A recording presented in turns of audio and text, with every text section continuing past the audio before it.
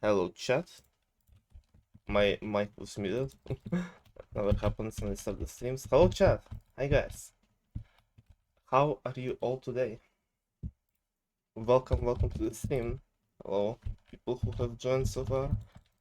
Hey Ludwig and Juke, how are you guys? I'm finally doing it. It it is January 18th, well 19th in my time zone. It's time for 2023 year recap. I'm a little bit late, just slightly, but it's okay. When am I now? When am I not late in terms of streams? Yeah, I said I will do this stream at the end of the year, but there are some things going on that have still been unresolved and been on my mind, so I could not really do it. I want to be like fully prepared for it and stuff. Yes, there's been a lot of things happening throughout the year, well, of course. Majority of them are positive, some of them are very good, and a few, well, annoying negative stuff, but know how much of it I will talk about.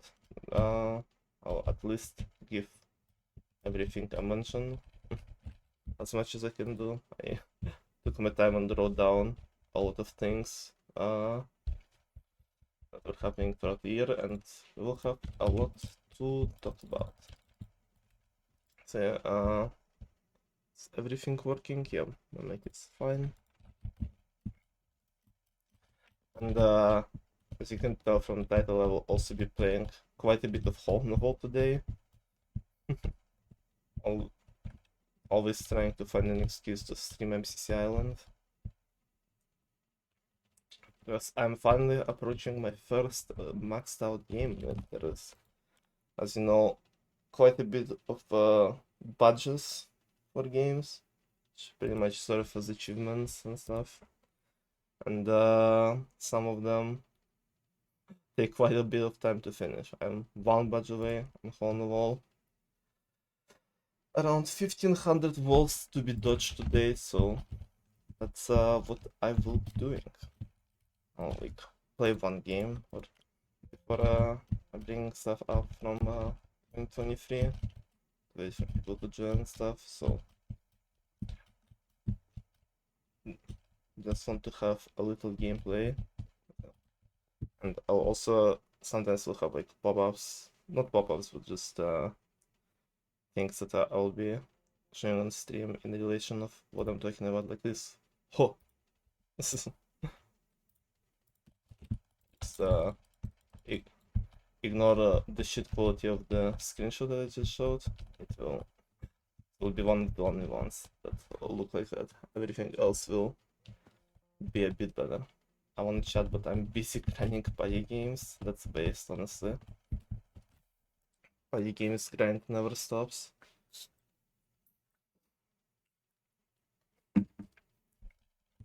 Yeah.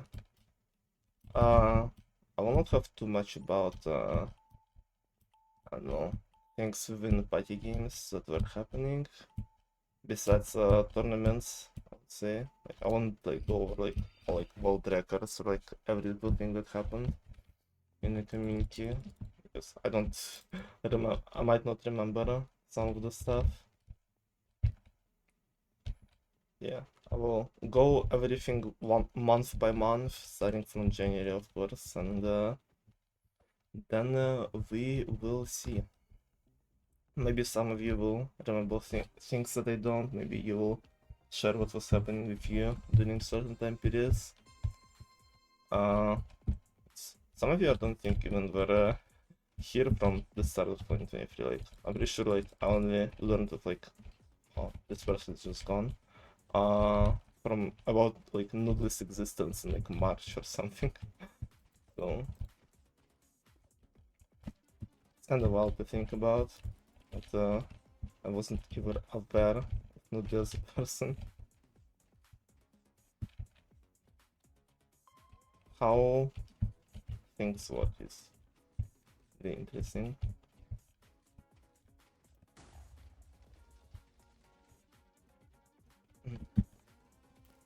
I'm glad that people are less aggressive with hot potato nowadays. What the fuck, Hole in the Wall? Hole in the Wall, the whole stream of Hole in the Wall meals, indeed. The based version of Hole in the Wall though, not the Hypixel one.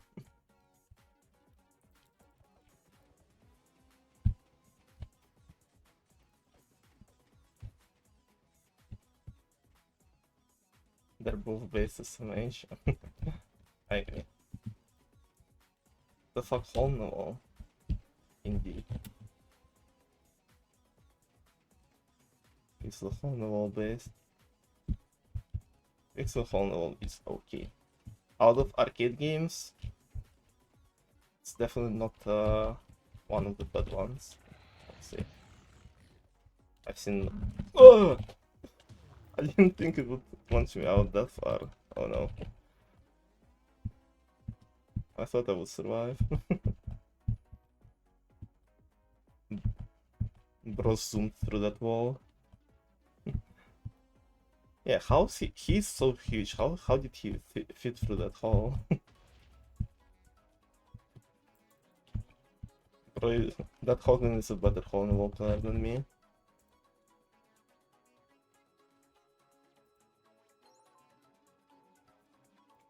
Yeah.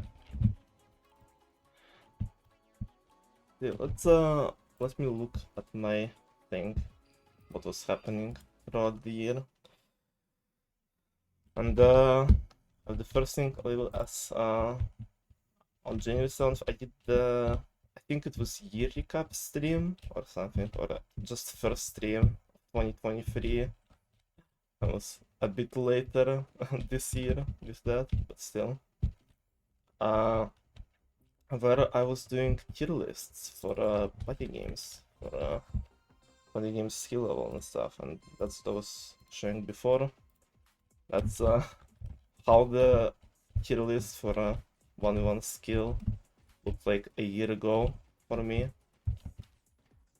Only taking into account the most recent tournaments at that point, which wasn't way too much. It was mostly for 1v1 tournament. I don't know how much you can even tell from this screenshot. I'll just go over the names in the top tiers basically and how they changed throughout a bit of time. Yeah, it was mostly for Funny One, Halloween and Christmas mini tournaments, and 3v3 as well. And from 3v3 it was mostly people who did one or like more than one games of either PB Hunt or 1v1s, so don't remember if it was. Oh, what the? I got owned by that arrow. Can I survive? No. I was trying to cheese my way into living here. Is that the 2020? No, it's the one that I made at the start of 2023. But it basically takes into account the second half of 2022. So yeah, you can say it's a 2022 tier list, I guess.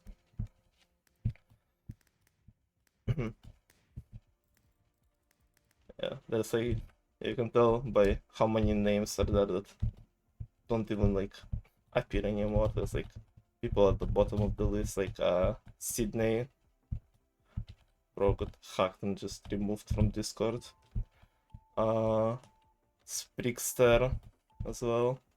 Haven't seen the guy in a while. Australian dude, I think, who played in 4v1.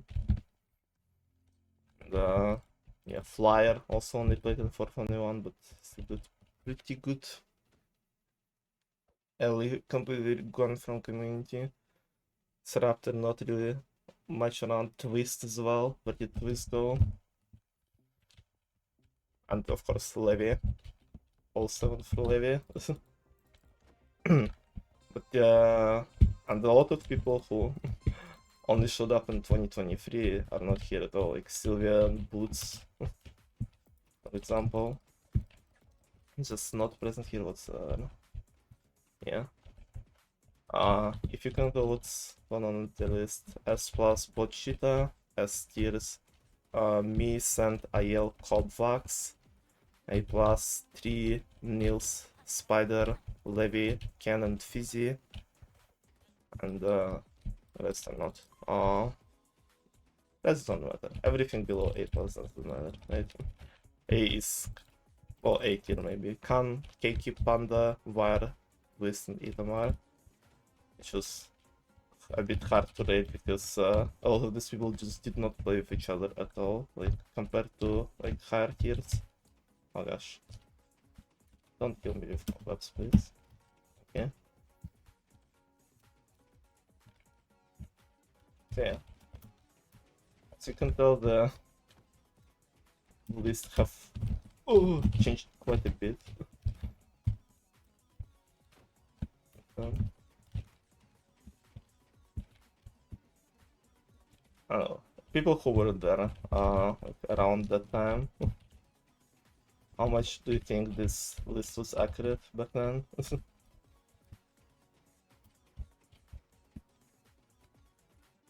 In hindsight, I guess.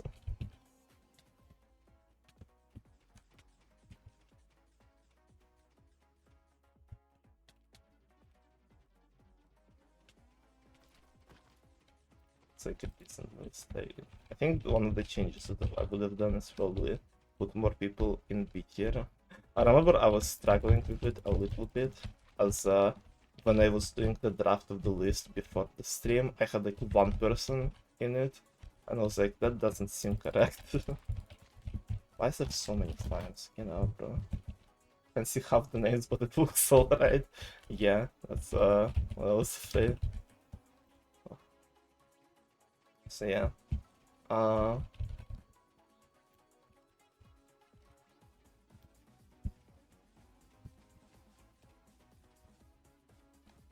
Let's see. Did do that.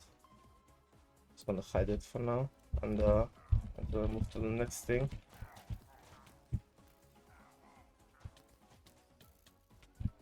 If there's too much shit going on in the game right now.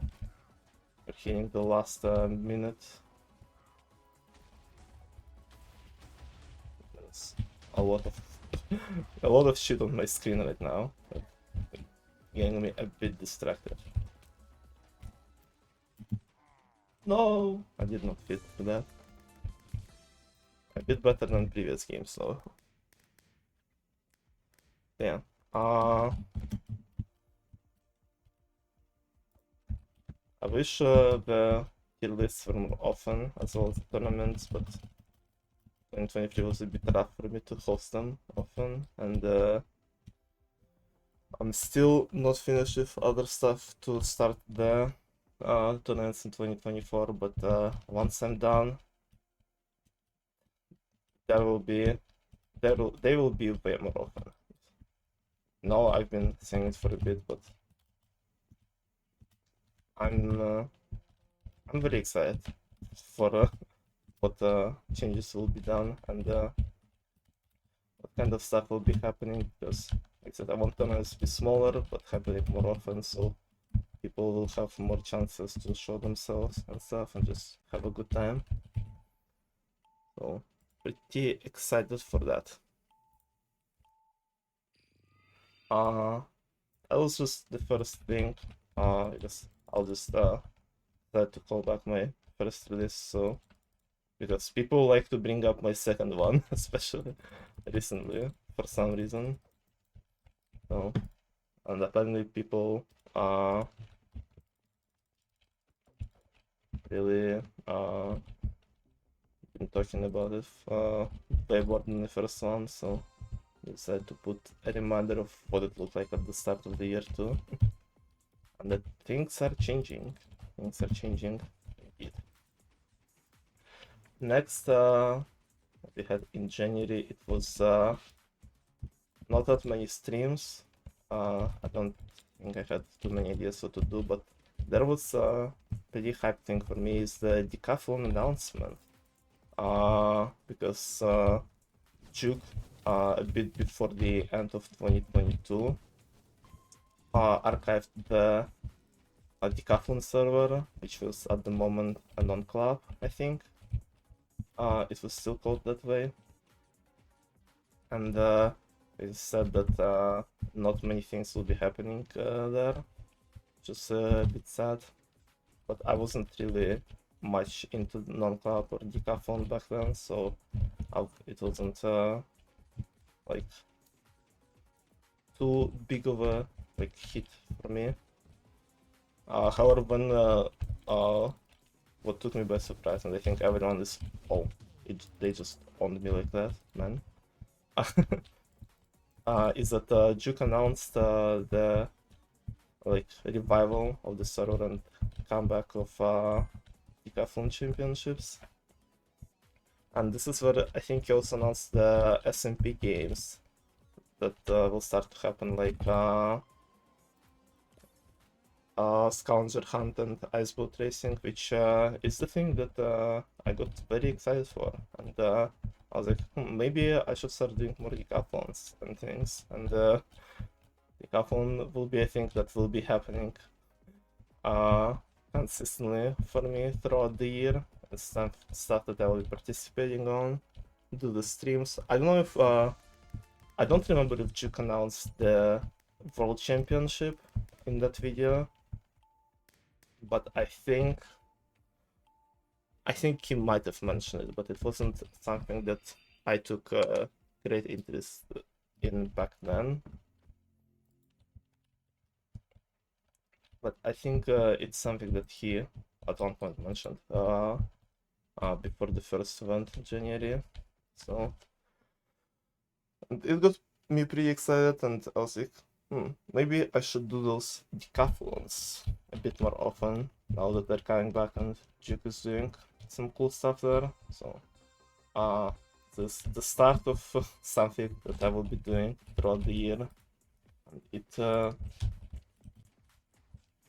would be great for most of the bars. I will be discussing decathlons in the stream, but I don't know how much of the shit talk and drama I will be bringing up from it throughout the year, because I don't even remember what people were arguing about most of the time, and I really cannot be bothered, because most of the times people were just being very fucking silly about how a very just chill and for fun tournament, and like just not even an event, can bring out so much BS from people. All drama indeed. Although I'm not the one to talk, I guess.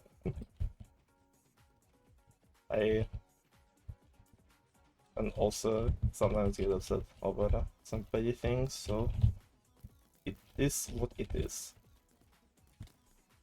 Seems like people are a bit more calmer now, though.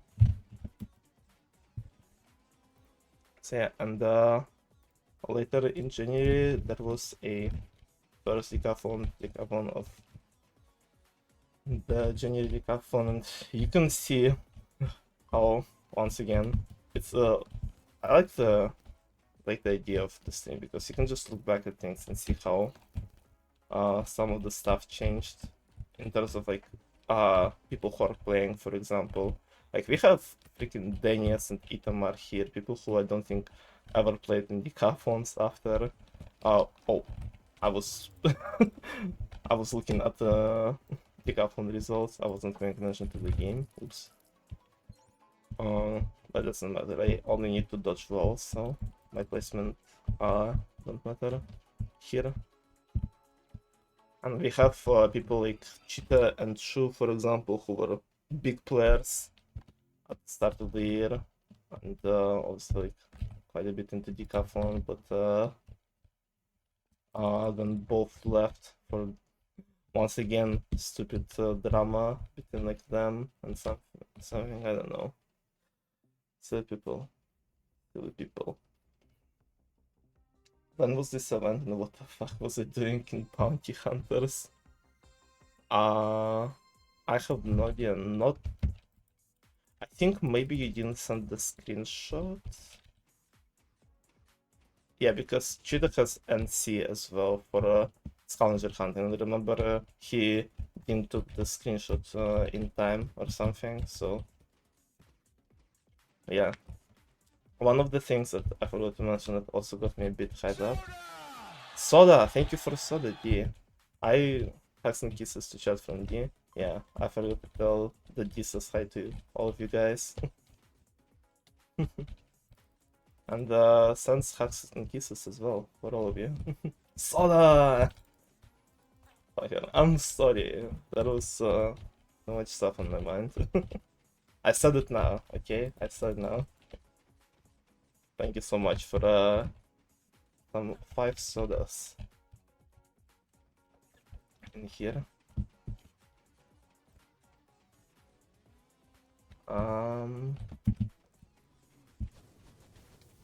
Yeah, what I was saying. Oh yeah, the thing that also got me a bit interested is what Jude said about parkour race in his announcement before this decathlon.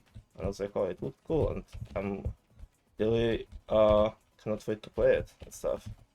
And I'll a big, not big, but like one of the things and the things that are happening in early decathlons this year is that how some of the games were not fully polished back then, so which was occasionally resulting in some interesting things, like this parkour race, for example. There are some issues with checkpoint system, which caused it to be changed moving to the next events and be the way it is right now. And I like how basically the exact same thing happened with when Milongan started hosting his parkour races in Decathlon. His really first one also had exact same issue with freaking checkpoint systems. It shows that he's a true decathlon organizer. It's the kind of one. I'm back to this fall. Let me go chat. I'm actually doing not too bad. And I'm dead now. The first ice boat racing was something. I don't remember what was happening. Oh yeah, it was in this event too. What was happening in first ice boat racing? Oh yeah, I remember it was my very first time. Well, from my perspective, it was my very first time playing, and I did horribly, absolutely dog shit. I cannot believe I'm like, I don't know, consistently top 5 player in ice boat racing nowadays. Like, how is that? How did that happen, chat?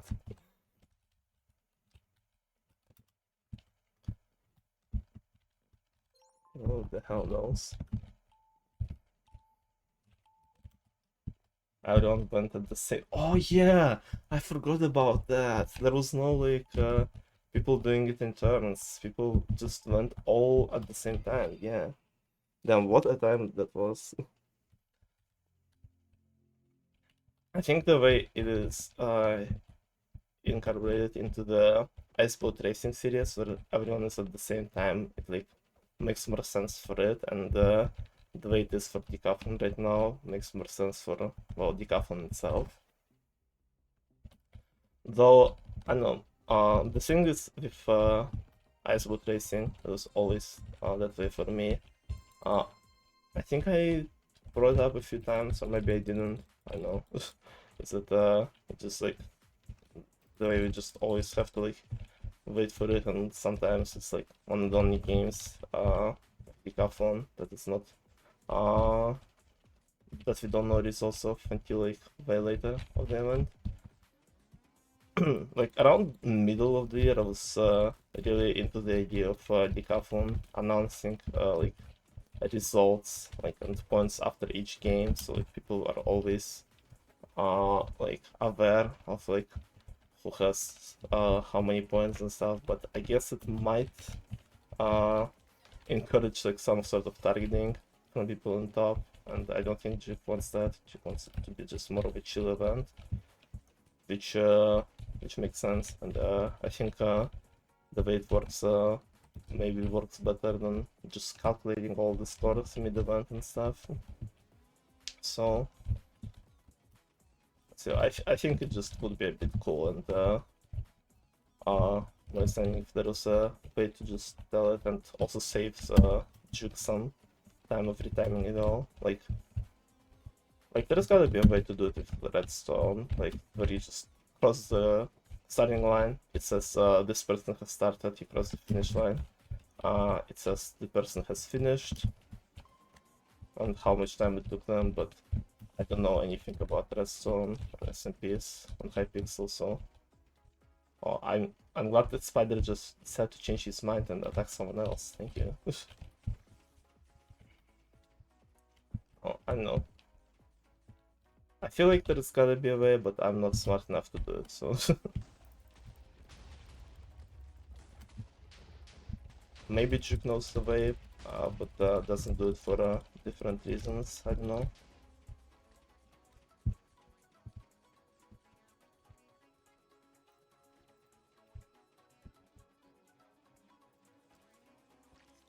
I was lost in first spot, and then I started placing consistently high. Yeah, both learned how to play the game. You could use ATP, but that wouldn't really be very accurate. And so there isn't like fully so there isn't like a fully accurate way to do it, I assume then. And it's better to do the retimings yourself. I know how to make in-game clock. Oh. Me neither. Hey, stop it. There's so much shit on my ass! Oh! Did I win? Oh, I won. It's... Okay. First win of the stream, I think. Maybe. Maybe. So yeah. Either way, it was a pretty good start to kick things off. I won fucking Skywars. There. Which is the only game that I won. Not just in this event, but like in decathlons ever at that point, I think. So that was pretty funny. And what else was happening there?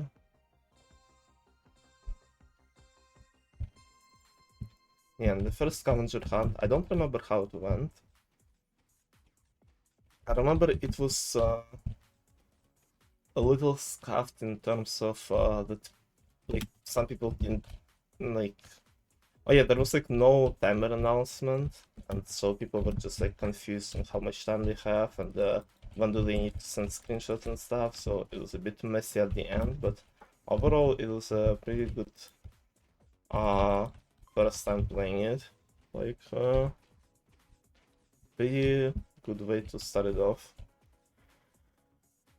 And Scavenger Hunt is the game that had the least problems. It will have a small problem, I think, in February Decathlon, which I'll bring up, but after that, I think everything else was mostly fine with it. Truly the S-tier Decathlon game. Dude, we should make tier lists for Decathlon. A stream idea. Decathlon tier lists.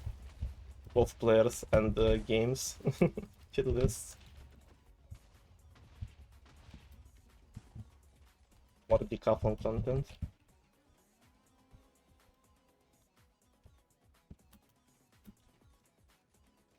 I remember winning the Skywars by camping my own, accidentally the last person off. Did camping in the Skywars. Organizers were breaking their own rules. Kinda based. I would do the same. I'm just kidding. I'm pretty sure the camping rules were not there yet until Hob did the Bad Wars moment. Hob Bad Wars strat was peak, honestly, of Bad Wars. Was it in the team event? Wait, it was like in one of the team events. Like, was it in the Boris events? It was like even in 2022 or something. I forget some of the things nowadays, man. I'm too old. Cylon has one that was for 1.9. I'm sure that's an easy way to port it to newer versions. Okay. Puzzle Escape S tier, everything else B tier. Scavenger Hunt has to be S tier as well. Scavenger Hunt and MCCI Hole in the Wall. Definitely not because I have 100% win rate in it.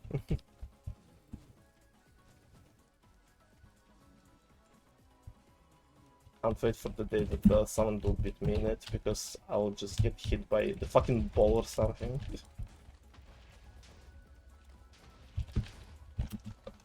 Please let me in! I did it.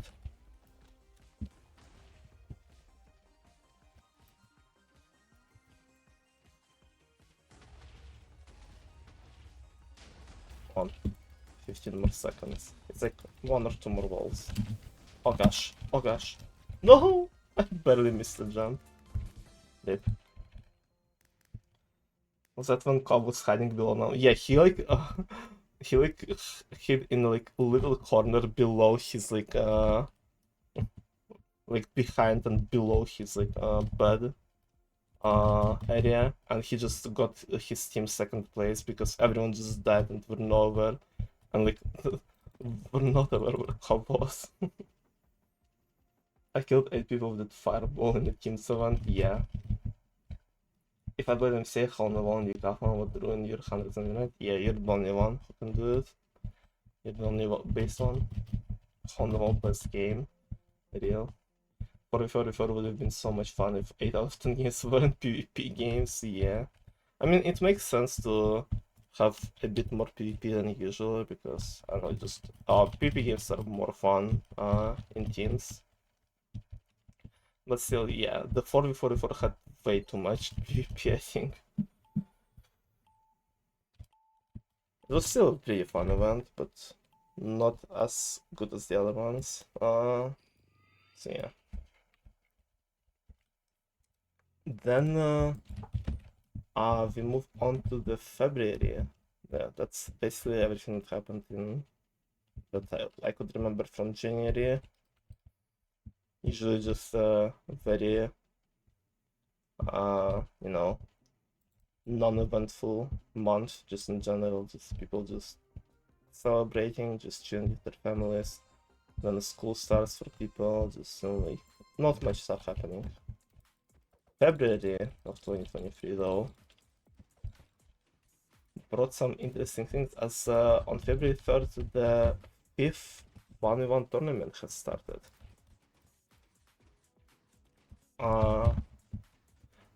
The biggest tournament in terms of matches played for sure to this date. It wasn't the longest in terms of time somehow. It was still like one of the longest.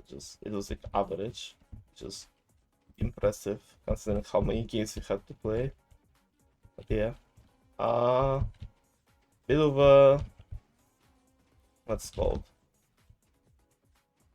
A little bit of things that were happening predating this tournament, that big 1v1 tournaments before it. Two of them, third and fourth 1v1, had the group stages and had a bit different system because, well, mostly because when I started doing tournaments around third 1v1, we were doing the double elimination brackets and people were never finishing them because, well, organizers before me were not giving as much shit as I was about them. But also people who were eliminating in the losers bracket just usually losing motivation to keep playing. It was a bit sad. So the system of group stages was mostly made so... What the hell was that? Okay, so people were just more like they had like more motivation to play all the way through and stuff. Like, as there will be like no losers or winners brackets or anything, so. And around 5th tournament, I wanted to try to come back to this system as who's that guy who's lagging? Like, what the hell is he doing, bro? Bro is on that fucking Castilian thing. And then I want to try to give this system a chance again, because we haven't done any tournaments of it in quite a while. Well, 1v1s at the very least. And I was like, yeah, the community has changed quite a bit since then, so people surely will be more interested in like losers bracket and stuff, and seeing like grand finals in like double match, like we've never seen it before in 1v1, so I was like, I think it could be pretty exciting. A little bit of fuck up that I did on my part, and why stuff like stat spreadsheet is still not finished because of the amount of games that were played is I was like, oh yeah, we just have around like 28, maybe 30 people that will play just like in like regular 1v1 tournaments. Surely it will be around the same or less amount of games. I did not realize that I would be completely wrong on that, and that would result in me hosting a very big tournament because of that. But I feel like it was still a pretty good one, as it was obviously the most competitive one up to date. So many people were pretty good in this one. So many new faces that were actually popping off, because usually when newcomers join tournaments they don't do as great. Some of the faces that are like coming back, like Bloodser and KK, for example. This tournament had a lot of cool stuff that I will go into. Like, I'm not gonna discuss everything, but just like some of the games, like just showing the bracket and stuff. Well, it was a good tournament, but like I said, a bit way too long because of me doing a little brain moment with it. Oh, that was the tournament that I got fucked by adjusting the frozen sword so badly. Oh yeah, I remember that. It was like your match with Sylveon. I remember. Like, the swing games were what the hell? Okay. The wall said that I didn't jump over it somehow. So yeah. Let me see which games the battle pass me they're available. Cool. Give me that. Yeah. One of the first matches that were pretty cool is Bloodser versus Sylveon, with Sylveon being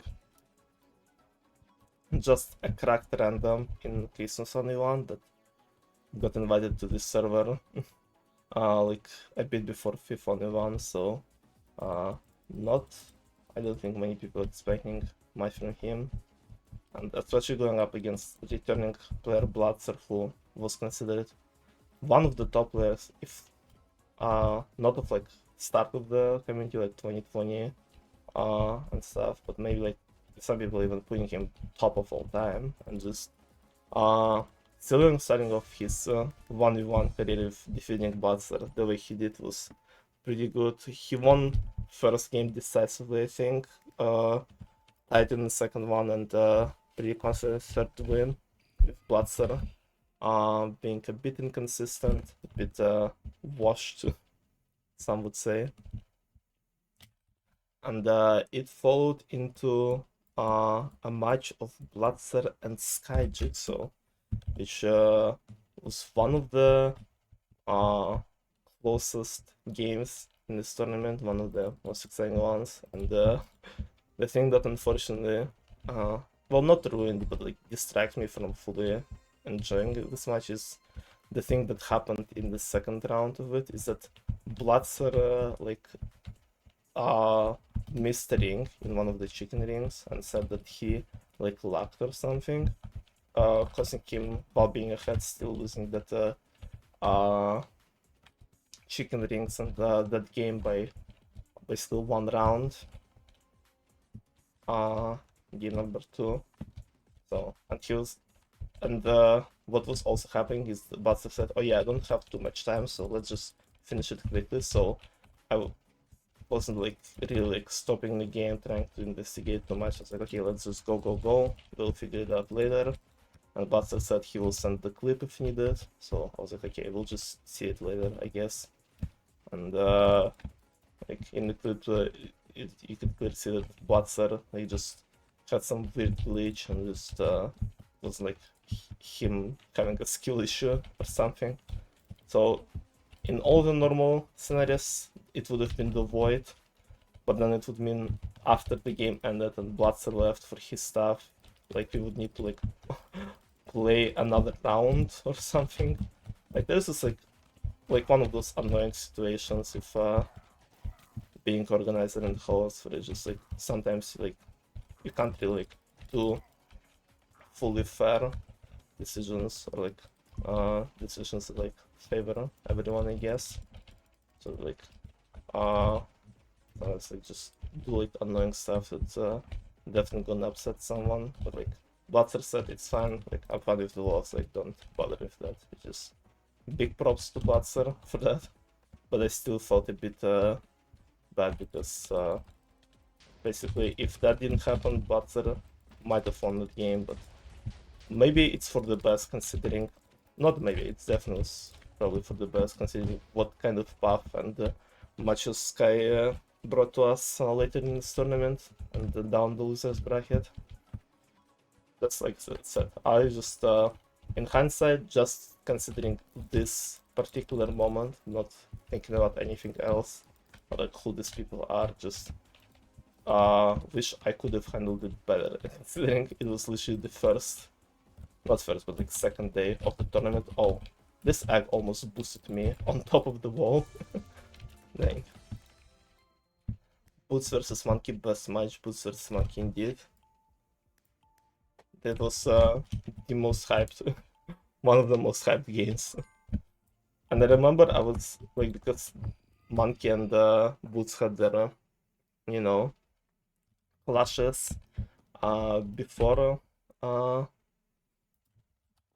tournament started, so like I was like joking with like when talking to Sand while making the bracket, I was like maybe we should like put them like together like closer, but I was like okay, then it would be like way too obvious and stuff. Not way too obvious, but like it would probably not gonna be it might be a bit upsetting if like for Monkey or like Boots if we just like put them against each other like right off the bat.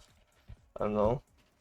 And also it would mess up the time zones and balancing, so I was like, okay, let's just not think about the snapshot, just do the bracket, and the fact that they still ended up against each other is pretty funny, despite me not even trying to do that. I was really happy that, oh, I just killed this poor person, I'm so sorry. I was just trying to hit the ball away, I didn't see them. I'm so sorry, Hazy Hyena. I swear I'm not a murderer. I just have the urges sometimes.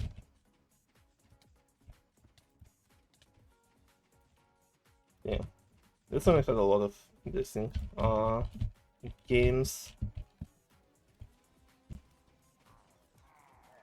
Let me see what I have next on the list. Next I have February 8th, I got affiliated on Twitch.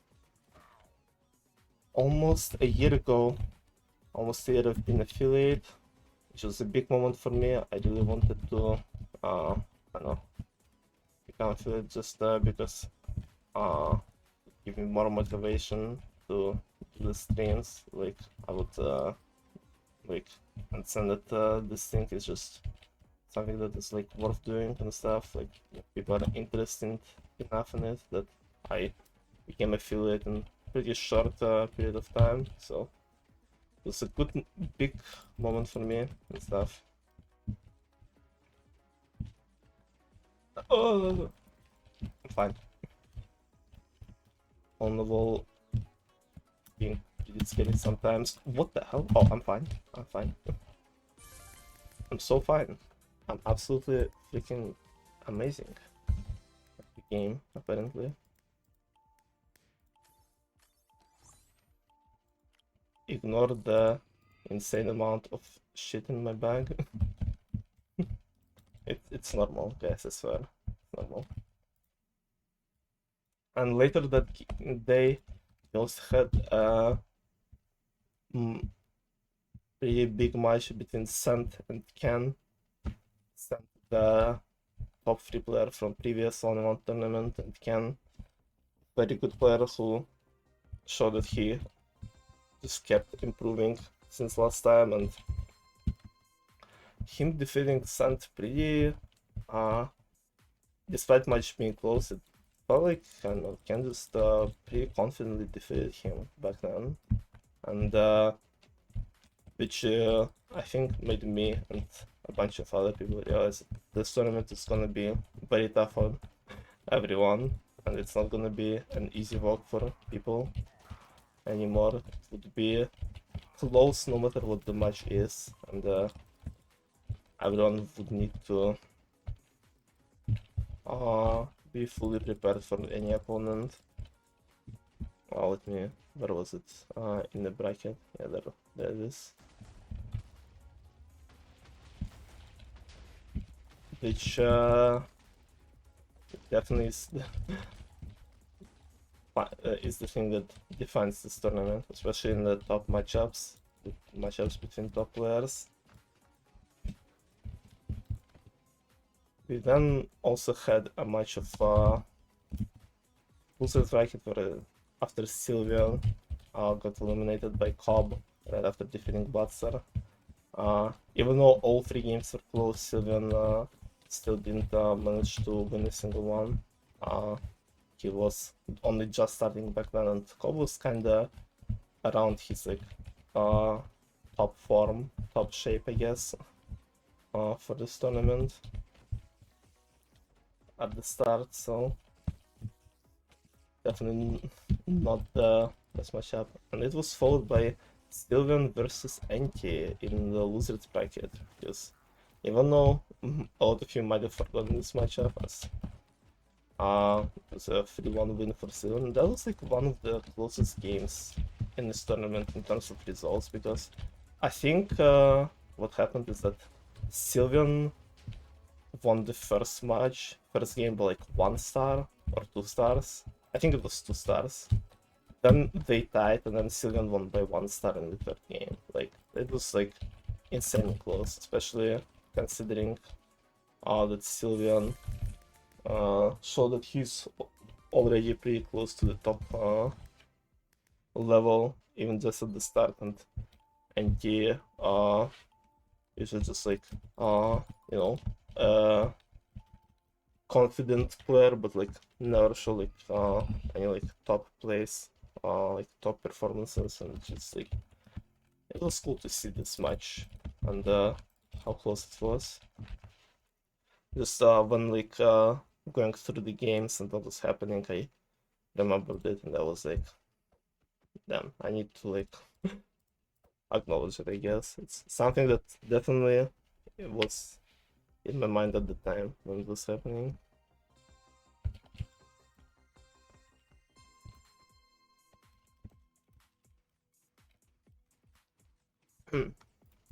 Definitely one of the cool games in this tournament. It does not come close to the game that happened like 4 days after, which was IL versus Niels, one of the first games of 3rd round of winners brackets. Game where they have probably seen the peak Niels, probably one of the peak performances from both sides of all time. As Even though the score says 3-2, the first two games ended up in a tie. Probably last time I lost the 1-1 match. Wasn't it like the only time he lost the 1-1 match? So many good matches indeed.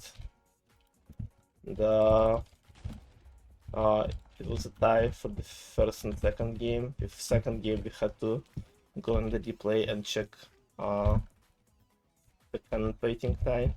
I think both first and second game. I think first game had cannon plating in round 7, where Ayel got first and Niels tied for second with a random. And the same happened in round 8 of game 2, which was a little bit of a cycle moment. Like literally exact same thing, but we had to go check. Yo, Kenneth is 9. Boop Kenneth. And we had to check the replay to make sure that it was like Niels who tied the random and not like something else happening. And so Niels has gotten the tie.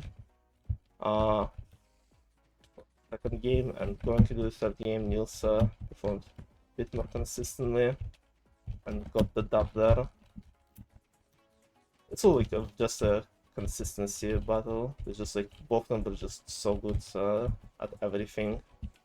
And also, I remember this match because it was right after Niels played Itamar, and like also Niels and Ayel played quite a bit of practice 1-on-1s and posted the results, and most of the times it was ended in 3-1 win for Ayel, which is most people predicted for the match to end. And I looked at the results, more in-depth results of their games, and I was like, damn, Niels lost like, quite a bit of games just because of pick jousting. And then I looked at the games that were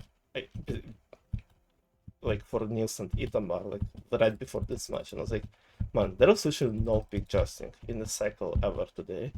Maybe Niels takes this today. Maybe Niels takes this tonight. So I predicted 3-2 for Niels, and I think I was like one of the only. I think I'm the only one who predicted the score and got it correct. Which is one of the things I also remember for this match. I literally looked into cycle to determine the the winner that day. Yeah, pick jousting is a very big hit for Niels always in 1v1s, and pretty good boost for IL usually. So it not being in rotation, they definitely made the games a bit more closer. And Niels, who was grinding for monthly record at the time, I think, definitely showed more consistency and got very impressive dub.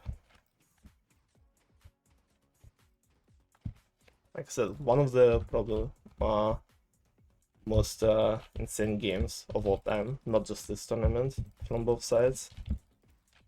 I think something to remember. Steven, hello Steven. I am late. Yeah, you are late. We have talked about like 2 or 3 games of yours already. That was hypercycle rig. It sure was.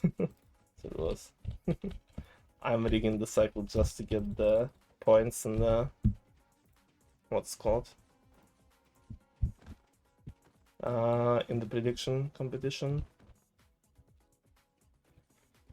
Yeah, that was surely something.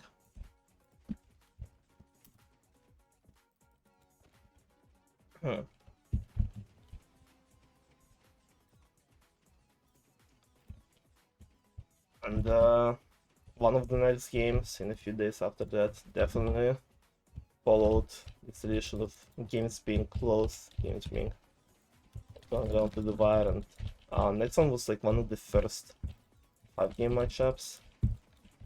And we had a 6-game matchup between Wire and Oogie. I think one of the it was the second time ever it happened in 1v1s, and the first time it was also with Wire. It was him against Marky in third 1v1, and now him versus Oogie in the fifth one. Oh gosh, this person almost killed me with this potato. What the hell, man? I will remember that. Oh, I just won. Never mind. I will not remember that. So yeah. Give me a second.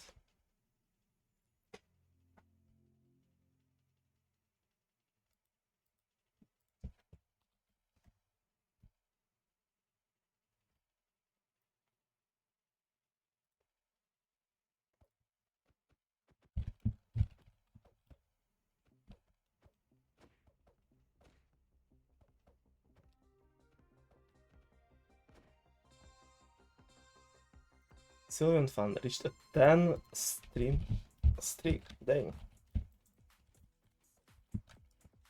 That is wild. Thank you for the...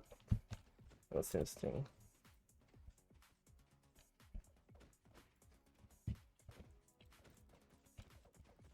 Nice indeed. Yeah, one of the next matches that happened was all the way up here. Cheetah versus 3, which also one of the games that showed that this tournament will no longer be a pure domination from just 2 people, like it was with me and Cheetah in previous 2. Both of us made it to the finals without dropping a single game. Cheetah already almost being dropped in losers bracket in his second game. He won 3-0 against Monkey, and now he's going in game against 3, even though Cheetah was not practicing way too much. Going into this tournament, still a lot of people expecting him to get the confident dub here, and he lost by quite a bit of stars game number 1,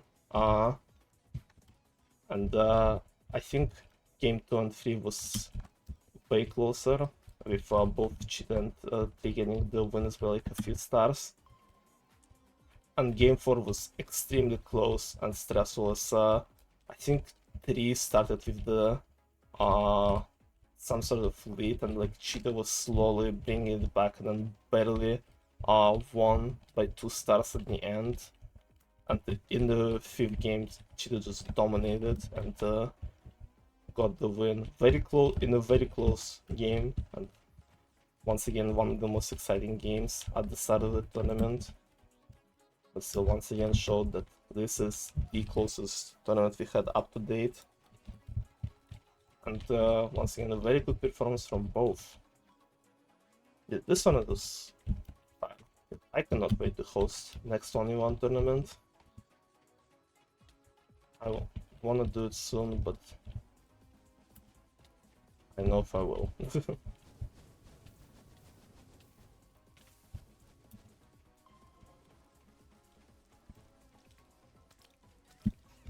Let me win this Honorable game really quickly. Oh, never mind, I'm against Phoenix. Don't think I win here. Usually they're like number 1 in the leaderboard in terms of wins. But I heard that they were like pretty high up there.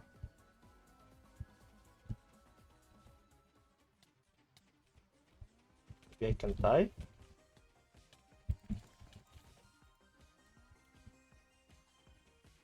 Please. Okay. Oh, not the spiders again, bro! Let me in! Why so many spiders, dude? Okay. On the other side of the bracket, this match was followed by Ken versus me, and this match in particular showed the big tournament for me as well. Yo, Ken, hello. Speaking of Ken versus me, hello, hello. Where is high on your chest? Did you remove it? You look naked. No more high. It's gone, no. So yeah.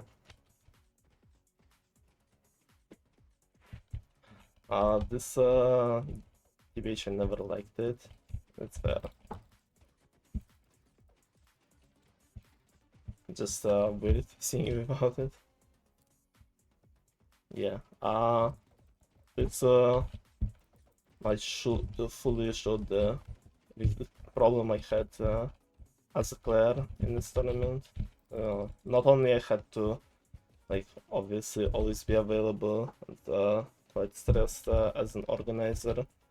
This is the most anxiety I've had during the tournament matches. Like for that, obviously I was anxious, but like this tournament, I know anxiety fully took over other things that made me perform well in previous ones. Also, just me wanted to perform well and just outbeat some particular people. But this tournament, it was gone with all of us in the winners bracket, and both match with Niels and Ken will show them. Even match with vacuum cleaner that I performed like shit in as well because of how anxious I was. I don't know, I feel like Cheetah had similar problem, just like we both just kind of fell off at that moment in terms of mental as well. Not just we became worse as players since last time, but also just sorry for that.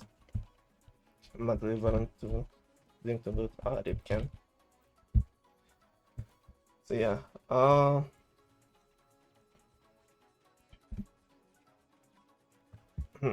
feel like I fucked up dates here a bit. Why do I have 19th after 24th? I don't know, but either way, a little break from party games as we are going into next decathlon that happened at the end of February.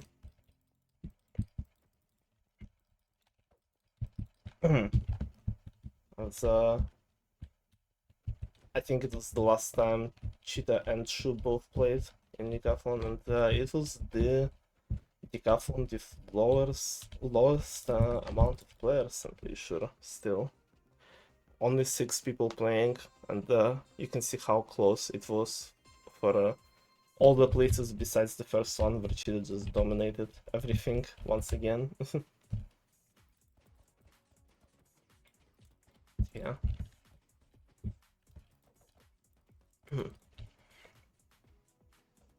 It was a pretty fun one. I know, decathlons are no one saw that. Ken, what happened?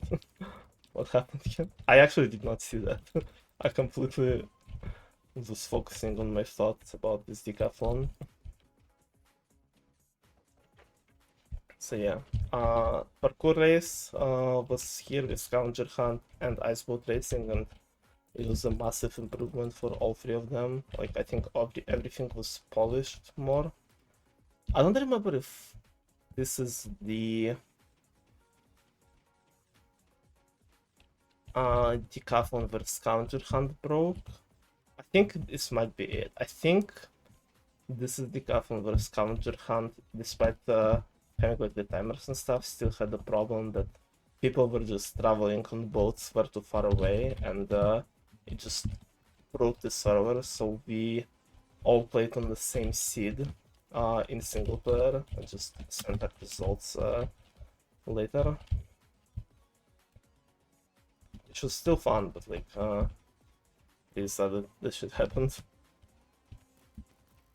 So, yeah, but still all the issues that were happening in January decathlon was pretty much solved, and I don't know, like I said, I enjoy decathlons with less people way more because I don't know, it's just like feels like sometimes the format doesn't really favor a big amount of players to be in. Let me in! Okay, I'm fine. I did it. It's like, I don't know, just a lot of the times, like, people just end up not getting into the some of the games, or like not getting any points in them. Like you could probably see that when we get to like September and October decathlons, or like didn't qualify or something, or just got eliminated early and you just have to sit through like 10-20 minutes just doing nothing, waiting for next games to start. I don't know. I mean, I'm obviously glad seeing more people playing and taking interest in decathlons, but like when there is way too much, it's becoming not fun. I really like the February one because it was very small amount of players and it just was, I don't know, have like some cozy vibe from it, I guess. Just chilling with friends, I guess. Definitely didn't press S instead of W. Oof. Small decathlons were nice. Small decathlons are pretty okay. I think I didn't claim something here. No. Sylveon! Sylveon Fun is online indeed. Getting closer to the last milestone as well.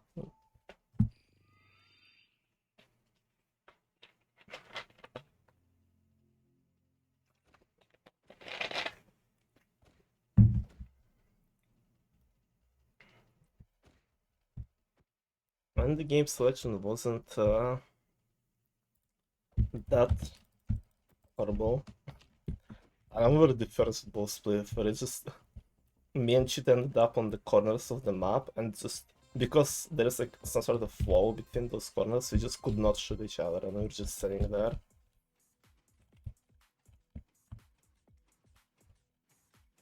And I think what happened is there's like an arrow stuck in the block on the floor above me or something, and when the block disappeared, I think like map started disappearing or something.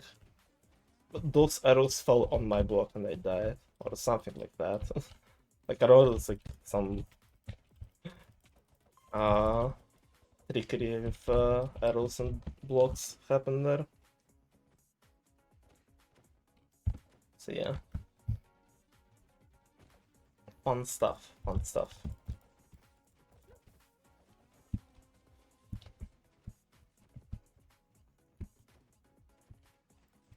Oh. No, don't do this again. I don't know if you had the potato, but don't give it to me, please. I do not like the potato. Not the biggest fan of it. This person just went through the wall. You see that? Bro, that's cheating. You can't do that.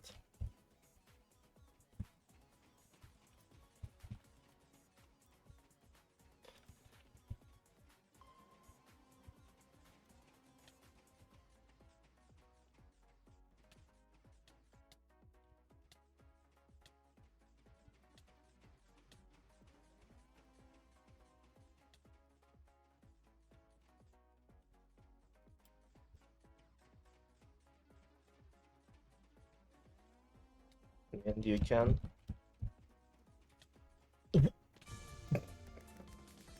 Well, that's a new way to die for me.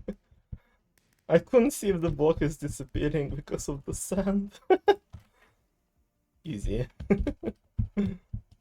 Man. Yeah, and that pretty much concludes the February month.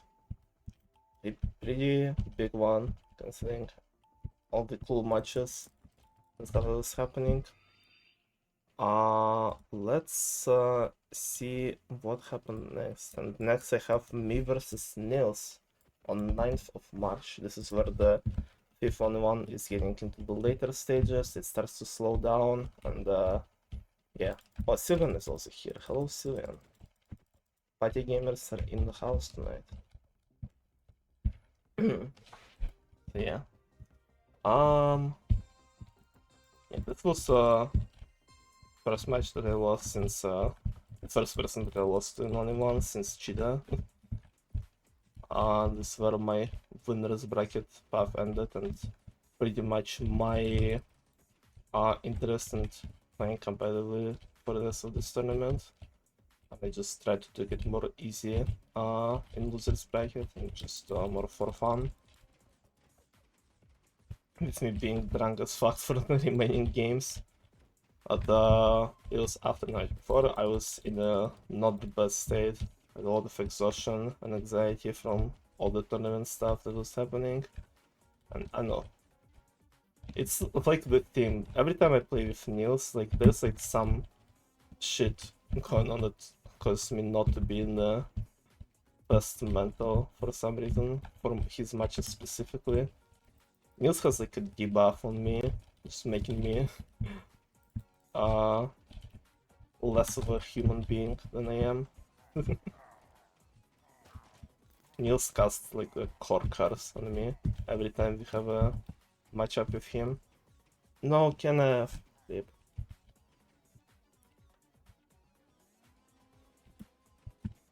So many people lost motivation because of the SMP. What was the SMP? Was it the Hangout one? I don't remember. I know that I wasn't in any of the SMPs at the moment. It is like said, still mess me up with that boost. Freaky. So it's like I said, mostly tournament related stuff. Yeah. So yeah. Let me do this thing first. I think I should have enough for a key right now. What about this? Gonna get a small break. Open collectibles and stuff. Let's see what I get. Hey, that's the material crate, right? Fog. Legendary material crate, very important stuff for MCCI grinding. Really good, really good. Little intermission from Hole in the Wall. How close am I? No. How much have I done in like an hour?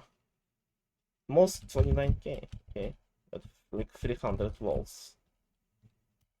Since we're here for like another like 3 hours or so. If I am to max it out on stream. But it's okay because we have a lot to talk about anyway, so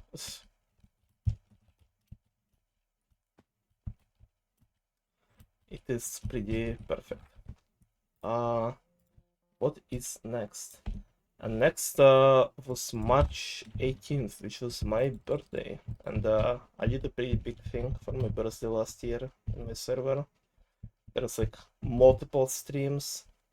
I think when the birthday started in my time zone, I did the stream of me versus Sand at the start, just all the way here, and it was the goofiest match of all time. Like one of the games that definitely should be watched for next tournament, but not for a definitely not for the skill plays and not of the skill high skill cap in this matchup, but rather of how low it was. Both me and Sand were doing some shenanigans there.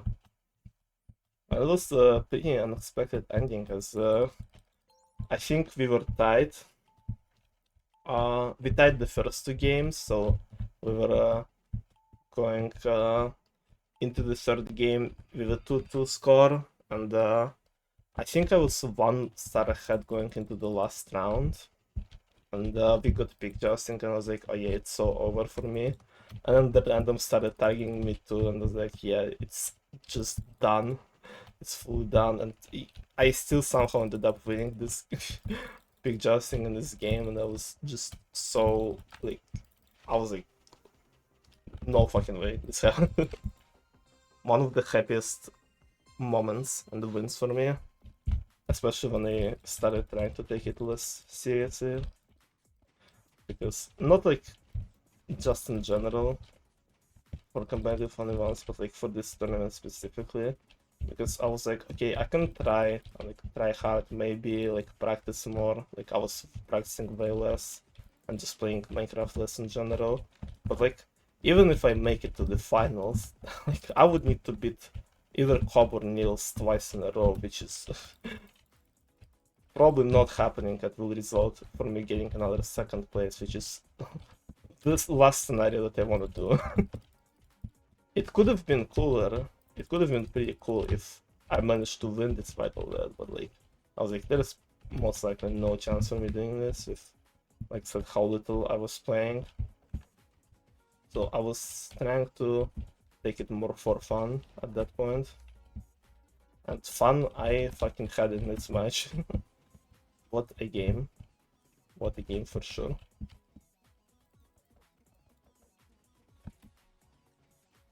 I thought I was gonna fall in that hole here. I'm glad that I did not. Yeah, and that was just the start. Then I went to sleep, woke up, and had another stream of party games, which was the winners bracket finale of Niels and Cobb. Also one of the closest games, one of the games with ties included. Oh, average on the wall dodge. Can you? Thank you. Yeah.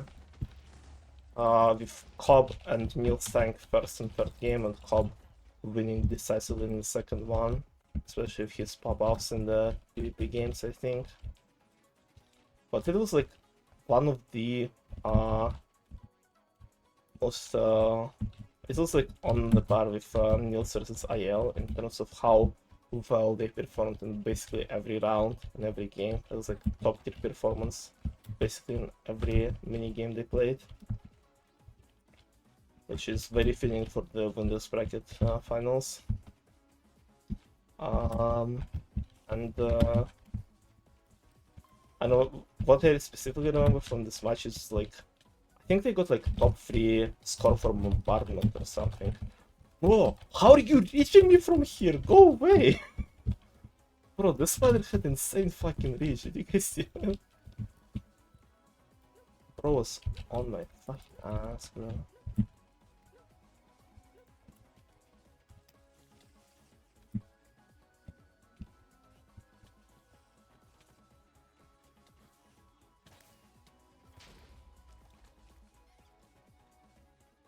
Okay. 20 seconds. Surely we all get to the end at this point. Wait, why did it push me? Why did it push me to the middle? What happened? we did not get to the end, chat. We did not get to the end. Ah, rip. Yeah. And after that, I went to my Discord's VC, and we did MCC29 watch party, which is getting the start to the things, to the other thing that's happening throughout the year that I'm always excited for is MCC29 and MCC in general, which is very important. Why is it so like small? Oh, never mind, it's fine. I do not understand what's going on because there are no names. Yeah. You can't really see it. No, you can see it fully here. It just doesn't show like the games, I guess.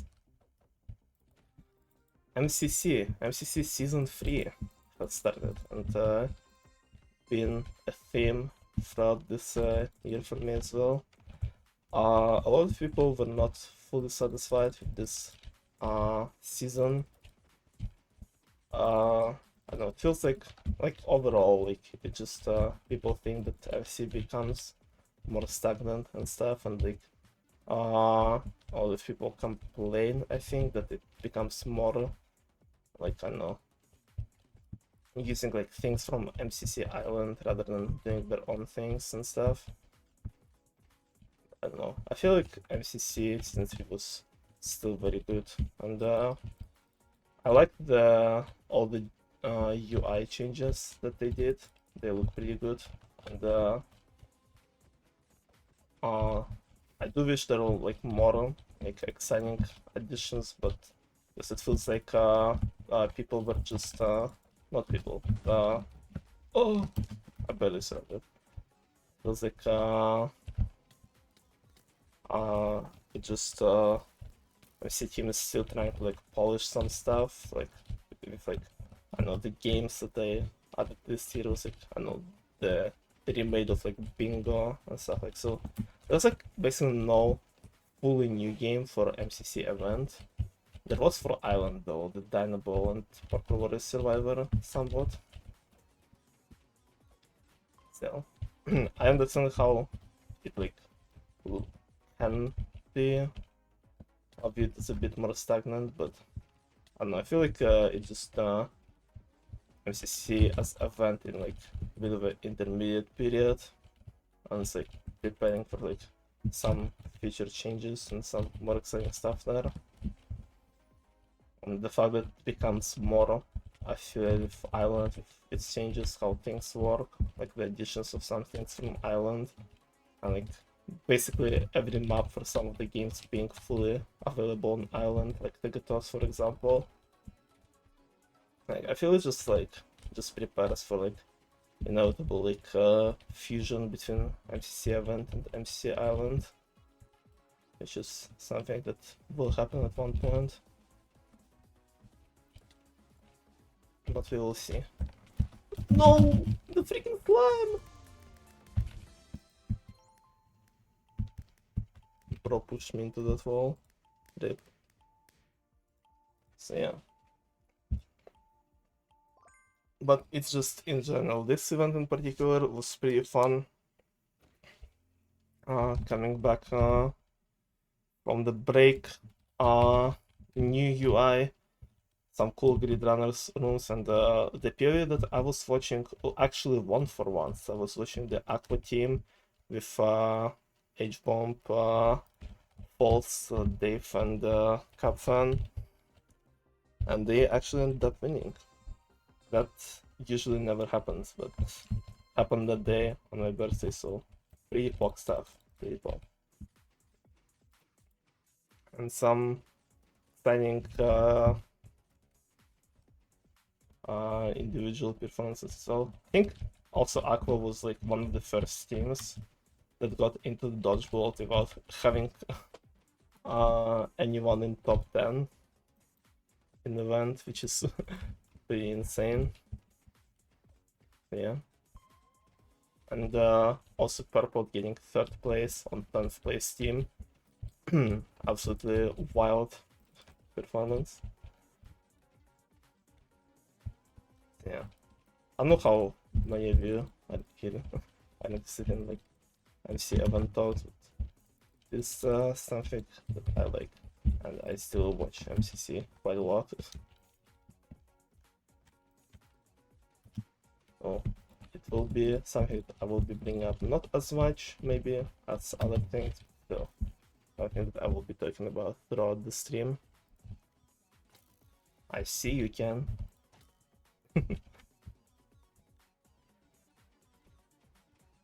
Oh no, not again. Yeah. After that, I did a birthday stream on the day, which was me hanging out with people who were watching MCC with me, and playing MCC Island mostly, and that was the most scuffed stream. After so many good things up to this point on this day, this was one of the most scuffed streams I did. Like there was just a mess, like OBS just being weird, and I think it caused my mic not even being on stream for like the first hour out of an hour and a half. Also look at us all, just party gamers here. Party gamers surely in the house tonight, right guys? I'm not in the house anymore. I accidentally sprinted when I shouldn't have. So yeah.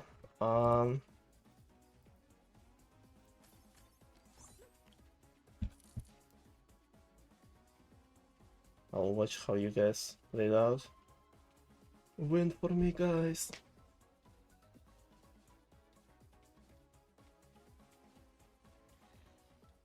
Oh no. No, the Hoglins. Rip. GG so. So yeah.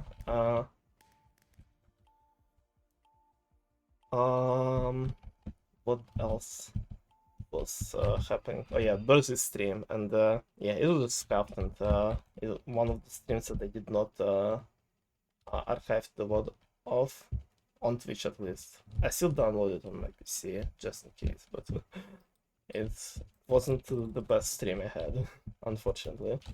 But after that, we went to play some Jackbox for the rest of the day, which was pretty fun. I missed Jackbox days. We should do Jackboxes more often, honestly. It's been a big part of like early party games era, and just always fun to do. And we need more Jackbox. Yeah, maybe I had an idea when I started doing streams to make the my Discord server a bit more active, is to have an after party after each stream to do like Jackboxes and stuff there after each one, but I never really did it like too much at all. Maybe I'll bring it up in some shape or form back. We'll see. I'm getting punched off so hard. No, Ken. No, Ken. Let me out! Let me out! Why am I stuck in it? Shit, no. How did you die before me? What? Ken. How did it happen? So yeah. And that concludes my birthday party. Someone punched me off. Rip. The karma. That concludes my birthday last year. It was fun party. I really hope this year worth it. Indeed. Wait, are your messages even appearing on stream? Is chat broken again? I think chat might be broken again. I hate Streamlabs. And everything related to streams. Not like, about the stream, just related nerves of technical stuff. Just why can't you just work, bro?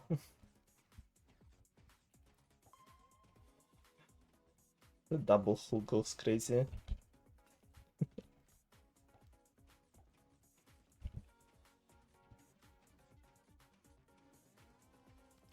Fish.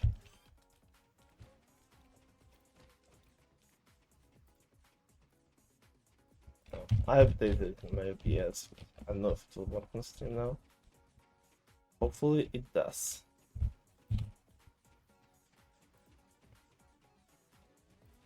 We then are... Oh, whoa, chill. I got hit by the freaking piston, We are heading into the March Decathlon a few days after my birthday.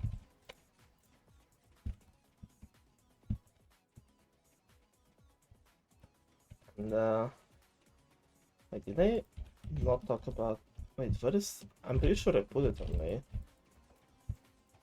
thing. That's weird. I'll get back to it later. About Party Games tournament, what happened there? The second time I got knocked off into the wall by a mob in a row. Man. The mobs are pretty annoying in this mode.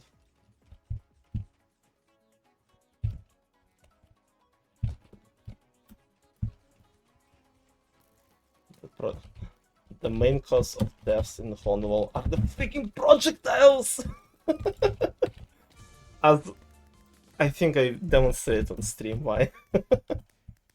Oh, what was that? There was like a bunch of like particles at the top there.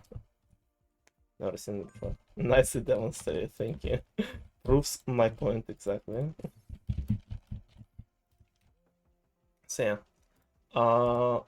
March Decathlon. what happened there? Duke getting the dub in his own event. With first time playing from Blaster, Noodly, and T, and maybe Bacon as well. Like, so many new names for this one. As I think it was event when Cheeto left and stuff. Well, Cheeto and Shu left, so that was like the decathlon where I think either this one or April where like literally no drama happened. I think the only thing that was a bit scuffed is the first puzzle escape, as uh still not fully polished, and one of the puzzles was a bit confusing, and I think people were like getting soft locked. Like, I don't know what the hell happened to Bloodstar and why the hell is he disqualified, but apparently this happened too. So like this, but everything else went pretty well. And it's just like nice chill decathlon. Like I said, nice seeing a lot of new names participating, and yeah, not really bad, any bad things were happening. So yeah.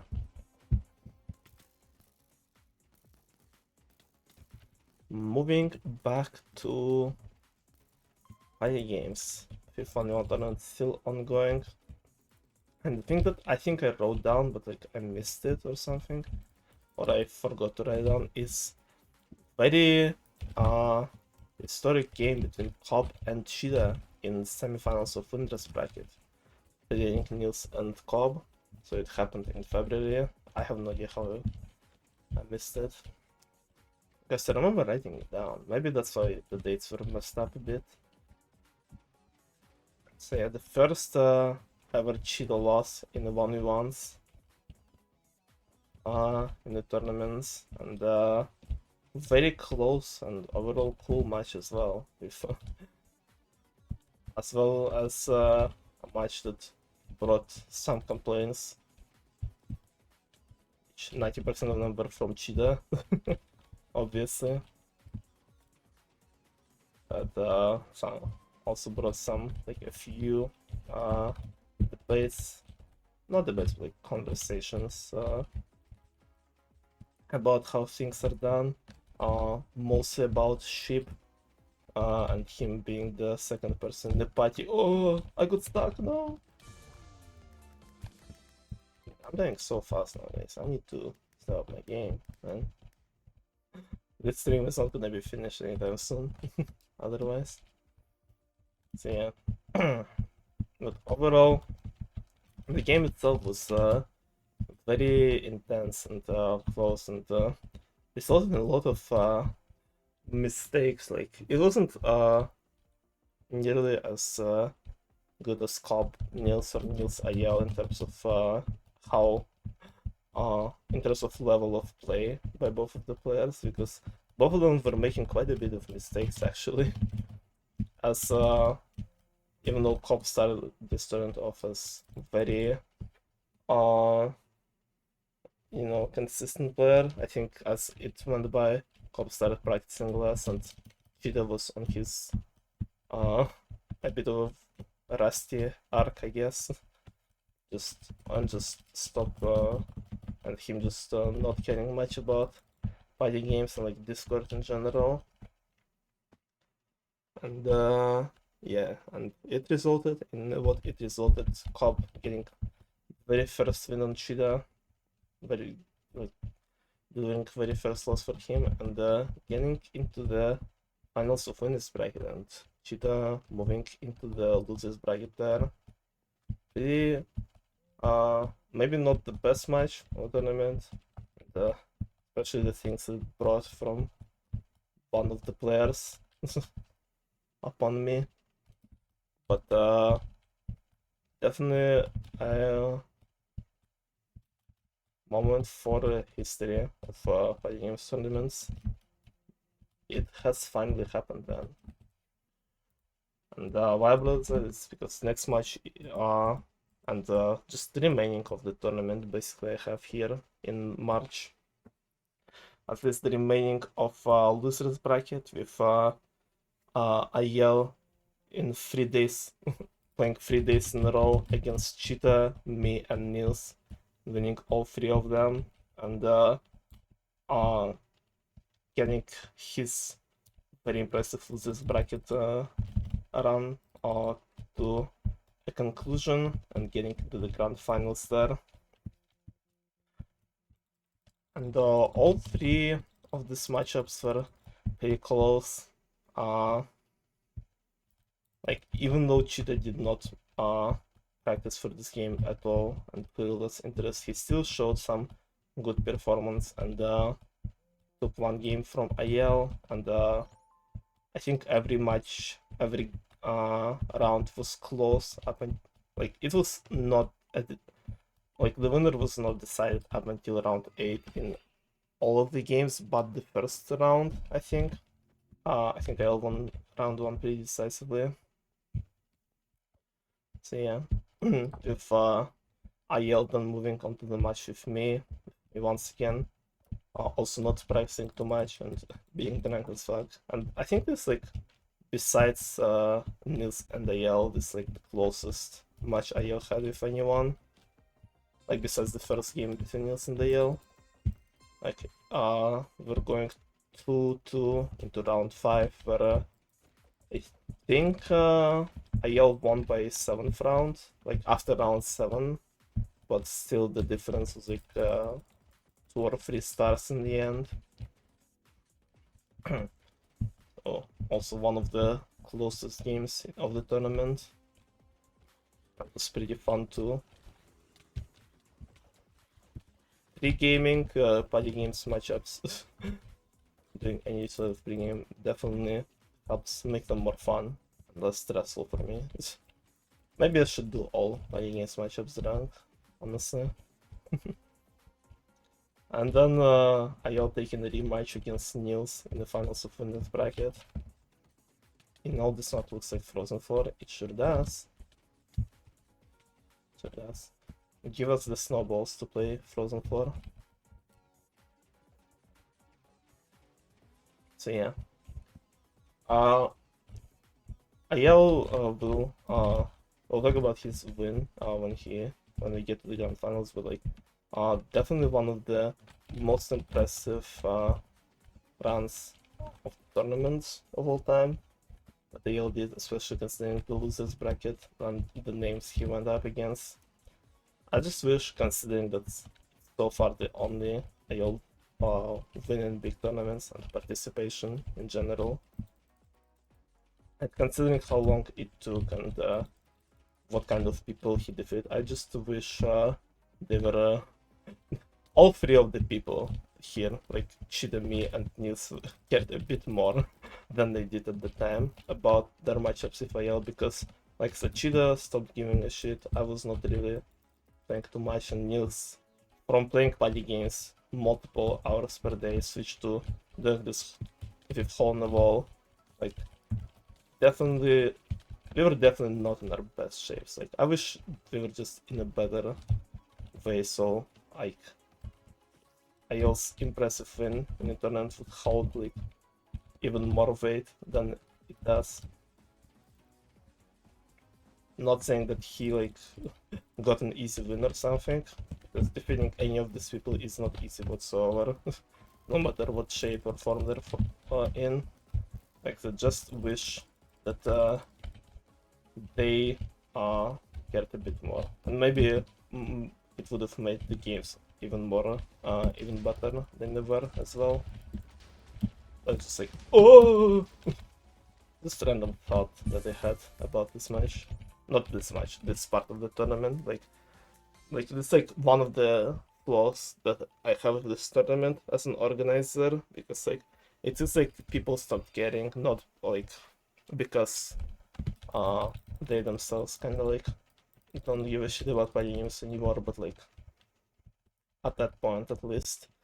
But like just because like because of my decisions, the tournament went for so long, people kind of got tired of it and were not as excited anymore. I know, which is why I feel like doing smaller tournaments will definitely make it more exciting all the way up until the end.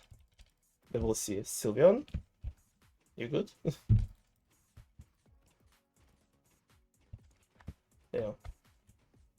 Just one of the things that I got in my head from this part of the tournament.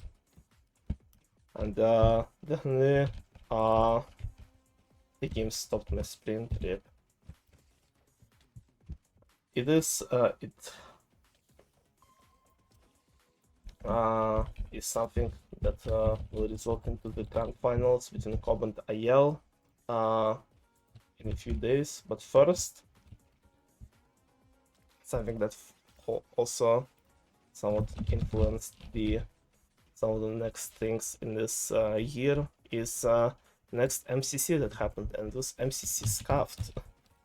Probably one of the most fun events that was happening in MCC, and just a pretty good concept in general, and the way it was executed. It was just like fun MCC all around. The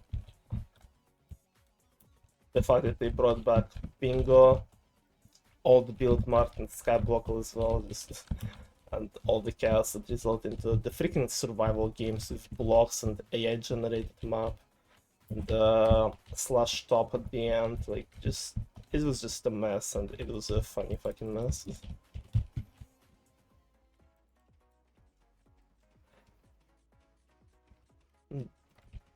Way to start off month of April and just those types of the events, and like the amount of non-canon events as well this year. Definitely, I feel like made the MC a bit more exciting and not as stale as some people say. Although I guess people would want those types of things happen more often in regular events, which is fair. Yeah. Oh, let me in. There's like one block I can stand on. Jesus. Am I gonna die here? Is it the end? This the end? 21 balls. Okay.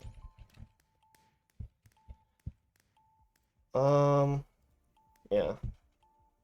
A small intermission before the end of this tournament started on February 3rd and ending on April 2nd with grand finale between Cobb and AL. Once again, the theme of AL pure domination at the end of him having lots of practicing hours with something that cannot be said for Cobb, who only practiced on the day of the finale, which is like one of the things that, like I said, why I want the tournaments to be smaller, because like despite IL getting an impressive dub in tournament overall, this finale was not that close and great as a viewer, I guess, or organizer to watch. Like, it still had some good plays and like close moments, but overall, like I think after like first or like not first, after like second or third round in this too much game, it was like clear how it would end. And this is like we're just like waiting for all the games to be played out. It was obvious who is the best at that moment, so I would want to avoid that. As much as I love people dominating and getting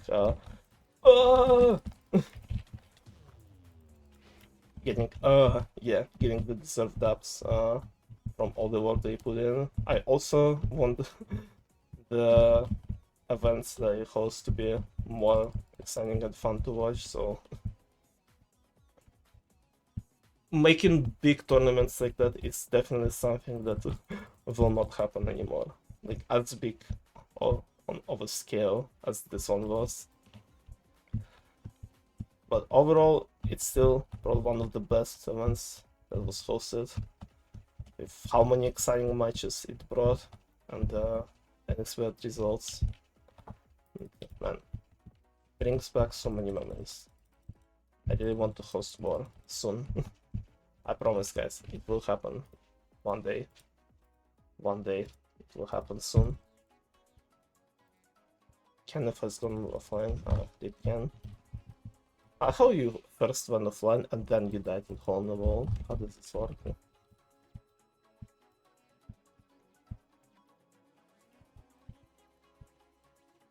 Okay, and with that, this concludes the final tournament. A big part of the start of the year. And so, what is next? And what is next is my book. It's welcome back, Ken. It's also the theme that is more of a negative, that brought a bit more negative parts of this year for me, and it is the top scores of party games. I think that is always how stream's still going, but my Minecraft isn't. Oof. I don't know. I don't know, man.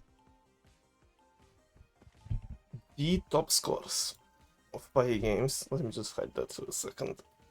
Oh boy. So I've been doing top scores for quite a while. Since like October 2020 when I took over from Monkey. And I don't know, I always kind of try to do like a specific system there. It's like based on the Hypixel scores and based on like the consistency and stuff across the whole records. And top scores was the hot topic, I guess, of discussions throughout all these years, because people were always, not always, like a lot of people were almost on every update complaining, not being too happy with the system, and me understanding that the system probably not the perfect one, but I could not think of anything better, unfortunately. And as well as I couldn't really fully do what I wanted with it, and each update was just, I mean, like, oh, Kenneth was just flying, holy shit. And each update was just bringing some small things to it, but not fully like finishing it. I don't know, you just froze me there on my screen, I don't know. That was weird. So yeah. But with that, but on the update I did on the 16th of April of 2023, I think it was the update that I finally, in my mind, finally ironed out everything with the system. Like I finally put in words kinda and how I think the system should be described, and how it is explained at the first page of the doc and stuff. And finally, each game had not only a record that fits in the system by like Hypixel rules, Hypixel scores and stuff, but also addition of miscellaneous records, which might be more fun, skill-based, but more of like community added things and stuff. So no, and at the time, I didn't see anyone really have any complaints or like saying any like negative things about the update. So at the time, I was very happy because I was like, finally, not only the top scores that I'm satisfied with, also update that I think I finally did what I wanted with this whole thing that I was pretty passionate about for this whole time, but also finally that update that people are not complaining about. Literally never happens. So I was very happy, and I was like, finally, besides the legacy update that I still had on my mind, it's like, okay, I'm kind of finally done with top scores. It is something that I don't need to really worry about anymore. And oh boy, was I fucking wrong. Oh boy, this was it not over whatsoever, and definitely the stress that comes with doing the top scores the way I was doing was far from gone. I'm gonna complain, please no. It was April, but like I said, in April I was satisfied. People were not complaining, so I was like, okay, I'm happy. I can move on from top scores and focus on other things. And that state of mind continued for a bit. And the problems that this update will bring, I will talk about when we get to those dates. But right now, April Decathlon, literally the next day after that. Oh, I forgot about this. First, the was that the one with yeah, that one that added those two and the miscellaneous trackers and the explanation of how top scores work. And I also added like the requirements, like explanations and stuff. Like it just the update that just explain everything better, I guess. I don't know. At the time, like it added both survival time and 7 kills fastest records for those games. I think both of them were pretty interesting at the time in terms of we didn't really had a lot of new records, and I don't know, I was like, could be a good experiment to do to see like how we can optimize that way of playing, and it is something that people weren't really doing too much before. But apparently I was the only one who was thinking that, so which is pretty understandable. It turned out not to be that interesting. But considering how stale and how little updates there was to make for top scorers, I thought it would be a nice addition. As well as it fits, it was fitting the current system perfectly at the time. There's also something else I wanted to say, but I forgot because I got distracted by the walls. something.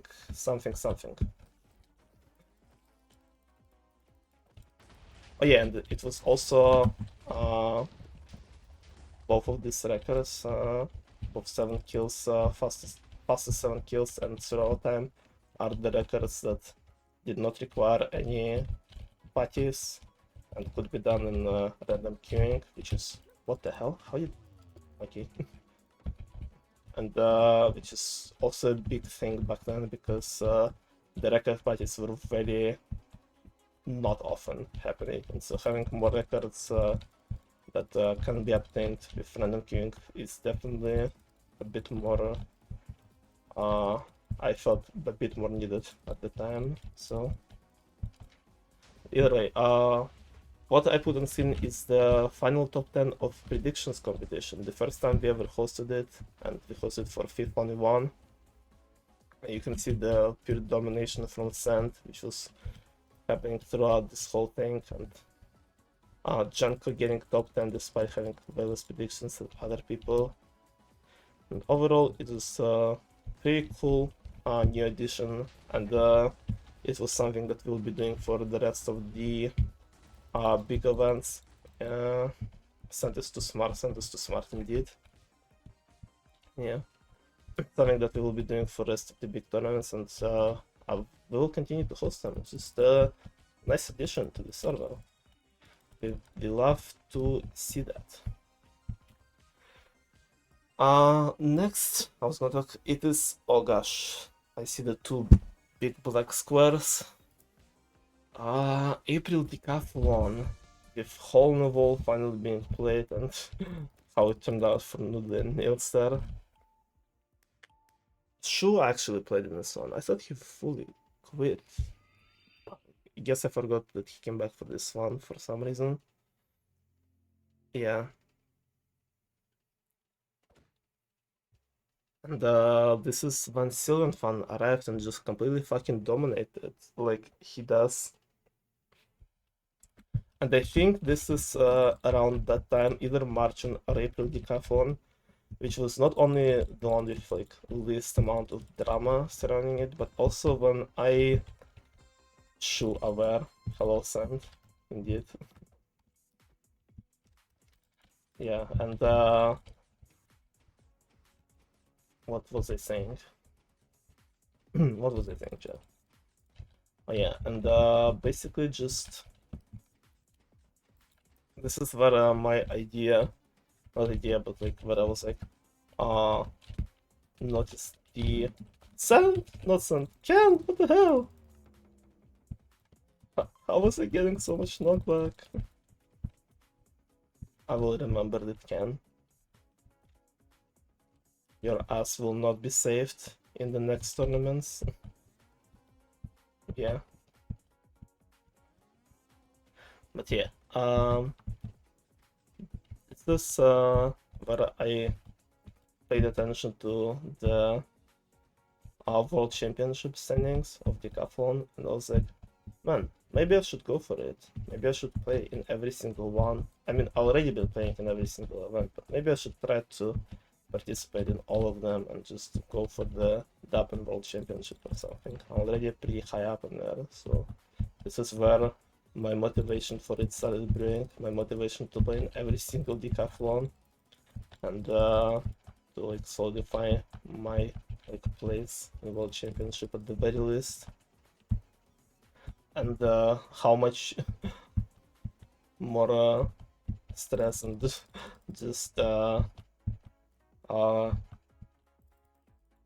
interesting emotions it would bring to me towards the end of the year. The first half of the, like, I know this year, not this year, 2023 was as a year very weird because it's both had the happiest moments for me, but also like very like weird like negative things that were just like they weren't as bad as the ones that happened in 2022, but like they like kind of lingered over me for a bit longer than in 2022, I guess. Like they were less like, I don't know, less of a problem, I guess, in the grand scheme of things, but they definitely stuck out with me for longer than the ones from 2022. Just annoying, but still doesn't take away from how many insanely good things were in 2023. Which I cannot wait to get to them, but this like April decathlon, Hog, News and Nudely disqualified from Hole in the Wall, L, Imagine, Tang, and Hole in the Wall.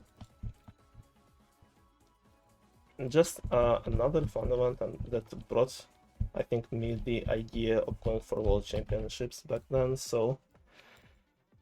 But after that, the rest of April was just chill, nothing much been happening, me just taking a little breather from everything, and followed by MCC 30, the event, one of the MCCs. Like, look at those teams, man. Like, this is the stacked MCC, but every team has basically an insane like combos, insane duos and stuff, and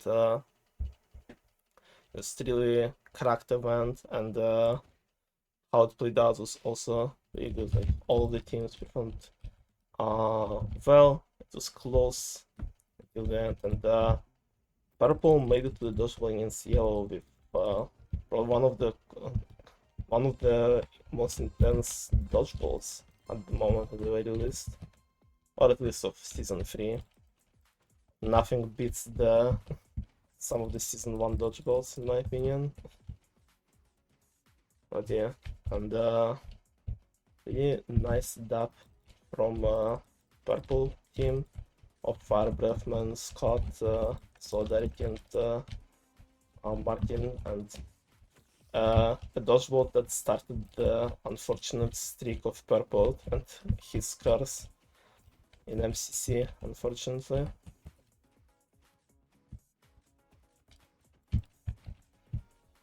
But overall, made this event also started a little bit of a trend with some of the cracked events and games happening throughout season 3, and like some of the combos that like probably would not have ever happened in season 2 or 1, or like season 2 mostly, and just became like a norm, like something normal happening throughout season 3, which also in my mind made events pretty more exciting, and just for me at least completely eliminated the, I don't know, any purpose of doing any predictions, because like just basically every team has a chance of winning, and I will be happy with any team winning in MCCs of season 3.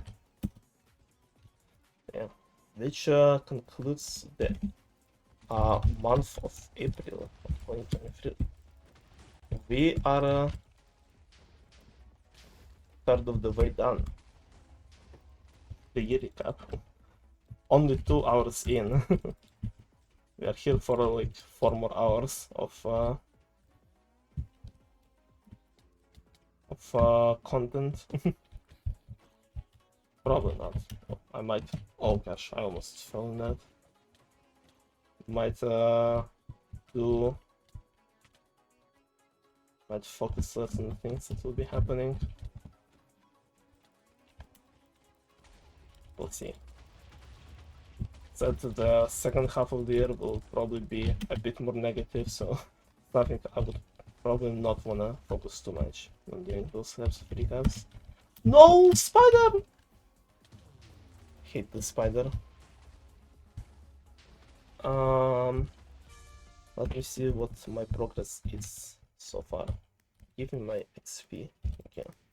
One thing that I learned is that until this message pops up that you receive some sort of XP, that you do not get it until it shows up. So if you requeue instantly in the other game, you just don't get XP for a previous game, which is something that is a little bit annoying, but might be fixed. We are officially 1000 walls away from the from maxing out on the wall. Let's go. We are getting another chat.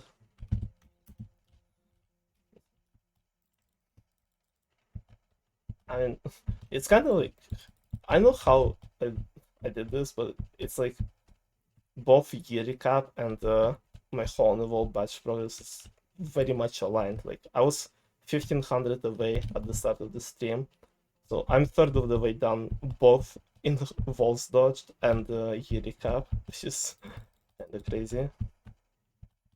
Yeah. Like I said, there's a lot more content coming up. A lot more to talk about. Waiting for available server. Why are we waiting so long?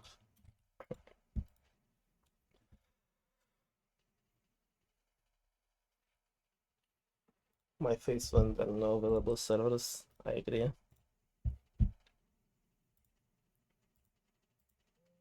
And that brings us towards next thing, and it is something that was kicked out by MCC Scuffed. It is Decathlon glitched.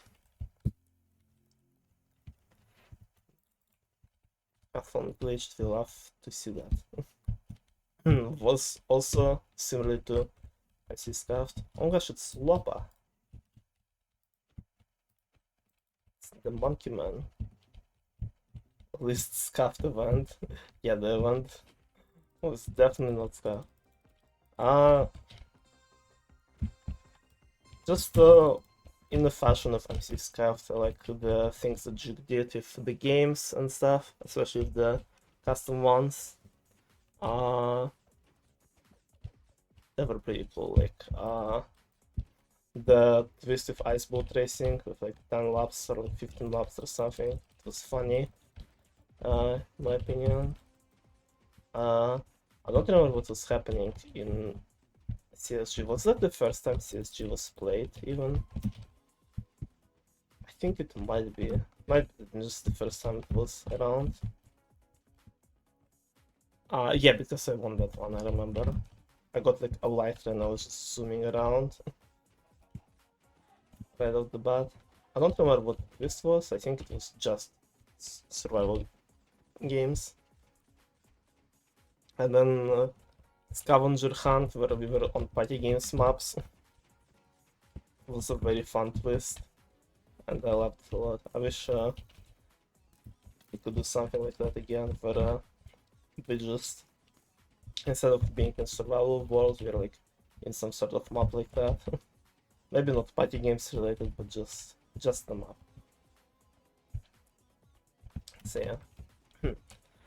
And then we also had two murder mysteries, which was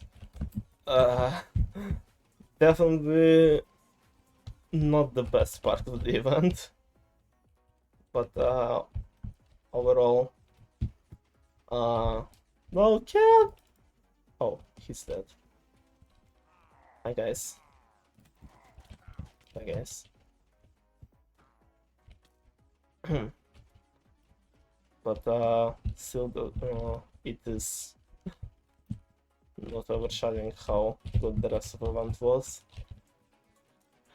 Was there something else for parkour race as well? Was there the one?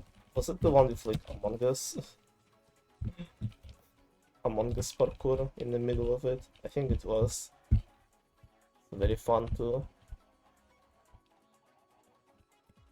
Yeah, all very fun event. Sensible. You know, just break from the regular decathlons, how they work. Like I said, pretty much just like MCC scuffed.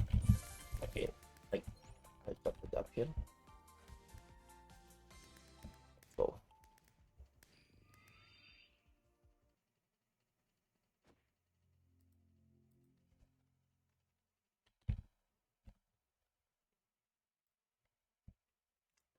Yeah, and following next is some stuck the end of May, which had MCC 31 event. It felt at the start when the teams were announced, for me, like a bit of a, I don't know, underwhelming considering how cracked the teams were for MCC 30. If you can tell from those teams that they're not as OP. But still, some pretty good teams, some pretty good combinations. And first ever full Spanish team, which had like some little drama as well, because two people that were originally put on the team turned out to have some once again like stupid past. They got cancelled, replaced, and with two other Spanish speakers. But it was not something that was like easily talked about, because the team ended up winning the event despite not being predicted pretty high. I think this is like the last time I did predictions. No, Ken, for the event, and I put green and red as 9th and 10th, and they were the teams that ended up in the dodgeball.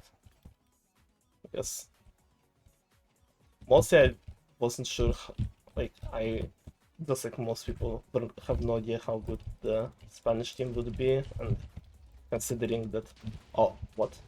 Okay, considering that it's like mostly like an English speaking event, and it is always tough for newcomers.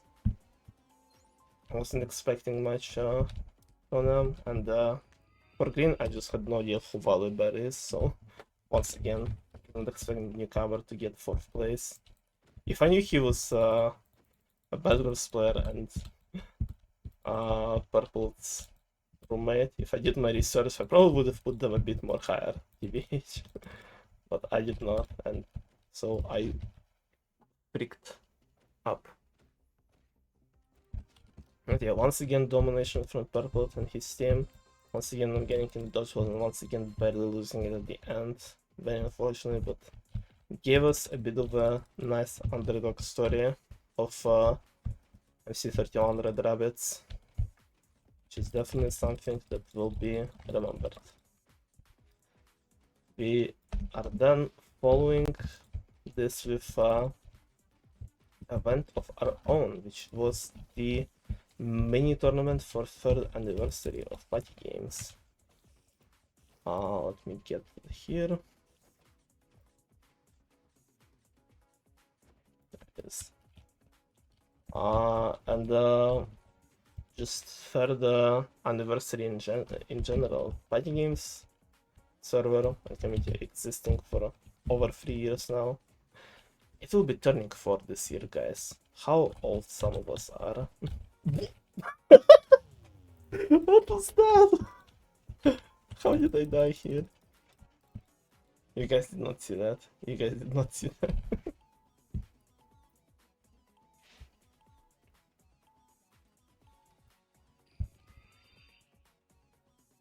Too old. I am too old.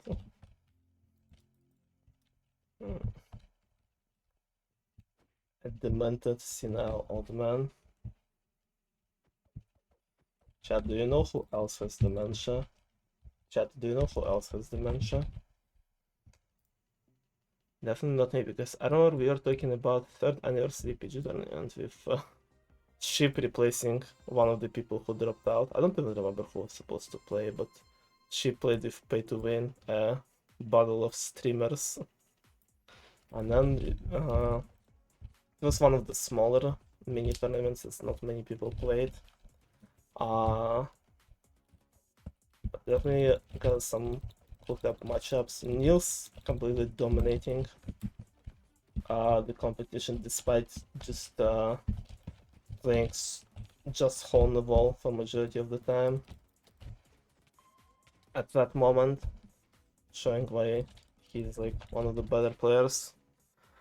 At that moment, Blatzer popping off and finally unrusting around that time.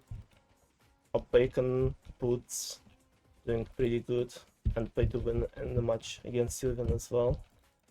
The only like annoying thing that happened is that Blatzer's internet was just dying at the end. Once again showing that making tournaments way too long is not a good thing. And like this tournament lasted like 6 hours or so, and Blatzer's internet was just not ready for it, and in the finals he was struggling with it quite a bit. Even though he still did pretty well. But yeah. Then also did a little presentation here.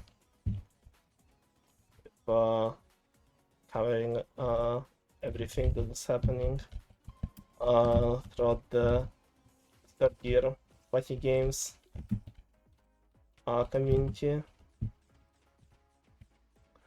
think it's like the better presentation that they made, especially the slide compared to the one I did for 1st and 2nd year.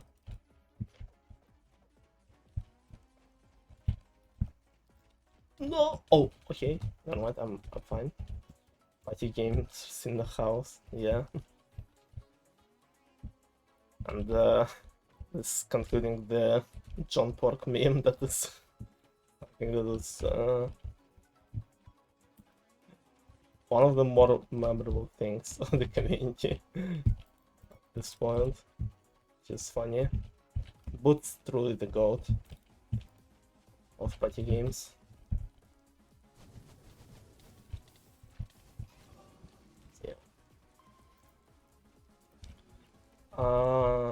And then next here is Medicathlon. Right after that, oh gosh, I almost missed that. Which I will talk about when I win this. After I win this hole on the wall, I'm definitely winning, guys, I swear. Why is pushing me this way now? I didn't even hold any direction, just pushed me into the freaking water again. Happened twice today. It's weird. That is pretty weird.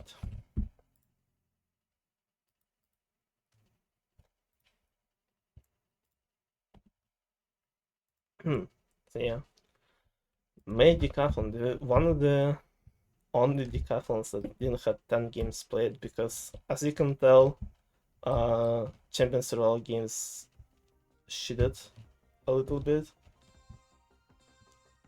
once again, Hypixel SMP issues with it's just breaking apart, unfortunately.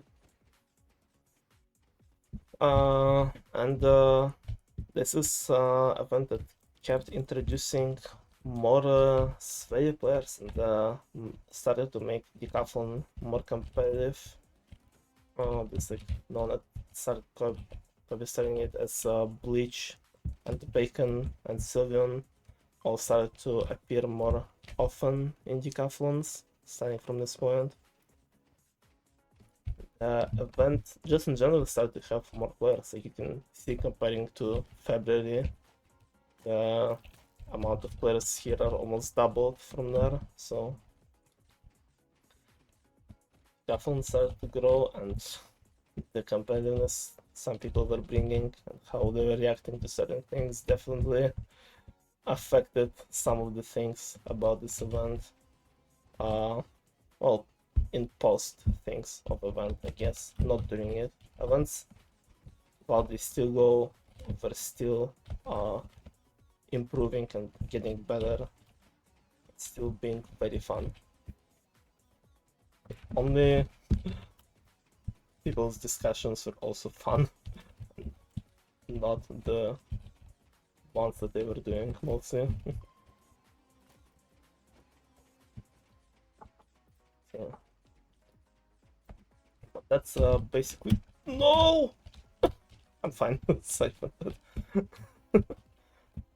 I was editing my notepad. I almost died to that. Oh, nice.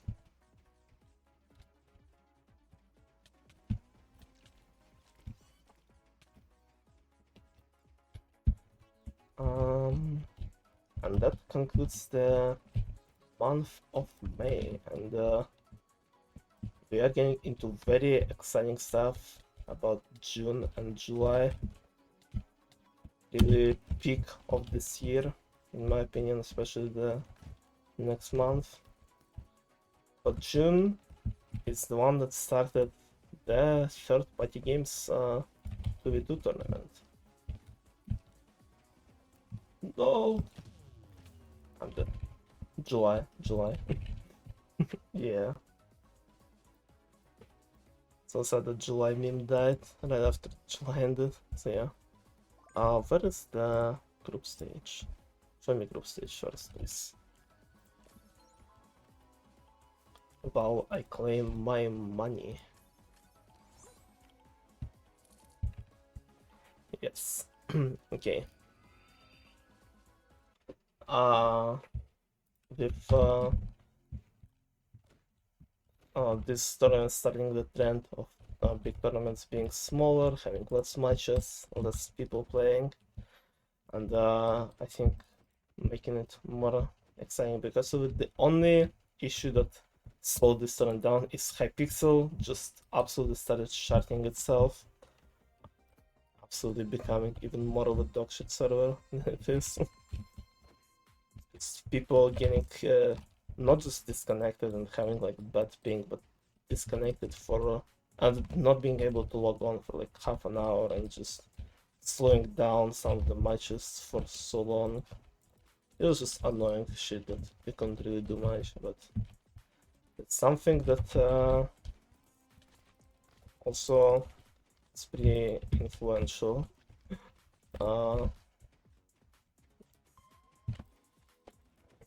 In various ways. Yeah. Group A was sent in the boots, Ken Enti, Faye Sarah. Pretty interesting group. Thank for Ken Enti and Sandy Boots. I thought it would be a pretty tough matchup, and it was. It was despite Sand and Boots getting the 3-0 win. I think all three games were pretty close. Showed some good plays from both teams, and Faye and Sarah, team that was there for funsies, I hope got some fun at least. Because they were a pretty tough group, but it's one of the only groups they could play in because of the time zones and stuff, unfortunately. Group B, Steven and Blatzer. Skies and Pixel Says team. Definitely one of the most stacked groups, for sure. And Silver and Bloodster, despite being a very tough team to deal with, didn't fully dominate. They had like some close calls, especially against Hypixel Says team, which brought a lot of people to believe that Bacon and Bleach will be the one to win against Skies, and this did not happen. And it gave us one of the probably best games in this tournament, as Skies in the 3-2 score in a 5-game matchup won against Bleach and Bacon. Actually, was it 5 games? No, I think it was. I think they tied one of the games in its 4 matches, but still, it was very exciting, and all games were extremely close, and probably, if not the best, but at least like top 3 match of this tournament, and maybe top 3 2v2 matchup of all time as well. This year 2023 was a great year on matchups in tournaments. They were certainly pretty memorable.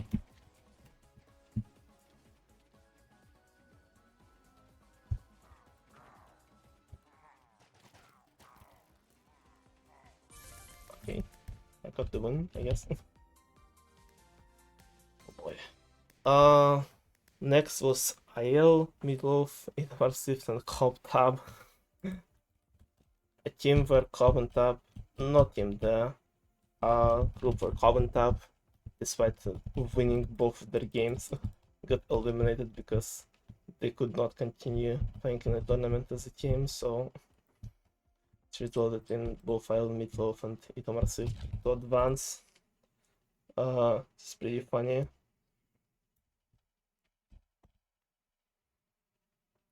And the matchup between IL, Meatloaf, and Cobb and Tab specifically was pretty good. The first time Cobb finally won a matchup against IL, with losing the first 3 times they played, and all 3 of them were in 1v1s. And last one was Nils Nudley, Megi, and Monkey Juke. Also pretty stacked group, with combined wins of this group being fucking, I don't know, thousands of thousands. And with one of the matchups starting in one day and finishing like a week later because of, like I said, Hypixel shooting itself.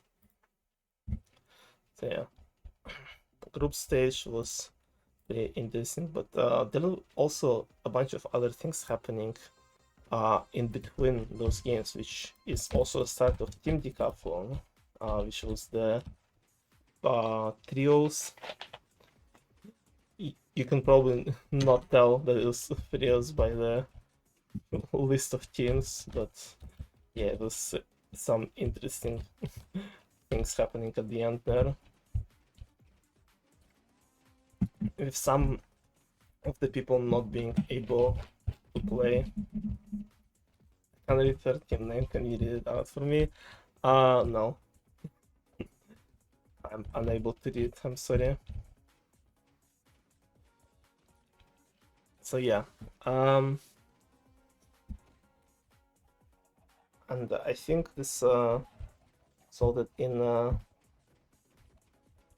at the end you can see a lot of people just showing up just for one game, because a lot of people didn't have time for the last game, so that's we tried to find some people to fill in the holes, which I don't think was fully necessary.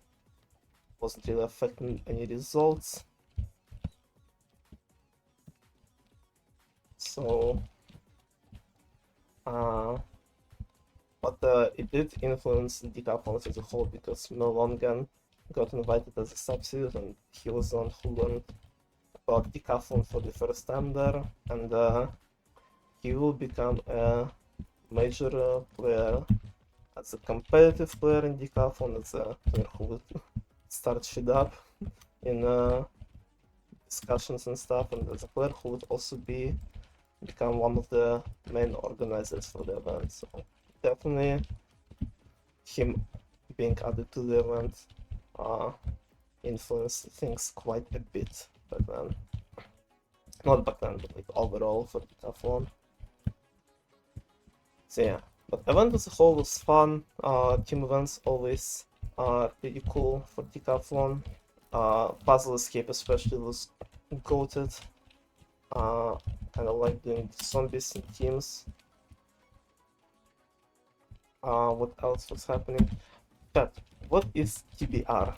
I was like, I didn't look at the list of games.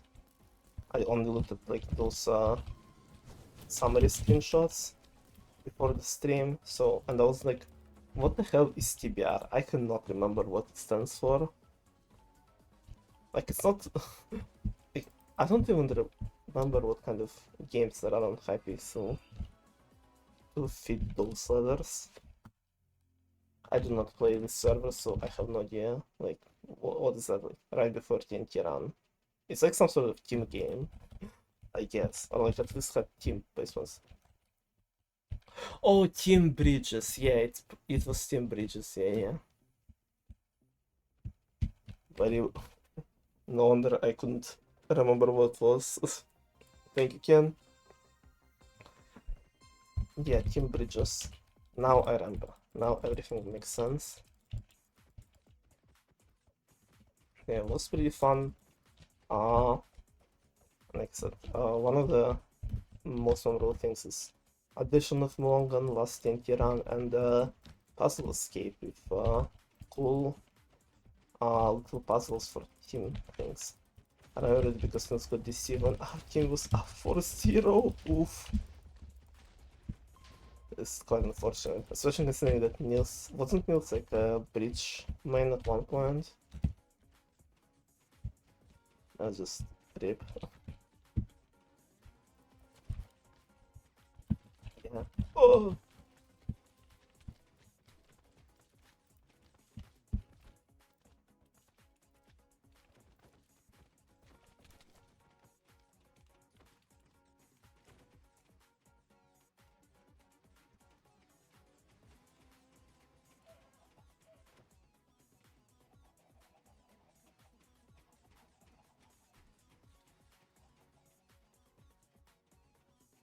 Yeah. But that decathlon wasn't the only thing that was happening around the start of HITW because the MCCI opened beta and the first season of MCCI also started around that time. Which, as you can tell by the fact that I'm literally maxing out of one of the games, that took quite a bit of my time and interest from all the things I do in life. It's not the thing that I grind as much as I did with party games, but it's still something that I'm always excited about, always doing, at least trying to do with like doing the daily quests and shit. And in my opinion, just generally probably one of the best things done in Minecraft in terms of multiplayer servers. Like definitely really exciting. I cannot wait to see what they will bring to it more. I hope they will continue doing the updates. But I'm sure they have a lot of great ideas for it.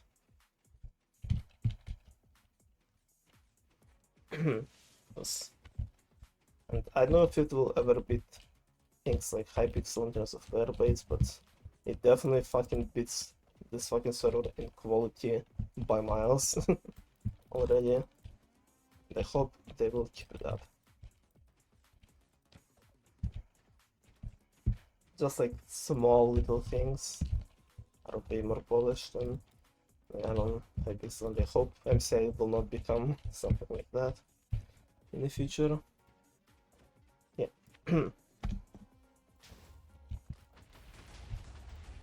And one of the things that was also there is MCC Pride 2023. Another one cannon event. Not one cannon, non-cannon event. season 3 lasted not that much, and had a bunch of those, like half of the events were non-canon, which is definitely spicing things up in terms of making the events less repetitive. And this is one of the few events that I did not watch live because I fell asleep during third game. One of the things that was also happening this year is that my sleep schedule was just not good for MCCI. Not MCCI. Oh, what? How did I win? Sylvian. Not good for MCCs, as I was always just kinda not. I was homophobic. No, I was watching the event. I just was awake for like 30 hours at that point. Okay. I was watching Jackside the POV and I fell asleep in like third game or something. I then rewatched it. I rewatched. Some of you don't know, most of you probably know, but I have the watch sheet, watch spreadsheet of MCCs where I try to watch just one POV from each team for each MCC. So, oh boy. But it's one of the forms of content that I just turn on in the background when I read time spreadsheets, or just do mindless things in life. So I watched Pride fully later. I'm not homophobic, I swear. Had some cool moments. Buildmar coming back for a bit. Red team just dominating the first half of the event and just dropping. Bingo was also there, one of the events that started bringing Bingo back. And so some memorable moments with Simmer's battle box again, and the dodgeball was very cool, and Dave's pop off and him finally getting first individual, at least in non-canon event, but still.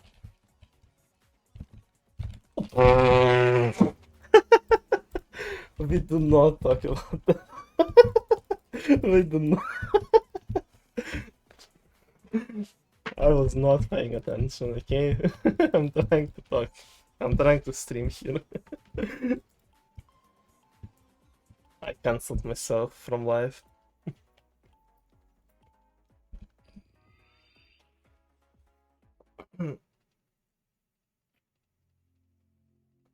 Oh gosh. So yeah. And then there was also a June decathlon towards the end of this month.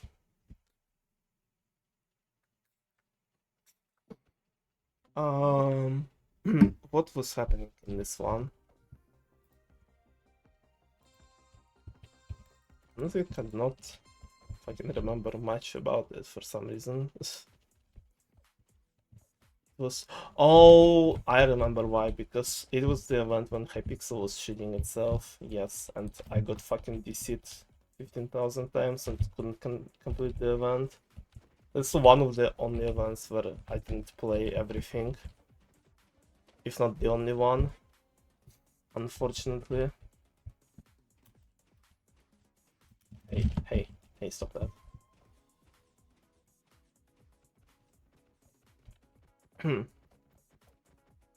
So yeah.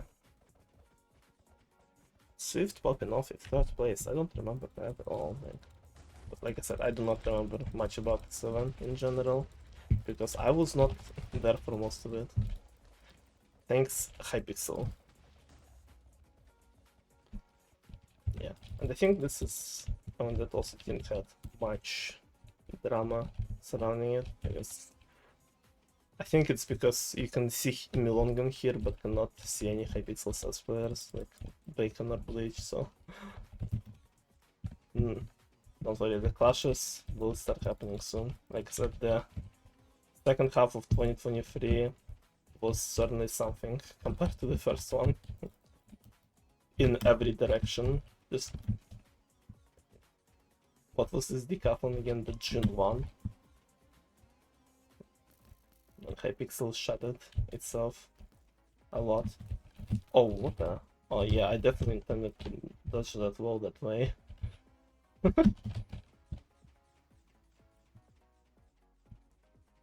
I also don't like how I keep resetting the chat in my OBS occasionally and just still doesn't work.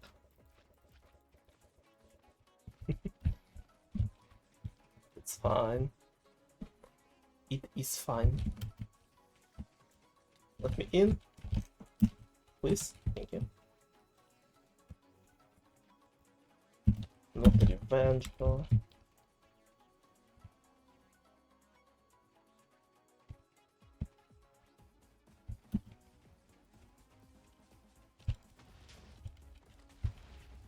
Yeah, unfortunately, not that many memories about. Oh, for fuck's sake! About this event. Well, let's move to next things. And I also at the end of June had a streaming anniversary. Bloggers, my streaming career turned 1 year old. And to commemorate that, I did a stream. I don't remember if it was July or June. But I did the stream where I watched my very first VOD. And it was definitely one of the streams of all time. Both original stream and me watching it. So yeah.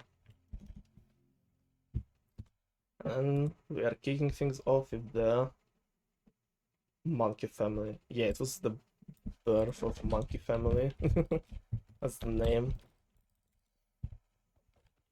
We are now going into the final stage of 30v2. It had some very cool games. HITW versus me and D was very close.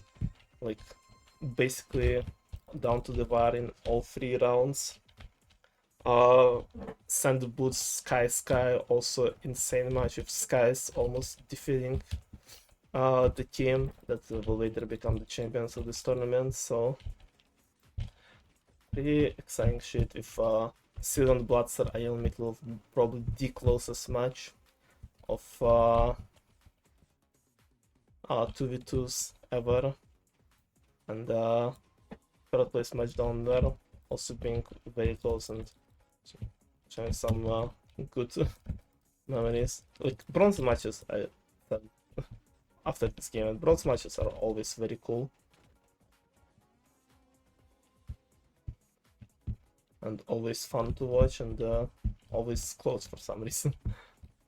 So yeah, if finishing this one with Sand Boots versus Sylvian and Bloodster, two teams that were probably pretty expected to be there, but wasn't really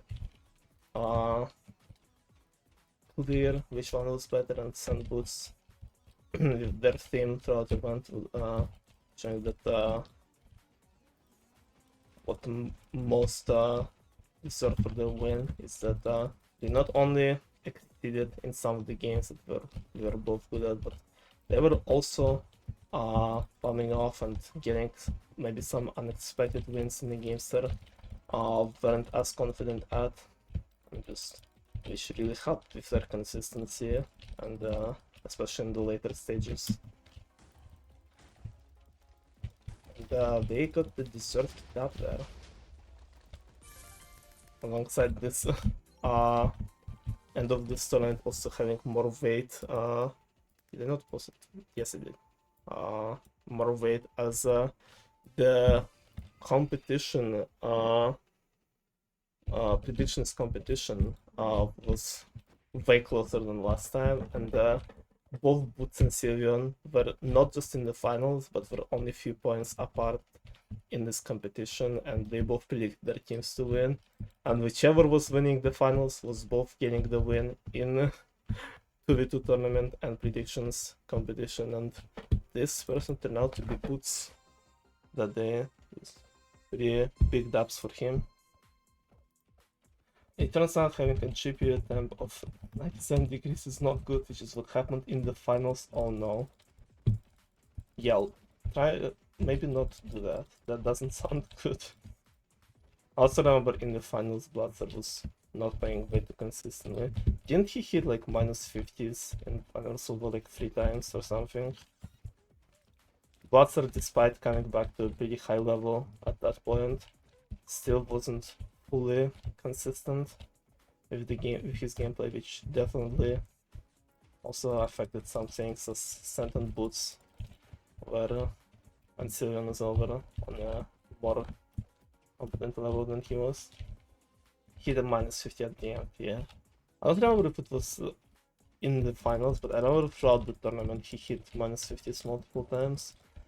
And definitely one of them was in the finals. And I'm pretty sure he was like ahead. It definitely affected some things there, unfortunately, for him and his team. Yeah. This tournament was concluded in July, right before the trip we had, but before that there's also other things happening, like the launch of Parkour Warrior Survivor, one of the coolest games on MCCI. MCCI's best games, I think, are the ones that exclusive to MCCI, TBH. Parkour Warrior Survivor is a dub game,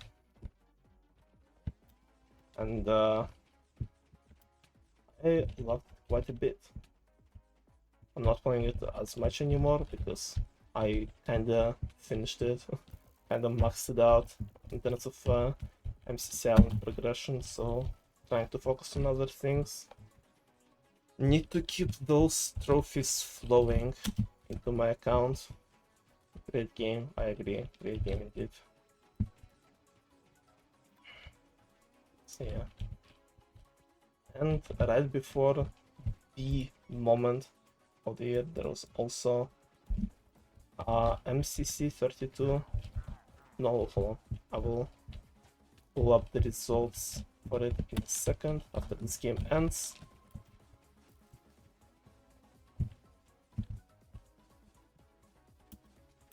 Let me in.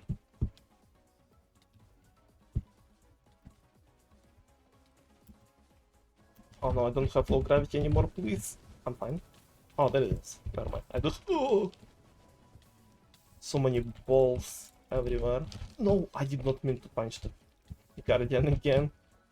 Which exactly same thing happened as Decathlon.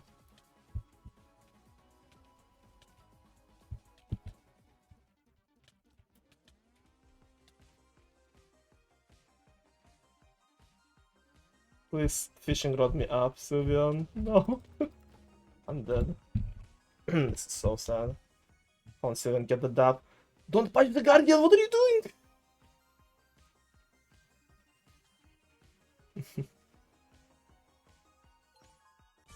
Nice. Big dabs for Sylvian. So yeah, and into MCC 32, which was yeah, it was the one that Ranbu finally won, and and last time, not last time, last time in Canon events where Purple got in dodgeball and lost 3 times in a row, unfortunately for him. But I don't know, Purple losing in dodgeball brings some very memorable teams for the wins, like Spanish team, the Purple Pants Noise 30 was a very cool team, and this time Ranbu finally winning the event after getting like third or like second so many times. Yeah, it also had like some insane Sky Battle finale with like Fruit just going absolutely bonkers. Him getting first individual because of it. Yeah, but some cool moments in this event.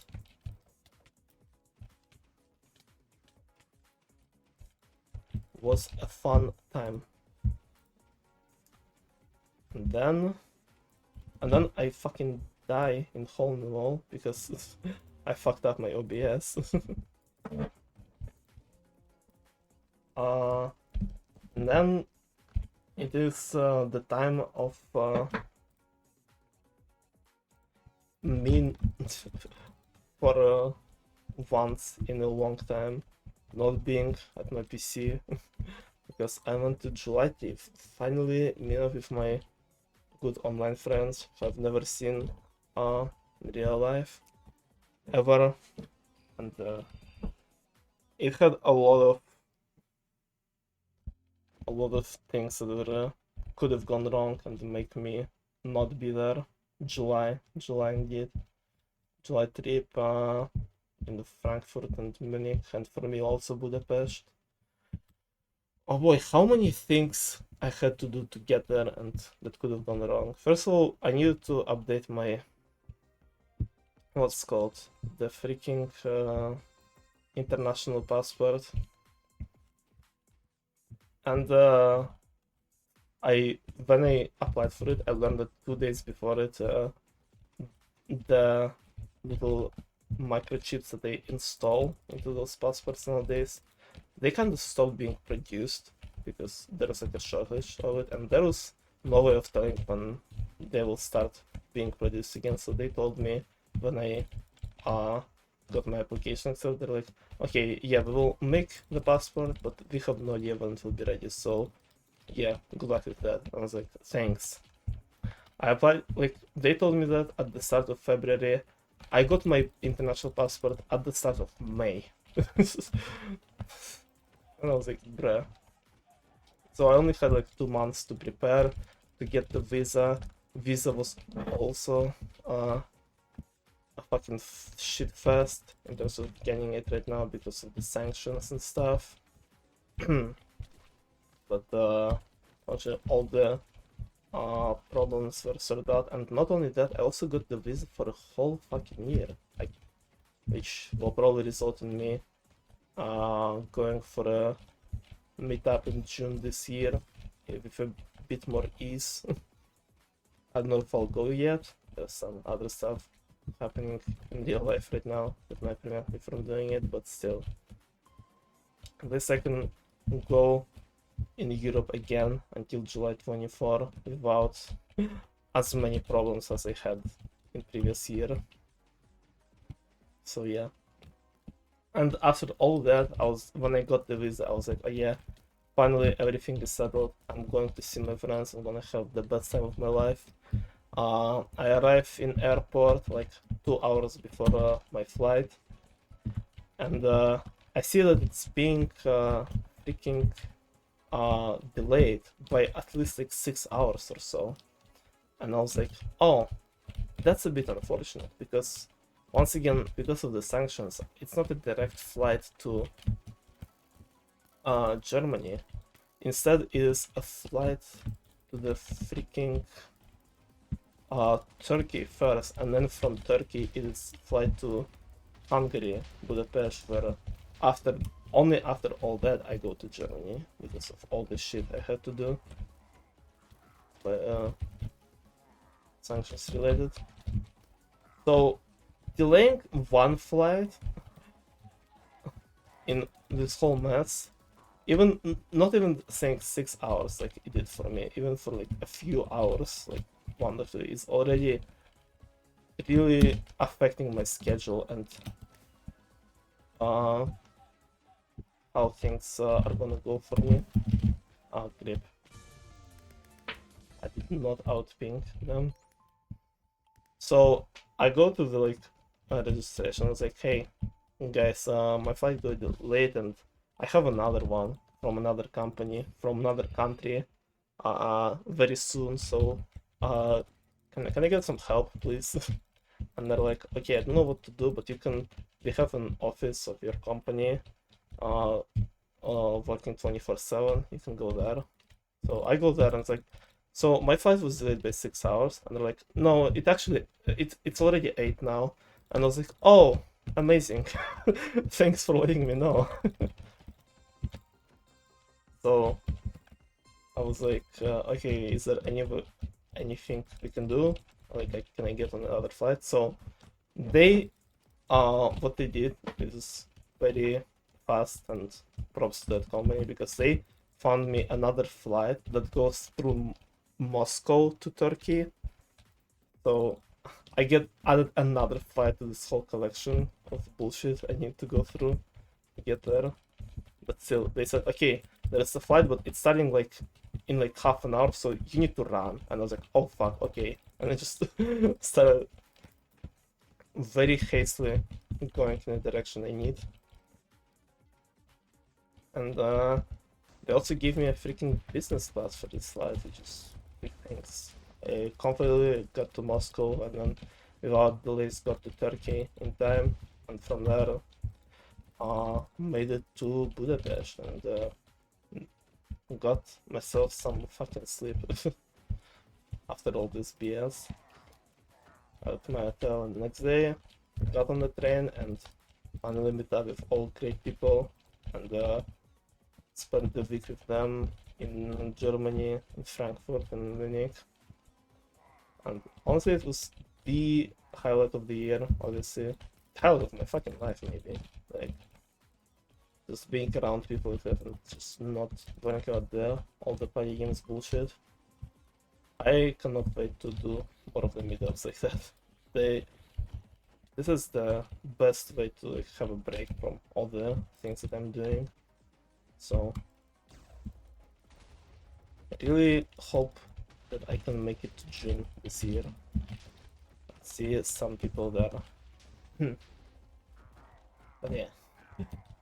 I know how like I like how most of the things that they said about this trip was before it even happened, because like I said, there's like way more to tell about like bullshit that was happening before it, but still. No, Ken. He's dead.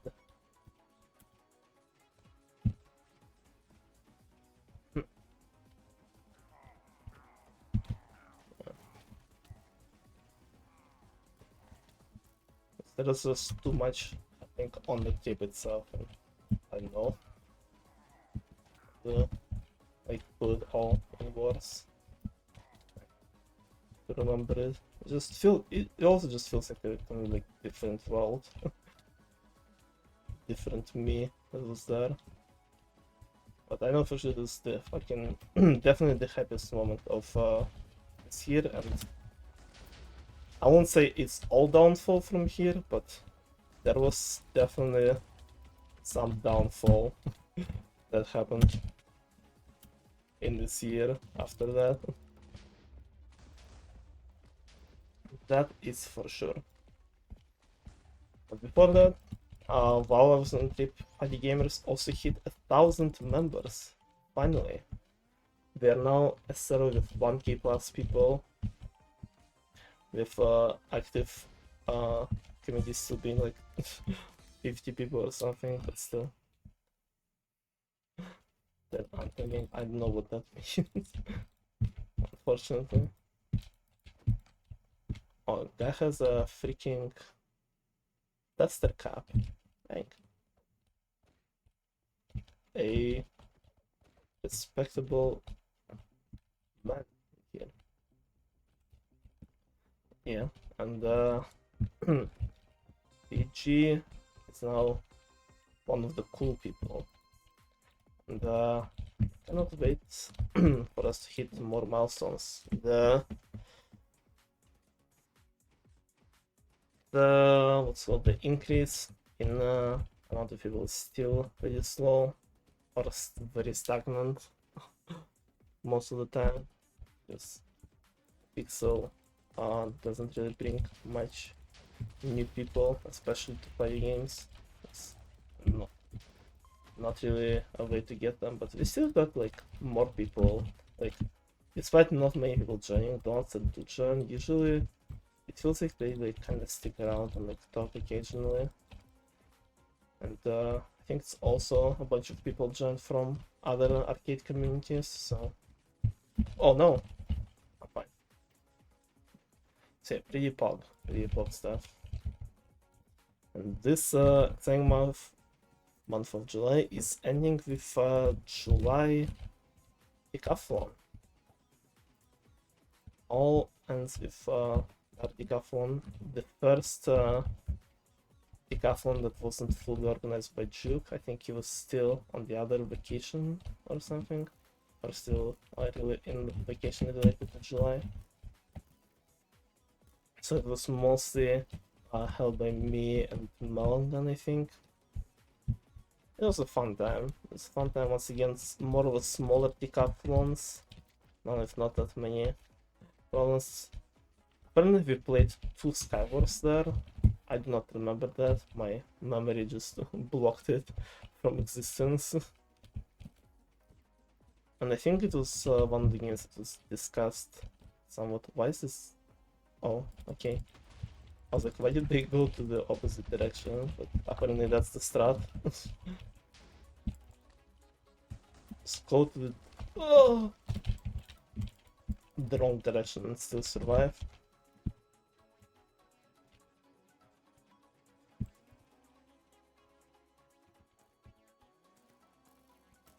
Don't hit me there, please. Thank you.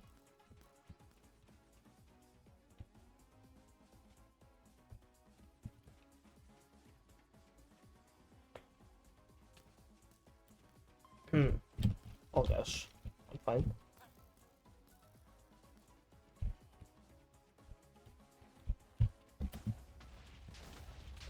Oh, thank you. I would not have dodged the ball without it, for sure. Yeah, one of the smaller decathlons, one of the more fun ones. Like I said, I think this Skywars brought some discussions later because of the, I don't know, some camping and stuff or something. I don't know. People always need to complain about something, that's for sure. Yeah, overall, nice chill decathlon, a nice way to end the best month of this year. And start the at least 2 worst months of this year for me.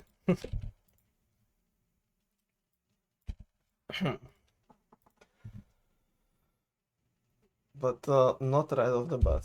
Like, they weren't all bad. I had a lot of good moments in them as well. With August starting off with me making that tier list. the tier list that people always bring up recently for some reason. Even though it's been half a year.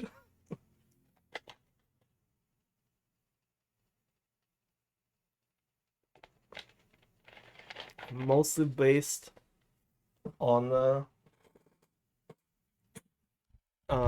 fifth 1v1 and third 2v2 and a little bit of third anniversary tournament. Once again, probably not really easy for you to see this. Is it better? Let me see on stream. Are names a bit more recognizable here that way?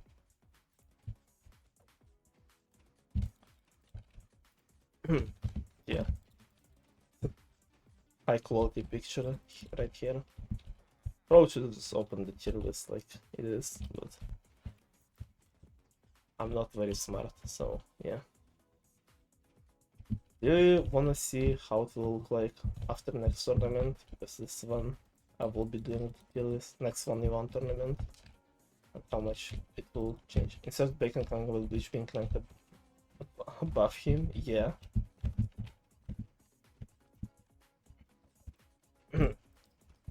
I mean, Bleach did perform better than Bacon in the 2v2 tournament, so I would say my ranking was correct at the time for most of the part.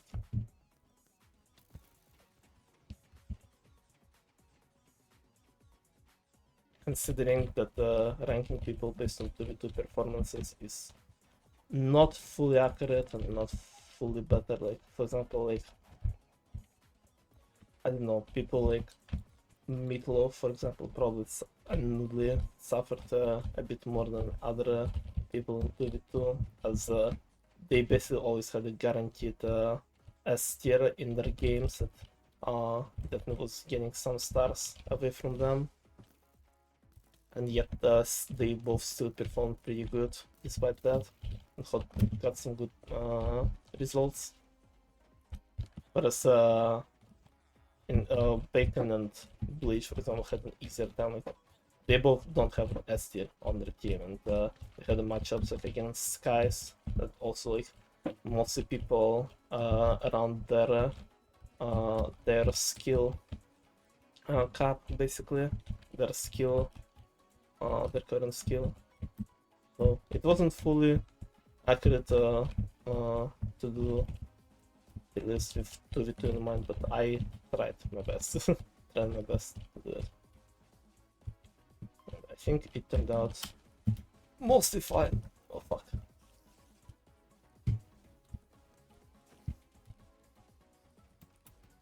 Oh, I still had springy shoes. I did not notice. Frick. I thought they ran out and they didn't give us another one. So yeah. And then not decathlon, it is MCC 33 time. Where the hell is it? There it is. This is the one where Snapnap and Pans got to team again. For the first time, finally, again, for the first time since MCC 14. Both were somewhat struggling throughout the start of season 3, especially Pans. And they kind of got to redeem themselves, and they got the dub in the end, barely getting into dodgeball, despite their best game parkour tech escaped.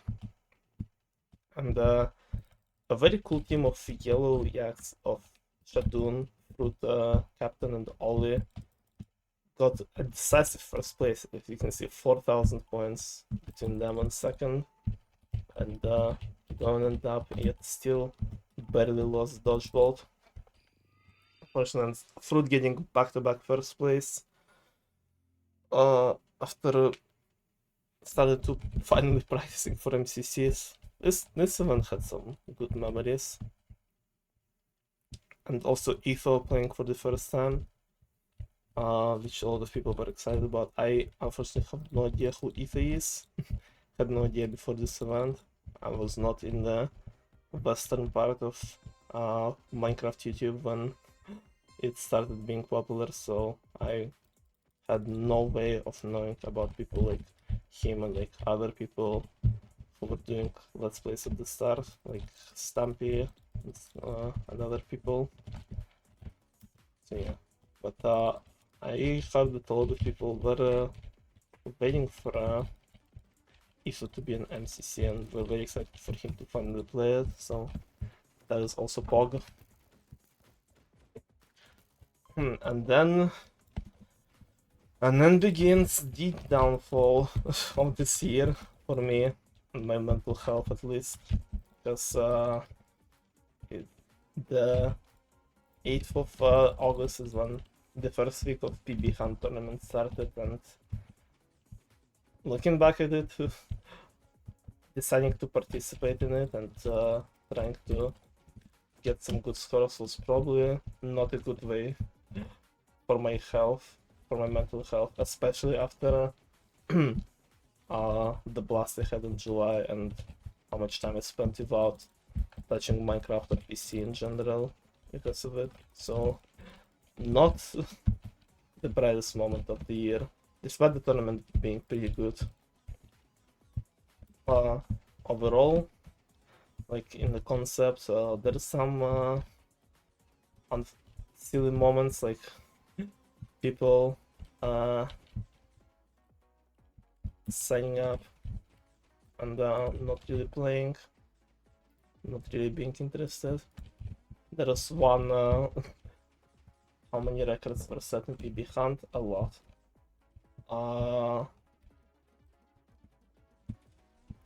I don't remember full numbers. I remember that I myself set like over 10 PBs, and like a bunch of them were world records, but it also includes the freaking survival time records, so I don't know how in actuality I got with them being removed now.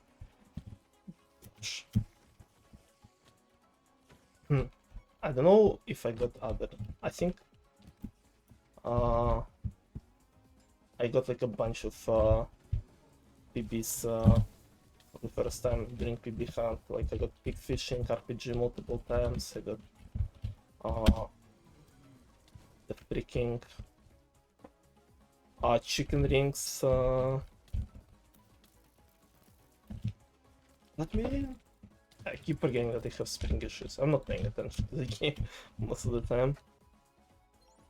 I got the sub 36 chicken rings, which is not a lot of people know that I got it, and not a lot of people know that I was in 1.8 when I got it. So, can I find the video of it? I want to like kind of pull it up because it is the wackiest.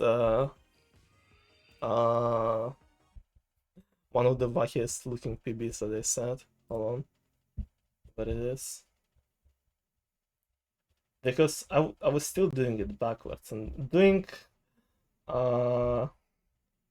chicken rings backwards in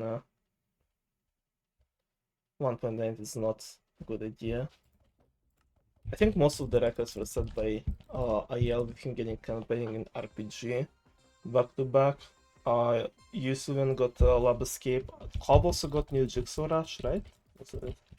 Also, I'm scrolling through chicken rings and I was wondering, and Quick Spell, the guy who was on the team with Boots in the last decathlon, he was that guy who just sent one chicken rings during PB hunt and nothing else at the end, and he didn't even place first there, he got third. I remember there was some silly things he was saying after that.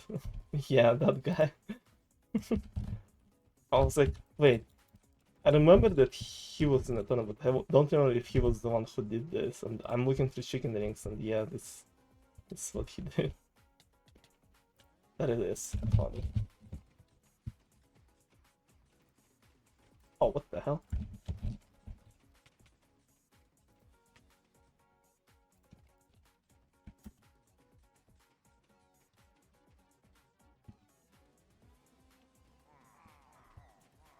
Let me pull it up on. You guys can enjoy my chicken rings gameplay in the corner here. This is how I set my first sub 36. As you can see, every time I hit the ring with my head, it just resets my thing, so I had to switch it up during the game. This is looking so stupid. I wonder if I could have done better in 1.18 or would that been worse? I really cannot tell if there's any difference. But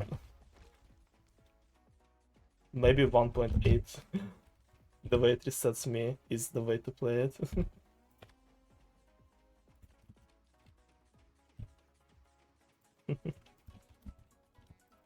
Yeah, it was 1.8, that's what I was saying. It's one of the PBs that I said during this time, and it was in 1.8, and with for fucking chicken rings. Really one of the goofiest moments that happened to me during it. Yeah, like I said, a lot of the things, unfortunately, it's like how people are losing interest very quickly, and we had a lot of people who couldn't play it all the way through, which I think would have made tournament a bit more exciting. Like level people like Cops and Nils and stuff. Bye. So yeah. What else was I saying? Yeah, but I kind of started getting back into party games because of it, and like actually cramming it, even though I was still pretty trash because I was, like I said, not playing much before July trip, and because of July trip not playing it at all. Yet I still made it to the end, made it to the finals of IL, and was still very close. But talk about it later because we have August decathlon at the end of it. Which one is August? Is it this one?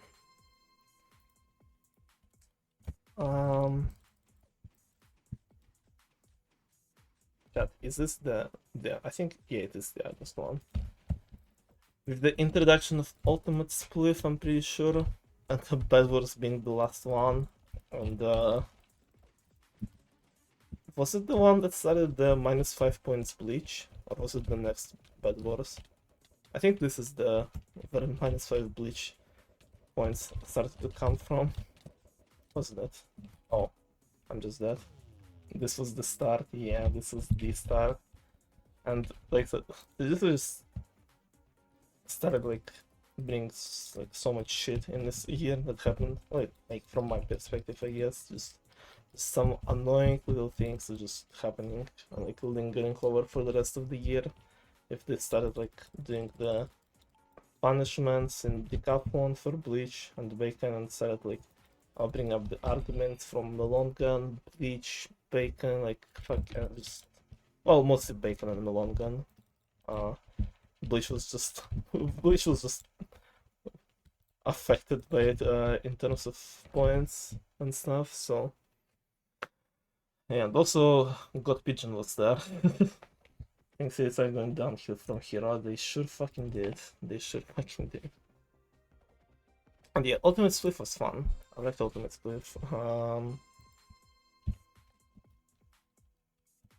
Once again, how it was going with most of the custom games that were added during this year is that it wasn't fully polished at the start, but still a fun experience and a good addition to it. Me finally somewhat getting some sort of redemption puzzles here, because the first time it was played I did fucking horribly, or the first time a new version of it was played. Scavenger Hunt Pog, and a lot of custom games. 5 custom games at the start, which is pretty pog. More events like that should be done. Although it did extend the time of the event by quite a bit back then. Remember that. So yeah, and hold on, forgot about one more thing. MCC on the same day was happening MCC Rising 2, which is something that I didn't expect to happen, and had a pretty unfortunate timing, because the next day after I left my home, left my PC for the first time in a while, in terms of like not having access to it, like immediate access to it. MCC announced that they're doing MCC Rising 2 application. I was like, oh, great. I guess I'm not gonna be in it, and it brought some cool teams, some more fun people to be around. We got to experience MCC and some memorable moments. I'm still thinking about that clip of Noxide at the end of first game, which was Sense of Time. And as you can see, people not getting too many points there, and him just going, well, this is the most shit Sense of Time scores that I've ever seen. Which, I mean, he's not too wrong, I guess, but no, he said this is really funny. Yeah, I think I was watching Pink that event, and a guy named Apakuna who ended up getting first individual, which is pretty lucky for me, I guess. But mostly because someone on Reddit made a compilation of recommendations who to watch in MCC Rising based on who you usually watch in MCC, and people said that Apakuna is very close to Pizza Hut, so I was like, oh okay, I'll just watch him, and he got first. And his team barely didn't get into Dodgeball. They're literally ahead and had enough points in the last game, which was Battle Box, and they had enough going into round 9, and they went against Lime Team and they lost to them like almost instantly, and man got enough points to get in Dodgeball because of that, which was pretty insane that it went down all the way to last round, and that's the way how it was concluded. Though I was a bit sad when I was watching it. A lot of people were excited for Lamb to win, and will be watching Lamb's POV soon at this event, but like I see a lot of people like being happy both on Reddit and in event itself, rooting for Lamb. I don't know why, but I will find out. So yeah. what is next? And that's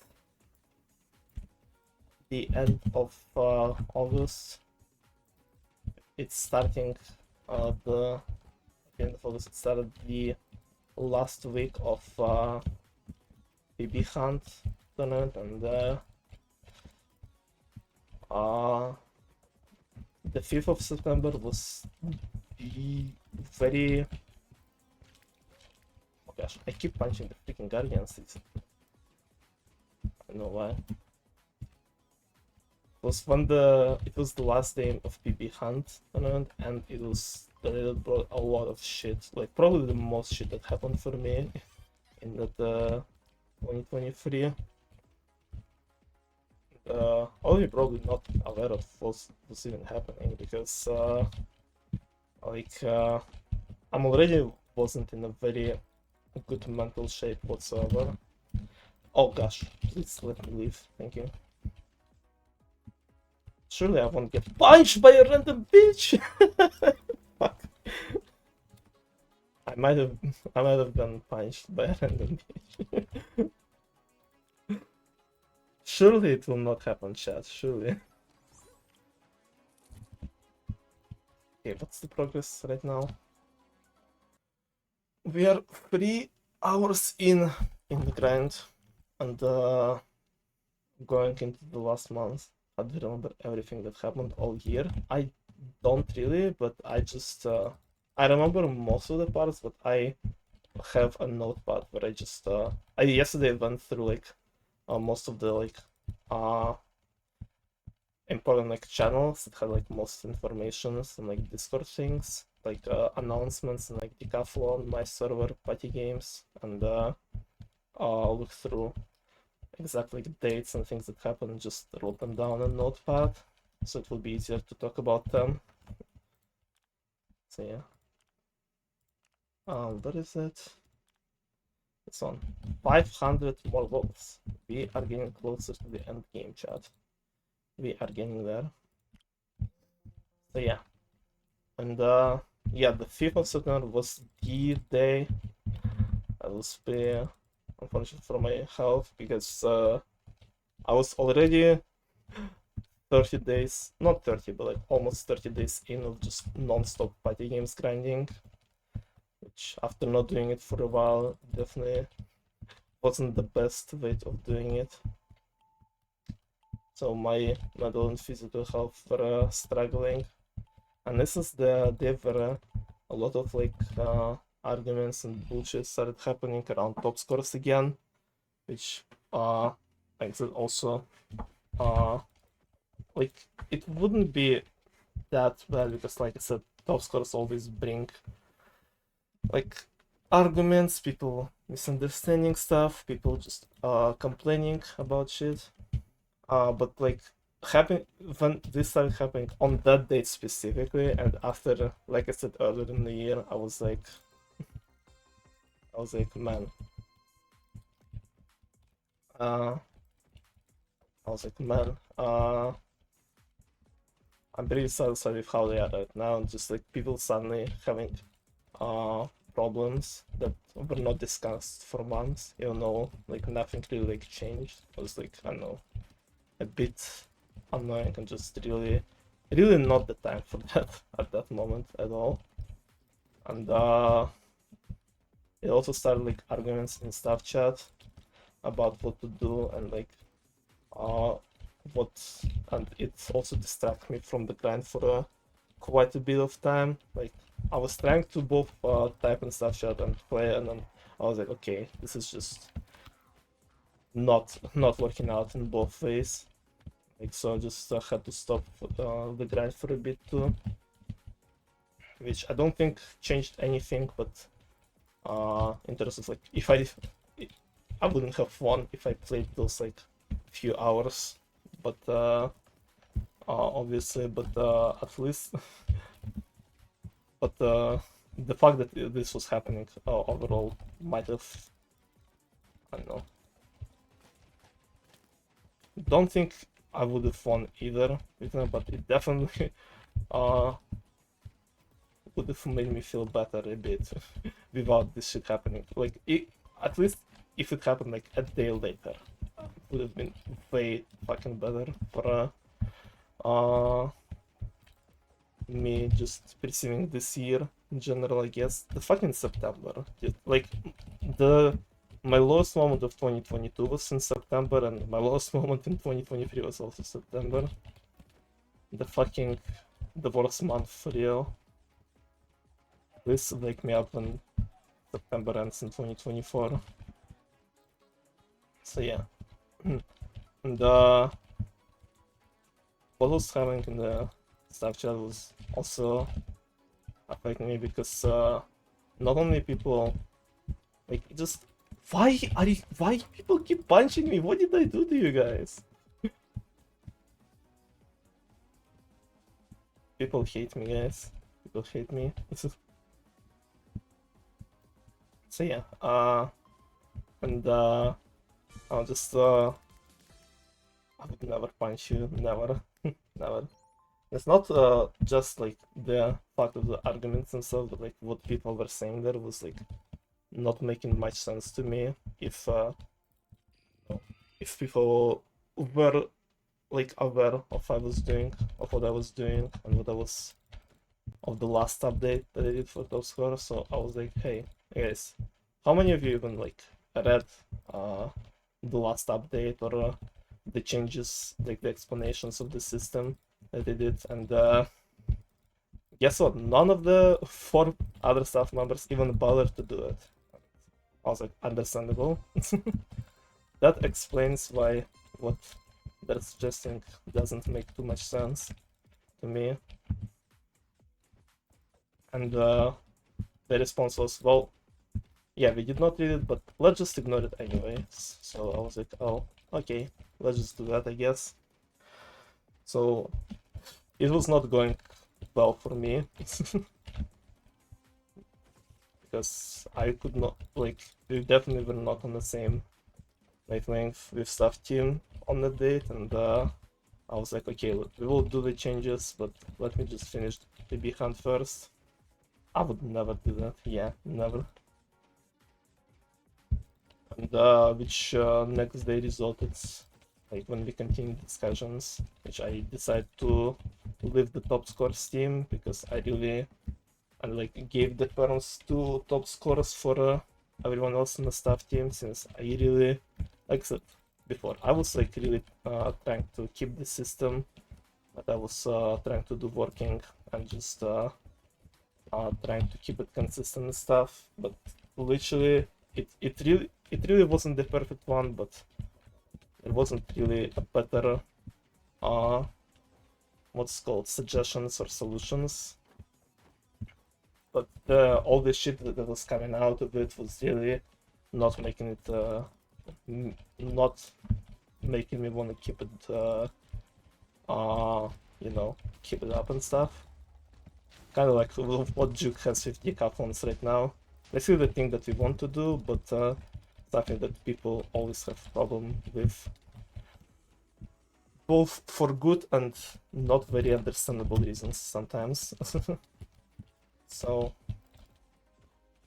stuff drama, not really drama, just like I said, I was not like, I'm not like trying to shit on this stuff right now or saying some bad things, because I'm trying to tell like my perspective of the year of what was happening, because like I said, this was the worst moment for something like this to happen, so I was not handling it well myself, both as a mentally as a person, both as the staff member. So just I was not doing the most correct decisions in general at that moment in life. So,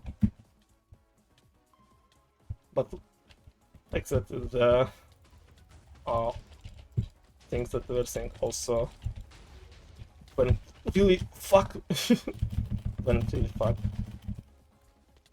didn't really make much sense to me, and really like what made me wanna quit the Steam, the subscribe Steam, is that none of them really even bothered to look into what I was saying for like months. Like literally everything was explained for like first page of the doc for 5 months, and none of them even looked at it. Besides Sand, I think Sand is the only one who somewhat understood what was what I was trying to say. And the GOAT as usual. Despite him not having the same opinion as me all the time, he still at least is a reasonable human being. More reasonable than any of us here, for sure. So yeah, that resulted in me leaving the team, and because like I said, I really like it was like clear to me that what I was trying to do with top scores is not working out, and people either not really giving a shit about it or not trying to understand what I'm saying or what I'm trying to do, and really there isn't that much of a need for such a coherent and consistent system for something that's niche and not very important top scores for party games. So like I was like, okay, you guys handle it, you guys come up with a better system, with a better way to do it, and they're like, yeah, we'll do it. And one last thing that I wanted to do was to do the legacy update, which is the one where I went through all the videos I could find from old party games and find the actually more correct scores for removed games, which was I was doing for like a week straight or so of me just watching countless or just like browsing through YouTube and stuff. And I was planning to just make this addition as legacy update and just leave the team and like fully announce it that I'm not part of top scores anymore. But at the end of my grind, well, I had no idea about it. Yeah, because it was never public. Yeah, and at the end of it, I was like, oh yeah, I didn't really want to make it public because I really never do any like arguments you have and stuff. Because it's not really a big reason for it, especially if do it within the server. I might discuss some things on streams occasionally because it's just more of my personal streams, and like I said, I'm more of a not trying to point out like bad things or like trying to shit on someone, but just trying to show my personal experience with things as a person, not as a staff member, I guess. And also, I really don't wanna usually to make things public whenever I feel like some sort of not arguments, but like I guess disagreements going on. Especially when I'm not in not that good of a state of mind. Like if I did it like back then, I probably would not have put in the best light. You know, I would probably say some not best thought out shit back then. Like I said, it was not the time for it to happen. Oh my gosh, I just got destroyed by those blazes.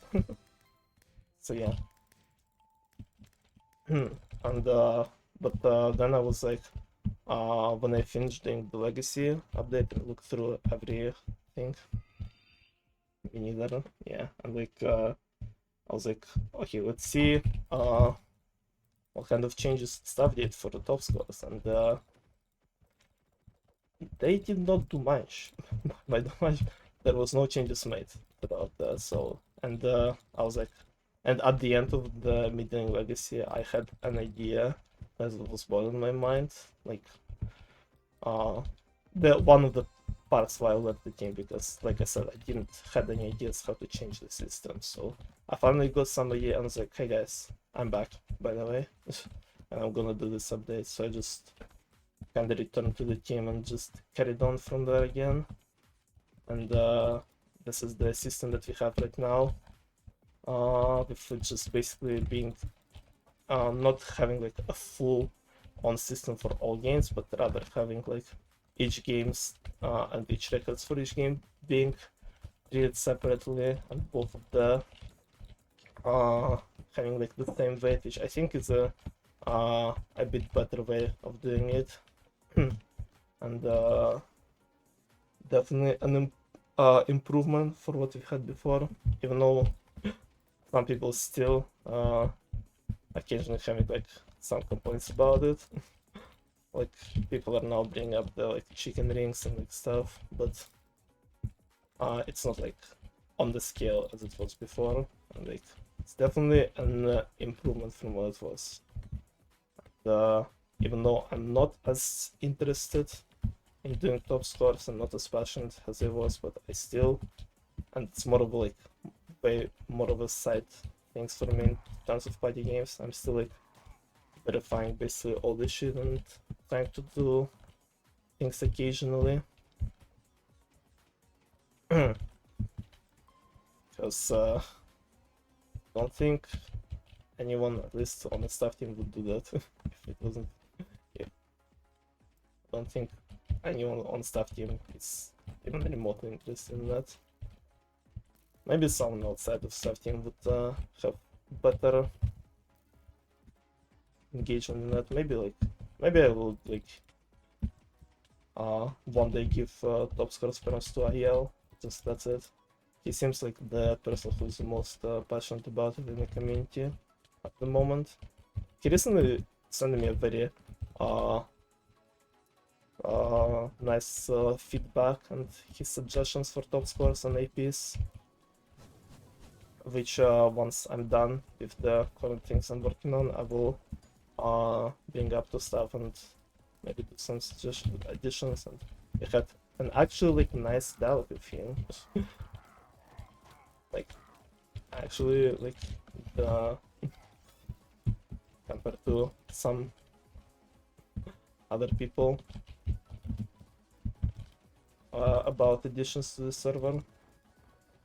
So yeah,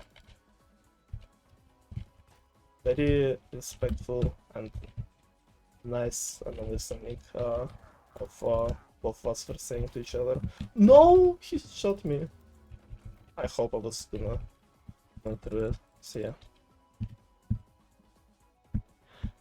So maybe Ayel is the next top scores guy if he would wanna work us on. I don't know. It's I'm not gonna keep the top scores like I don't know how to explain. Average village around, yeah.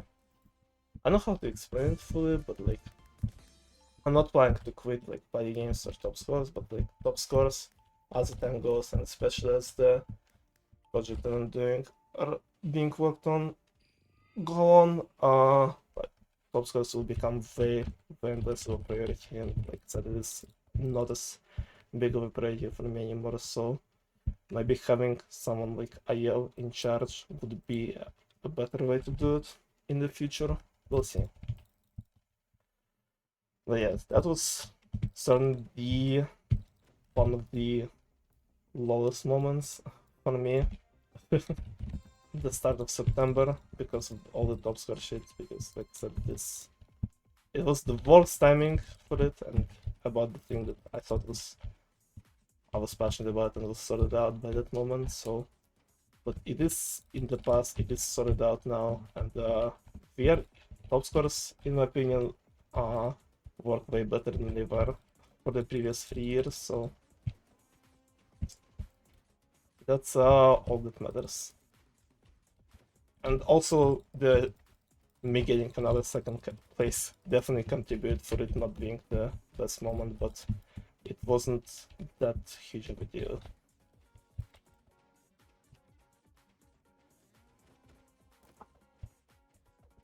But I was pretty proud of my performance. I think I had a very good PB hand. And like I said, I was only like 2 scores away from beating Ayel in the finals or something. Right. And got some nice PBs. Yeah, PB hand, that's like PB hand is the reason for like my not the best mental health at the moment.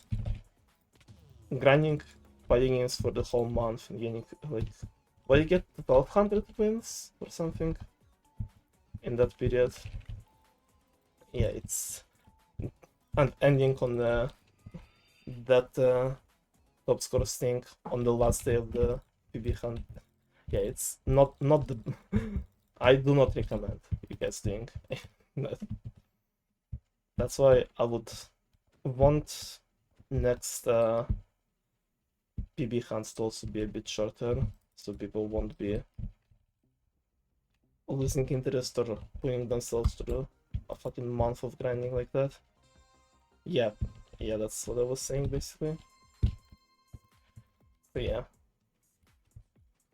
like, which also brings some of my, I don't know, dilemmas going into 3v3, because I felt like previous 3v3 was way too short, and they're like very cool teams, but they didn't get to like do much, didn't get to like shine too much because of how short the tournament was. So I would want people to have at least 2 or 3 games or weeks where they can like show each other and stuff.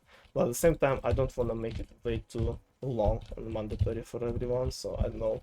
I really still have no idea how to what kind of system we'll have for 3v3, but I am thinking about it. Yeah, we will just give up to easy. Also, definitely did too much grinding. Lol. I stayed up until submission for the week lost. Yeah, one of the parts that also is just like people like you were like a pop off. You were like getting so many pop offs in the last games, like for like 2 or 3 weeks in a row. Like you got.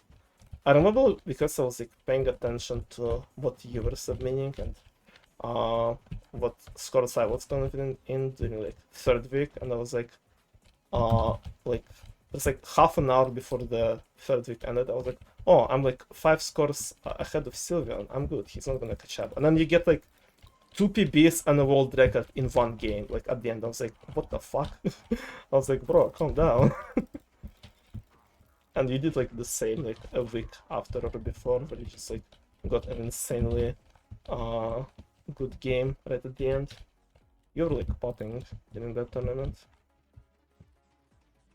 Considering had to be at 9 AM, yeah, that's just like I said why I like to try PB hunts to be a bit different. And what Miensen discussed, I think it will not have similar issues as first to PB hunts, and they will be a bit more interesting for spectators as well, because how PB hunts worked before is that everyone was basically submitting everything at the end, like at the last second, so you couldn't really keep track of what was going on, which I don't think will be the case for a PB hunt in next 3v3, like no matter what the format for the overall tournament will be. The way we talk about PB hunt, I think it will be more manageable to keep track of, you know, and won't be too much of a reason for people to submit everything in the last second. So yeah. Gosh, get away from me! My thing did not work! This is so sad. I only had one good score in good score in first week. Didn't you make it to the second week as well? Pretty sure you got like top 8 in the first one. These things happen. I think every week after the first week I was first in Lab Escape every time. Yeah, you were popping. The new Lab Escaper is no longer used by it is the other Pokemon lover. So yeah. And then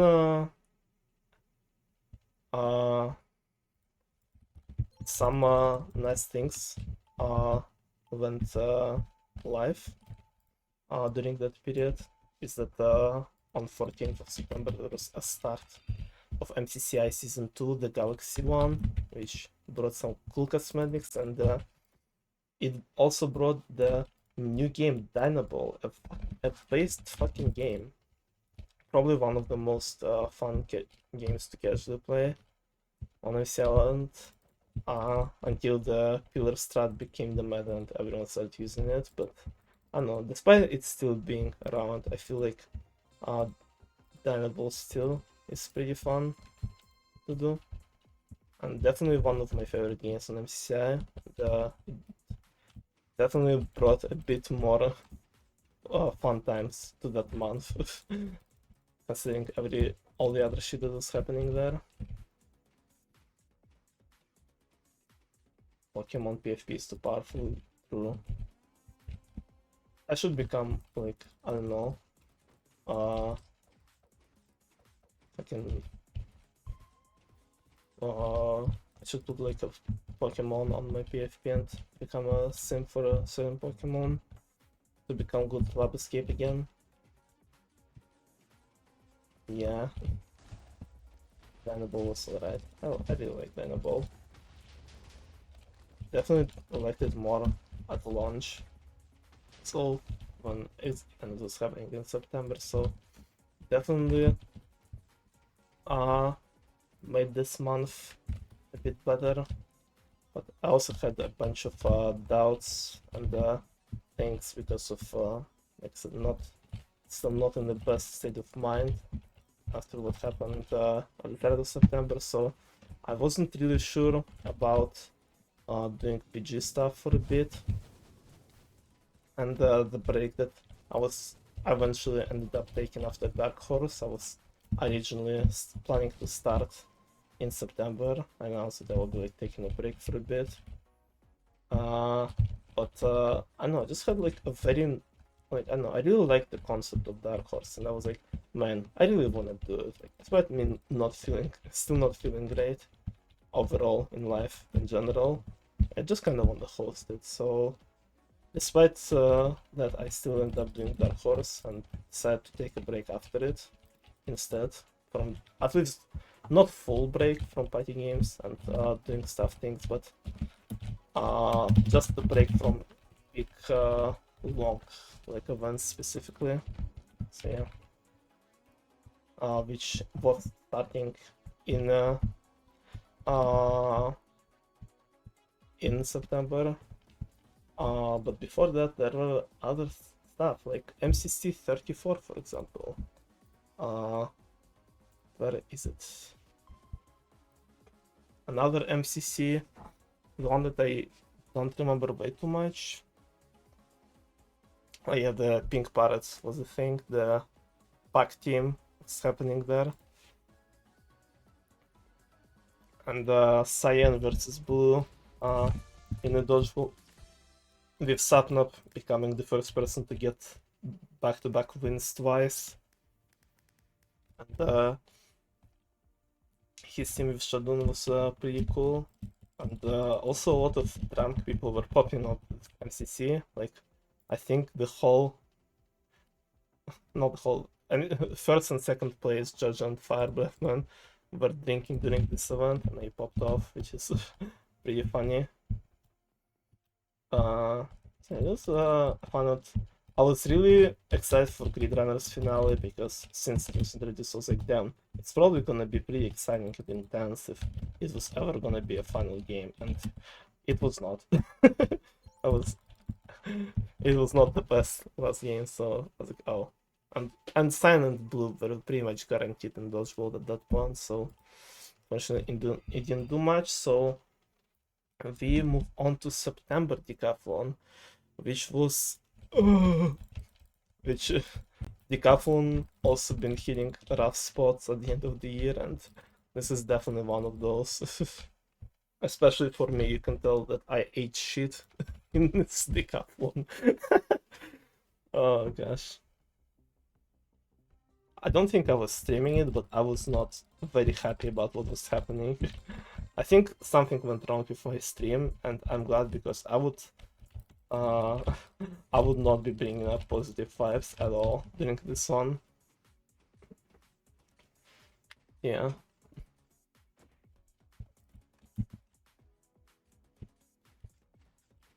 A very, very fun game selection. Especially for me. Hypixel says, yes, the build. Freaking Skywars throughout Bounty Hunters. Not my most favorite games to play, especially that some of them will be having quite a lot around that area from August to like November or October of decathlons, and yeah. And pretty dominant performance from Bleach, who got like a lot of third places. I do not remember that. And Jack also playing for the first time in solo event for a while, getting third place. Quite insane. Quite insane. It was very, very sweaty decathlon. Very sweaty and very. It's just like, I don't know. Not my game selection, I would say, and just definitely was adding to me not being too happy in September because of it. But it was just one thing. Oh, I won. Oh. Yeah, game selection was horrendous. Surprising it's been 34 MCCs for someone. No, not the first time someone won back to back. It was the first time someone won back to back twice. So Sarnov was already a back to back winner, and he was the only one who did it again, basically. The first back to back winner was in MCC 10. It was False who won MCC 9 and 10. Yeah. Minus 1 kill for Bleach. I do not remember that. Was that throwout AFK kill or something?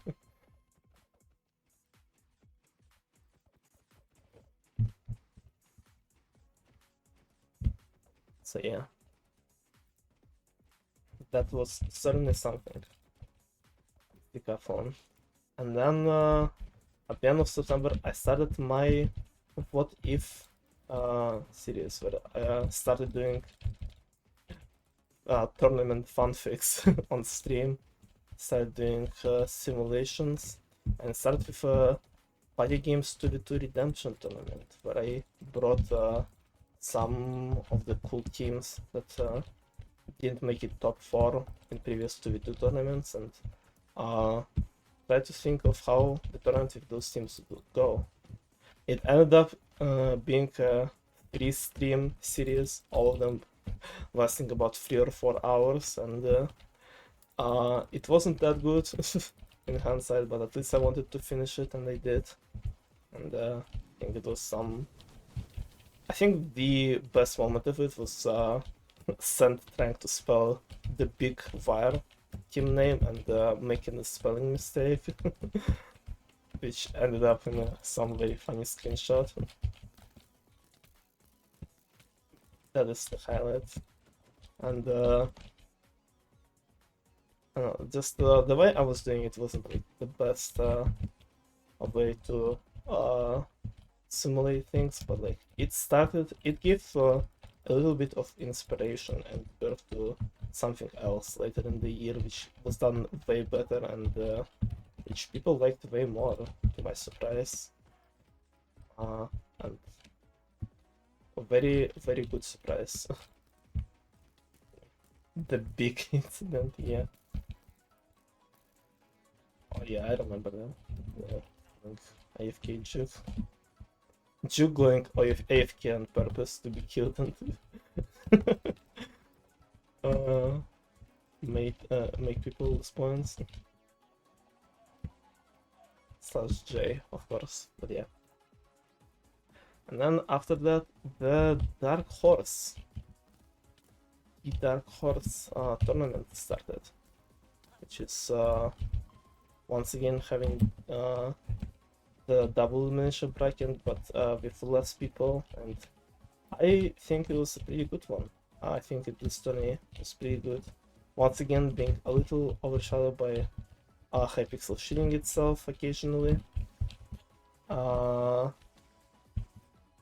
some issues with and that some people dropping out, first Liam and Vacuum who replaced him. Once again, also because of Hypixel, so. But it gave us some pretty cool matches. First of being that I remember, Swift versus CJ. Swift who will go on and win the whole thing pretty confidently. Almost lost his very first match against CJ, who wasn't doing way too great in the 1v1s before that match, and it going like all the way to the last round where they were tied in both wins and stars, going into round 8 of last game. That was insane game. Definitely one of the most memorable ones for me. And then we had a lot of interesting matches, Ship popping off and Shank uh, and going on a training arc to defeat Anti, and so did Helix defeating Bleach in a very close game. And then match between Noodle and Sky with how many Void games were there? Like 7 throughout the match. With the combination of Noodle's horrendous ping and Hypixel absolutely destroying his own ass. People really underestimate Swift. Yeah, he is truly the dark horse. My basis of how good Swift was actually was from that one party game in the decathlon. Yeah, I was like, he almost won like that game in decathlon despite there being a lot of sweats. Like he was first going into the last game, I think, and he didn't place in one more and got passed by Nails, I think. Like Swift was popping around that time. Really excited to see Swift in big 1v1s with all the sweats. Like I really excited to see how he will perform there. But imagine Swift wins next 1v1, that would be a fucking insane. I would love to see that. Unless I will be the one he will win against in the final set, then I will not love to see that.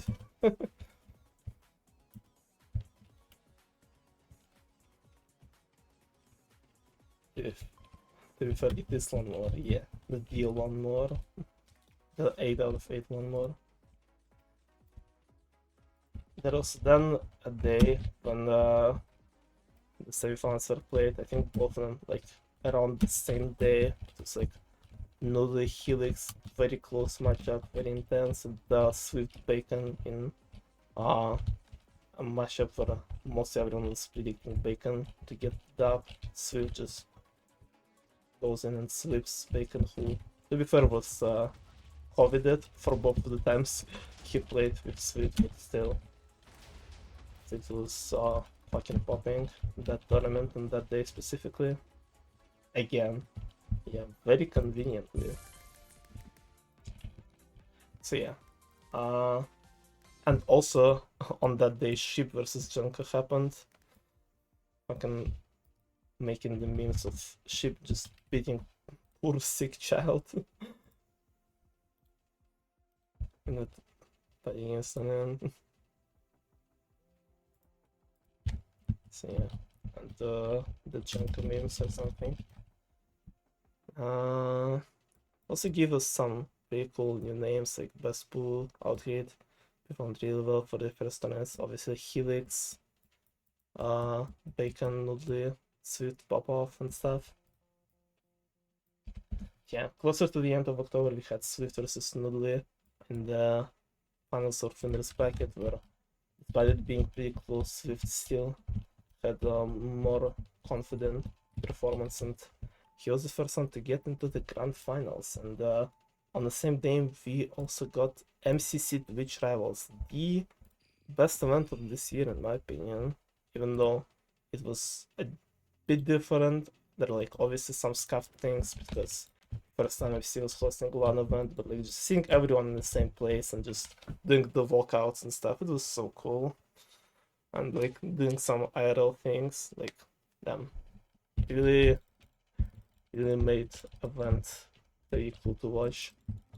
I really enjoyed the MC Twitch Trials, and I want to see more of these one events. I think MCC will try to do another one during next TwitchCon, so this is definitely one of the highlights of the year, and this is around the time where things will start get a bit nicer. I mean, like things will start be more fun and happy again.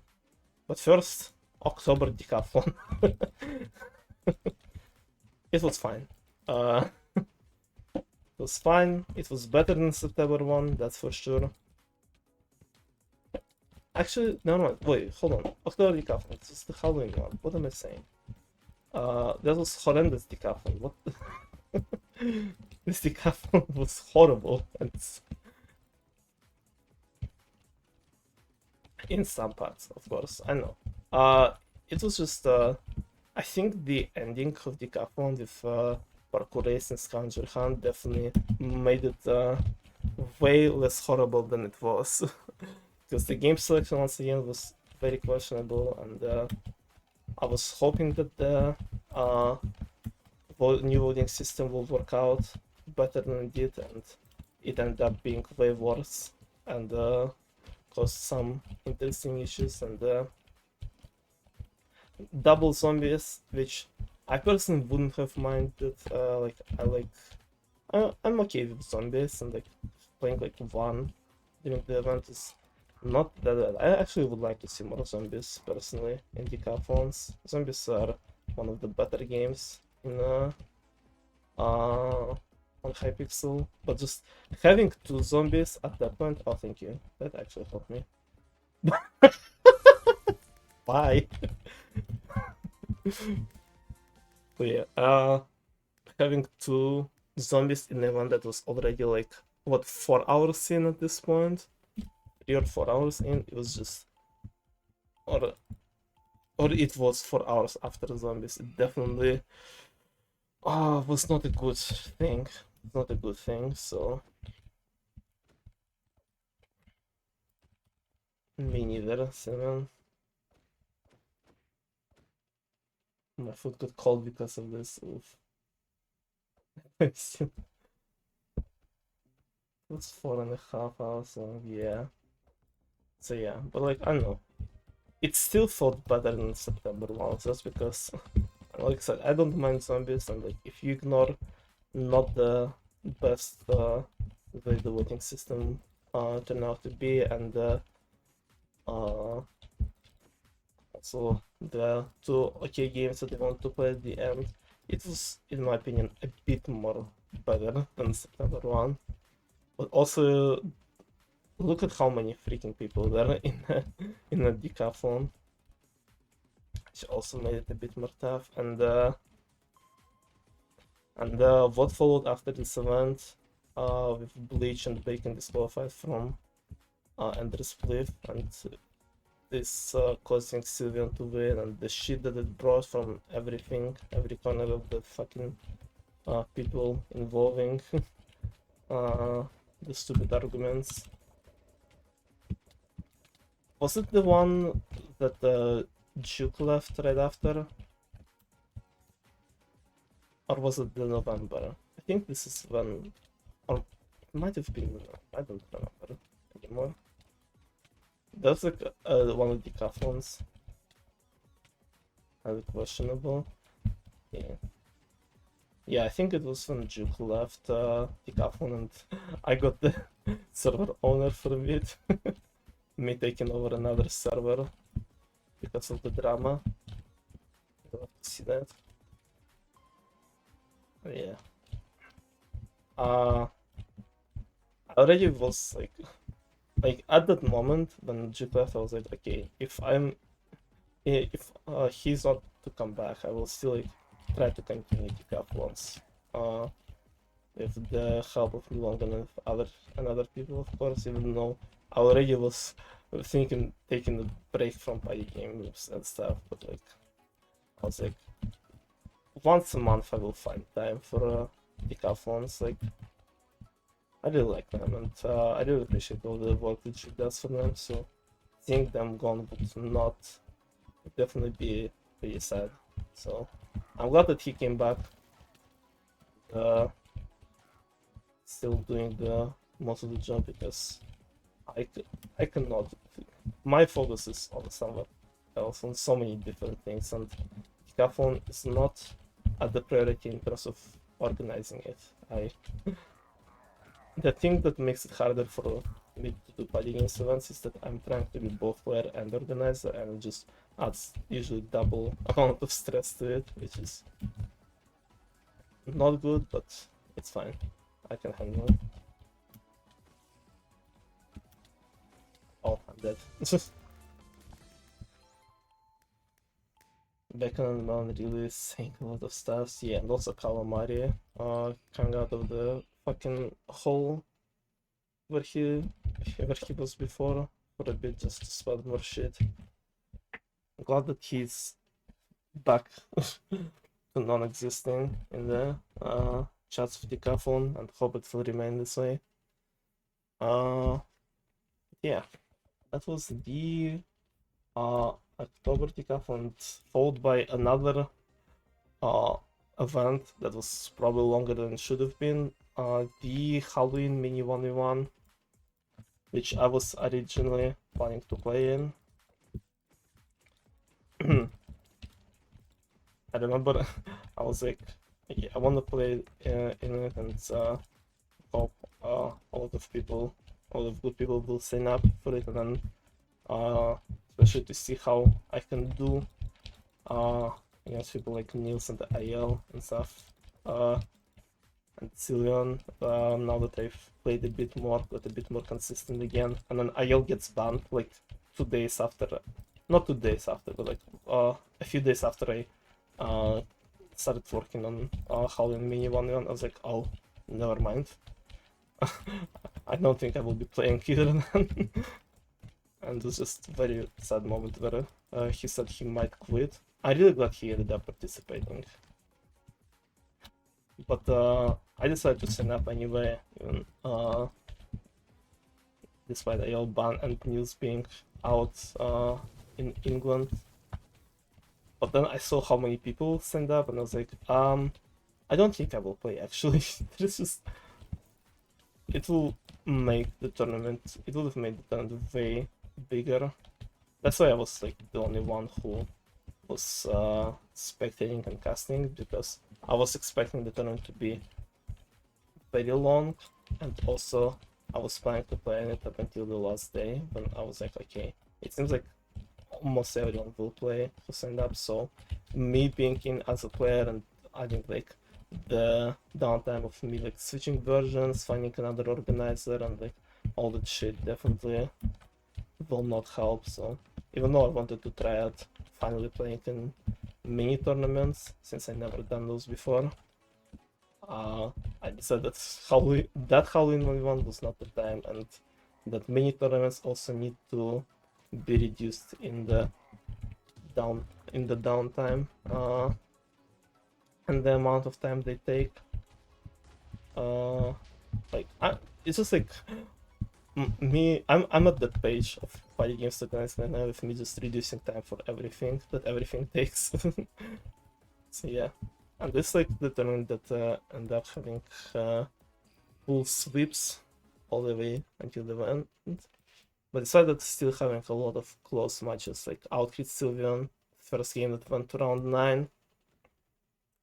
Mastermind was personally the person who just haven't talked in server for 2 years, and just shows up on internet and almost beating Noodly, one of the top players right now. Is the IL Can was pretty close, and LC and IL Boots specifically, going all the way to the last round in the tie. Yeah, it was pretty good tournament, and but like I said, lasted way longer than it should have probably. Yeah, and we are entering the last 2 months of this year, which are a bit of a better time for me than October and September was, especially September. We're going into the last games of Dark Horse, with first being Noodly versus Bacon, a close match, and like at the end, and Bacon earning his chance to what's called a rematch against Swift, and then he gets COVID again and he loses to Swift once again. I think it was not, it's like the one that Bacon got was not a tie, so he actually got the one up against Swift, but Swift going to be the real dark horse, the most consistent player in the tournament, and going to be pretty damn fucking good at the game, and very what's called very deservingly winning this tournament, including another last big tournament that they hosted up until one, and up until now, and the tournament that starts my break from big events for a bit, which, like I said, will probably end sometime in February or March. And I'm excited to come back to do things. I really, with how much mental shit been going on for me, especially in September, I really needed that break, and it definitely was a good thing to do. Oh, how did we both die to that? And how did they win? Okay, ping moment. And the person who won the predictions competition was Ken for it. It's big pop for Ken. Really coming out as a dark horse in predictions, because Swift was dominating it for most of the event, and just Ken got like insane like streak and just got the first place for himself at the end. It's pretty exciting to watch this unfold as well. I'll be like, if it's under 5 hours, yeah. Aware. Boosters around once now. Oh yeah, this when we were starting to do the fully randomized brackets for mini events.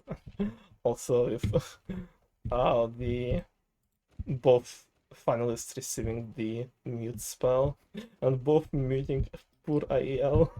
Even IEL. He's too nice to mute anyone else. But yeah, I just remember that I did random guesses for Dark Horse. Oh yeah, you were doing that. I remember. I walked off at the second half. Yeah, you had like just a streak of just pure greens and yellows at the end there. I remember that. So yeah.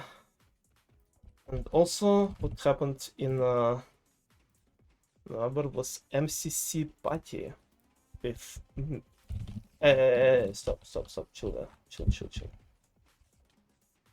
If the only thing I remember doing for it was start checking every player in this event and to see how many party games wins they have, and watching the team with most party games wins combined.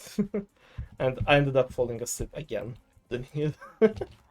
I'm just too EP.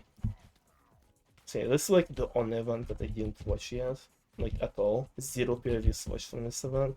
I know how it ended and like most of the things that happened, and I really wanna watch it. I think it was once again just nice for fun, non-canon event. I wanna see how it played out in real time. So yeah, then that's, I think, concludes most of the things in November. Besides, once again, decathlon. November decathlon. Just don't watch Red Hour. Oh no, what happened to Red? I'm scared. I'm gonna watch all periods. I do it for all the freaking events, so no one can escape me.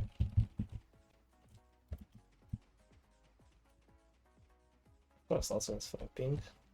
Of course I do. Build battle troll. Oh no. Still scam on the bug game against IL.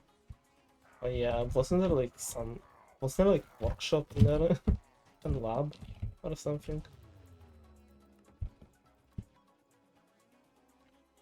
They weren't fans of stealing mechanic, of course. Of course they were not. Oh, the castle instance is pretty nice. Yeah. Workshops on Labscape and Dive. Yeah, I remember Workshop and Labscape being there. I don't remember if you guys even got Dive. So, how much it would have affected things. But yeah, this decathlon was pretty nice. Addition of MCCI games, finally. A long overdue addition. And nice game selection. Finally, not that much shit happening now that all the people like burst out all the shit they had in the previous decathlon. And the one where I started paying very close attention to the situation World Championship because it was coming to an end, and I knew that Sylveon and Bleach were pretty close on my tail. So I was trying to do better, and November and December decathlons are the only ones that I actually practiced for, because I really didn't want to lose, really didn't want to get another second place after playing for the whole year to get first. That would be very sad, and if that happened, even though people below me obviously deserved it probably better in terms of how they play. Like I literally have 0 wins in decathlon still. I still have 0 second places even. The best I got is third, but I still really wanted to go through all 12 decathlons in the year, and was hoping to get a world championship at the end too. So November and December was the only 2 times that I actually practiced for decathlon. And December was the one that I practiced, I think, the most in terms of all the games I was trying.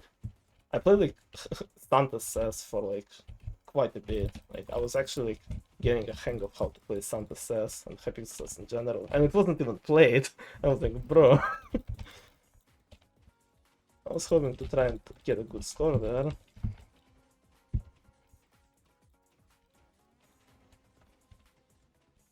Was it to bounce out now? Again, Fire Leapers. Oh yeah, you were getting very lucky. Fire Leapers bounce. Very pog. Should have won Scoundrel Hunt for getting souls in that event. Yeah, you were the goat. That Scoundrel Hunt. With that soul send moment. I didn't like how the games were a mystery until we played them. Isn't it how it works right now? Like we don't know the games until they're revealed. I don't know. I kind of think it's a better way to do it than it was before. Honestly, I don't know if it's the perfect way, but I like it a bit better than the previous one. Adds a bit more excitement and hype during event, I guess. And also doesn't let people just full sweat specific games that they know will be played, and like I don't know, lets them be prepared. They need people need to be prepared for everything in the pool, basically. Didn't mean to shoot that. I'm so sorry. I'm so sorry. I'm so fucking sorry for that. Please don't kill me. Well, knowing all the games, see if I'm interested or not. Yeah, that makes sense to view it that way. This is like not really a problem for me because I know that I will most likely play no matter what the games are. Even if I don't really like the games, I'm still trying to play because decathlons are fun, and the big fun of decathlons is that I get to play the games that I usually don't play. And, usually, friendly environment, we ignore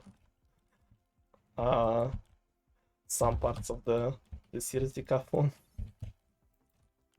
for that statement. So, let me get some water, and we will go on to the last month, which was close to the peak. Also not passing July, but there was some very good stuff happening in December for me.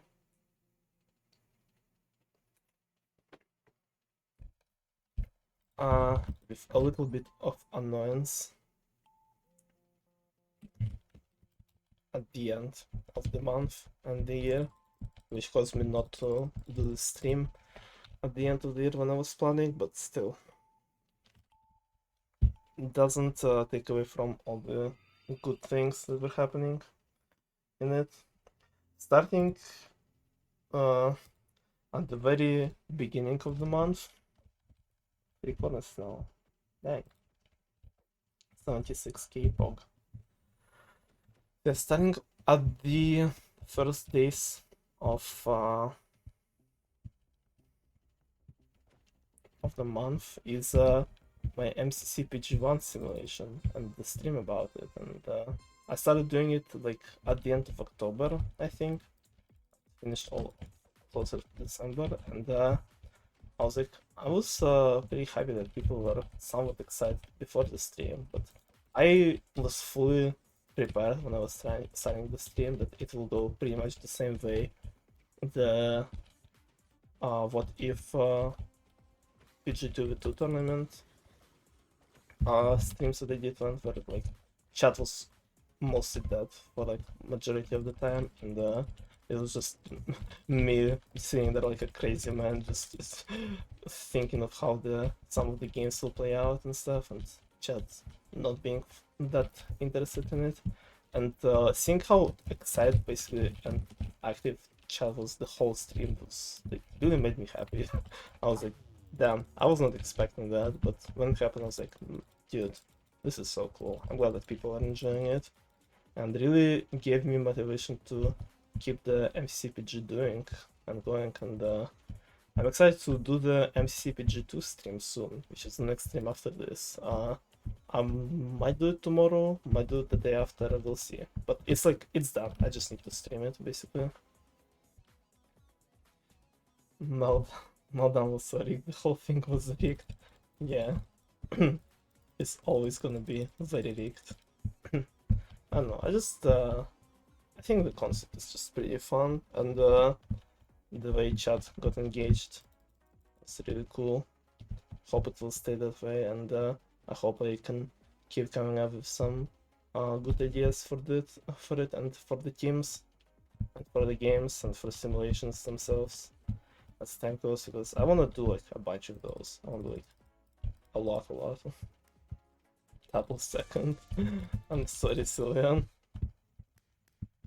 Has to have been either me or you to do it. And your team was a bit better than mine.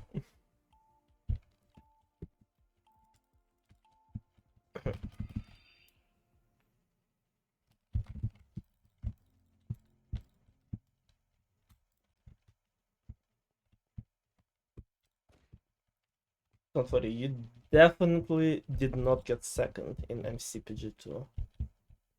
Definitely.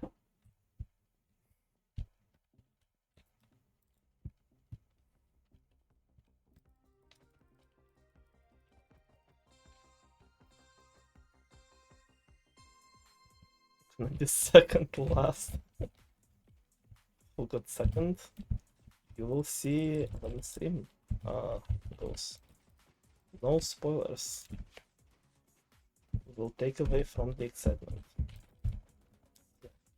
And the first MCPG ended in a win of Orange, which everyone not expected ever.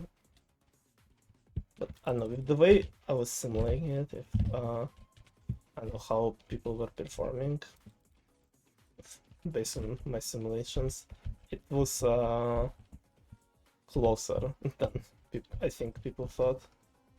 I don't know. That felt like people thought, because I don't know, there was like a very good chance that Orange won't get in.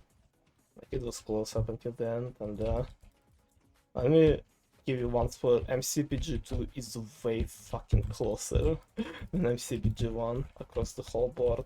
Like the fucking scores are ridiculous. Like I feel like I'm gonna point out like during the stream, but I feel like I'm not making people throw as much as they would in actual NCC.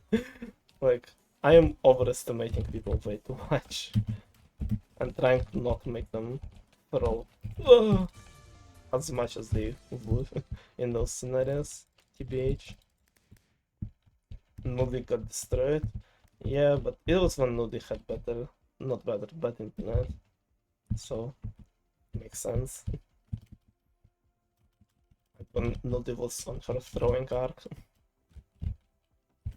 Like when I started doing the simulations. And also when CPG1 simulation, before I started my MCCI grind, like the big MCCI grind, so it's also not performing as well. I was underestimating some of my performances too. Probably underestimating a bunch of other people too. Like it's hard to know.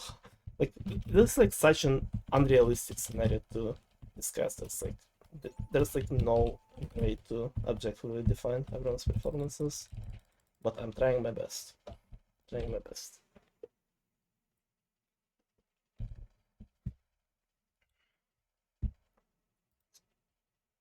So yeah.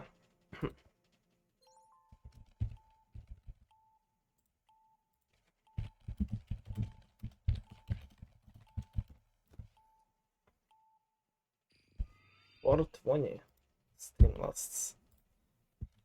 We are approaching the end of the year and approaching the end of the grind. On the next day, we had after MCPG1 stream his first MCI solo tournament that he hosted, which was alright. Just a nice little thing for me to try out, and one of the things that I will probably start doing more in 2024, just occasional like mini tournaments of MCCI. Wanna do a team event, but I really don't have too much inspiration to do it right now. Really don't want to think.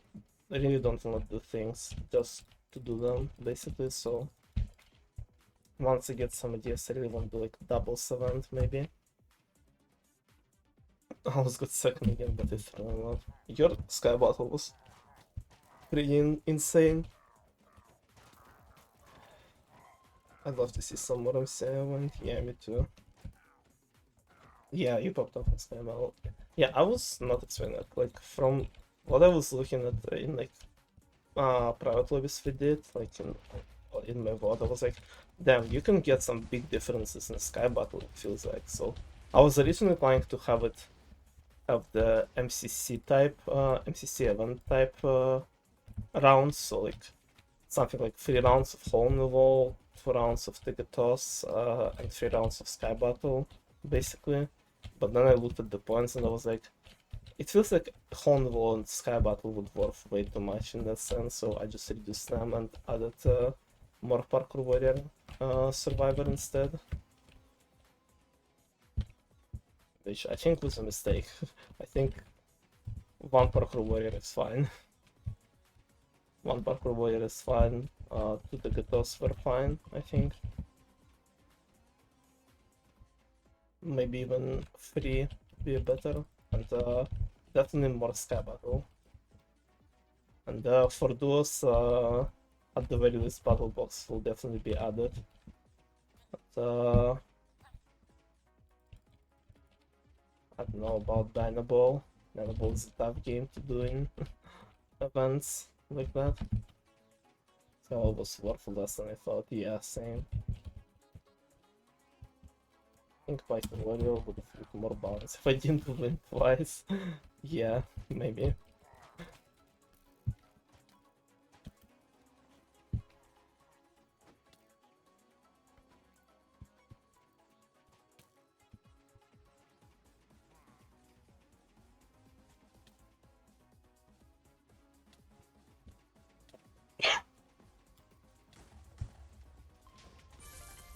And I won. Let's go.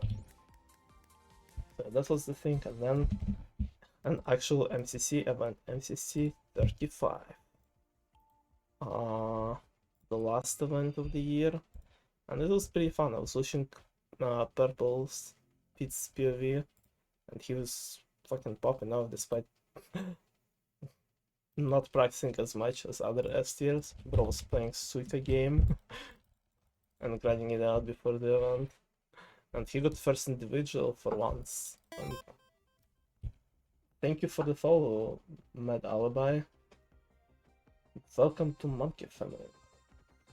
But yeah. And event overall was pretty cool. And a lot of fun games and things are happening. The addition of bingo back in MCC, I forgot to bring it up. The way they, even though I said before that I would like to see more like actual games, the way that they bring back all games and like rethink them, like they did with Rocket Split before, like they're doing with bingo right now, with Parkour Warrior, it's very nice.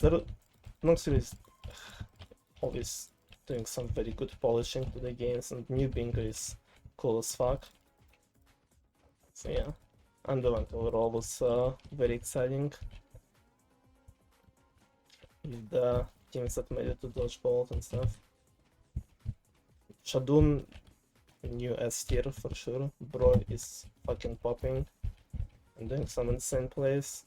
Really wanna see what the top players will be at the start of season 4 when MCC comes back. Really excited for that. Next, we had the first Decathlon Ice Boat Racing event, which was a good addition. I like more Decathlon related stuff, and doing it like an actual race was pretty cool too. Although I feel like it was way too long, and Allergic is making the last laps there. It was way too long for me as I ordered some food, but the decathlon started like half an hour later, so my delivery guy arrived towards the end of the game, so I had to stop and I couldn't even finish it, so it's also a little bit of a thing that you can't really have a break, you just start and go. But it's just, it's not a problem, just how it works. It should prevent me from finishing it. Interested in seeing how it will be playing out, and I might play in the upcoming one, which is like in 2 days or something. But yeah, this is always like some decathlon stuff. Always love me some decathlon related things.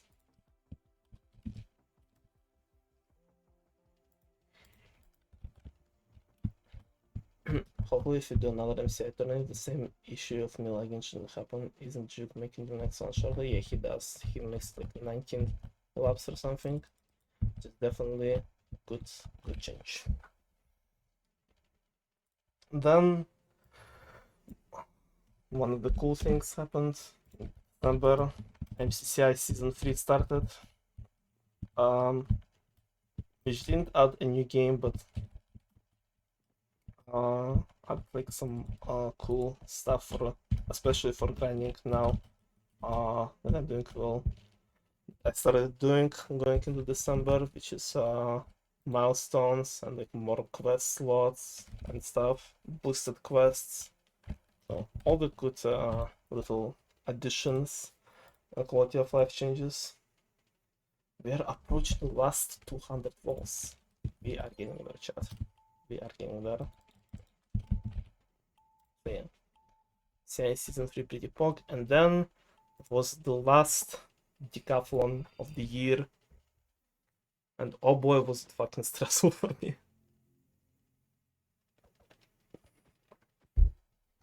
Actually, throughout the whole event, I was keeping in my mind the difference between me and Sylvian, because he was the only one who could overtake me in world championships and stuff.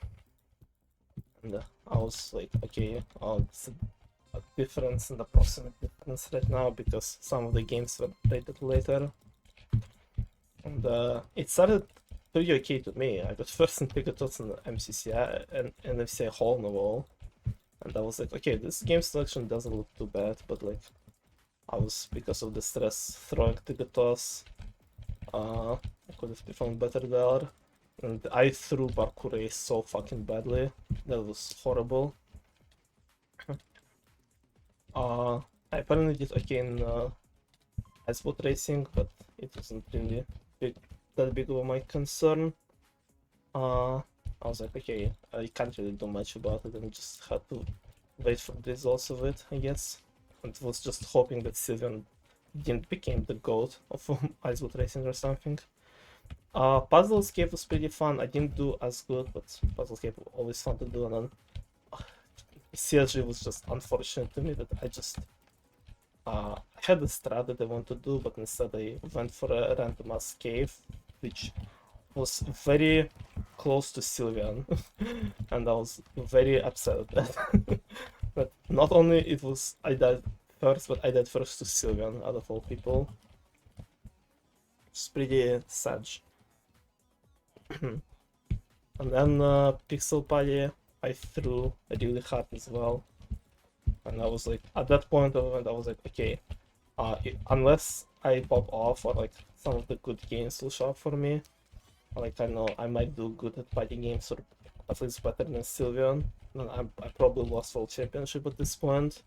And then next game that's being announced is Build Battle, and I was like, oh, for fuck's sake.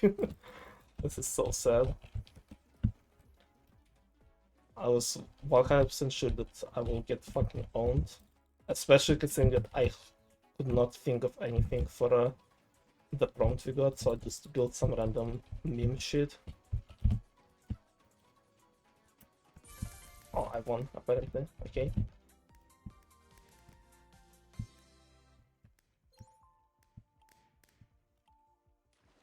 Fortunately, MCCI happened. Yeah, MCCI carried me. Winter suit, yeah. Fucking winter suit and the toy factory or something. When we got Tinkiran, I was like, okay, I can do it. Tinkiran was usually is pretty okay game for me, and I ended up fucking throwing again. So I was like, okay, yeah, there is no way. I win World Championship now. No matter, and I was like pretty sure the last game would be pretty shit for me. But then we got Grinch, and I was practicing Grinch quite a bit, and I ended up getting third, which is pretty decent result. I was happy about it. But Sylveon also was popping off, so then we got to wait for the results of Ice Boat Racing and Build Battle, and I was 100% sure that Sylveon got first in Build Battle, and I got last. So I was like mostly waiting for Ice Boat Racing, and when and I was just like for like 2 hours I was just sitting and looking at info news channel. I was like waiting for Duke to post the results anxiously, and when he posted the I don't remember which one he posted first. I think it was Build Battle, and when I saw that oh, did I get higher than Sylveon then? I don't think I did. No, we got basically the same amount of points, which was like the perfect, the perfect scenario for me. And I was like, okay, I just need to pray that Sylveon didn't get first in Ice Boat Racing somehow. And when I saw the results, I was extremely fucking happy because I was getting way too anxious about the results, and I ended up winning by like 5 points the World Championship, which means I finally fucking won something in my life. After always getting second and third and fourth places everywhere. Despite me not winning a single decathlon event, I at least won World Championship. I went through my goal to participate in all of them and try my best to get the dub, and I won something, and it made me very happy.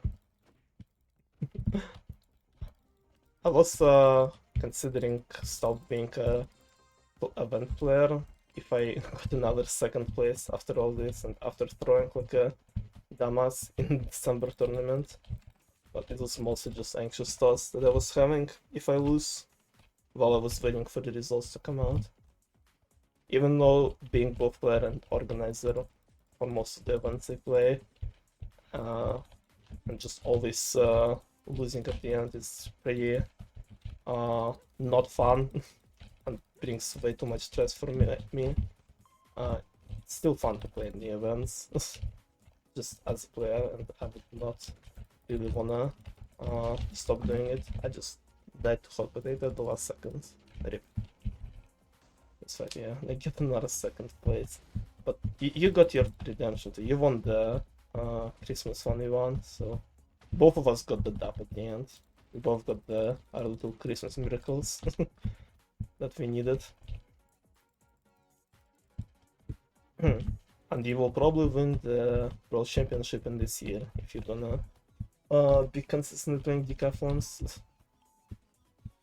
It's probably gonna be between you and Bleach this time around. Like I said, depending on how much each of you will be interested in doing it. Maybe Melongan as well. I know how much Juke will be playing and stuff. Juke got third overall, and if we count him. I don't know why we wouldn't. I really don't understand. I never understood why Jig didn't want to include himself. I don't think he gets that much of an advantage as an organizer. Considering he like skips usually the games he has like knowledge in, like Puzzle Escape if we're doing. We should have team events every month. I wouldn't say every month. I think they would get not as exciting. Although maybe having both World Championship for team and solo decathlon could be cool as a concept, but there's gonna be so many teams that will not be able to play. And just I don't know. I think they should be more often, the team events, but not way too often to not become stale. I don't know. I feel like once in 2 months would probably be a better way to do it. Like the perfect way, or once in 3 months. Let's hope I have the time to play because I have exams in 3 months. Oh no. Good luck with the exams. Failed them for Minecraft, don't do that. Do not do that.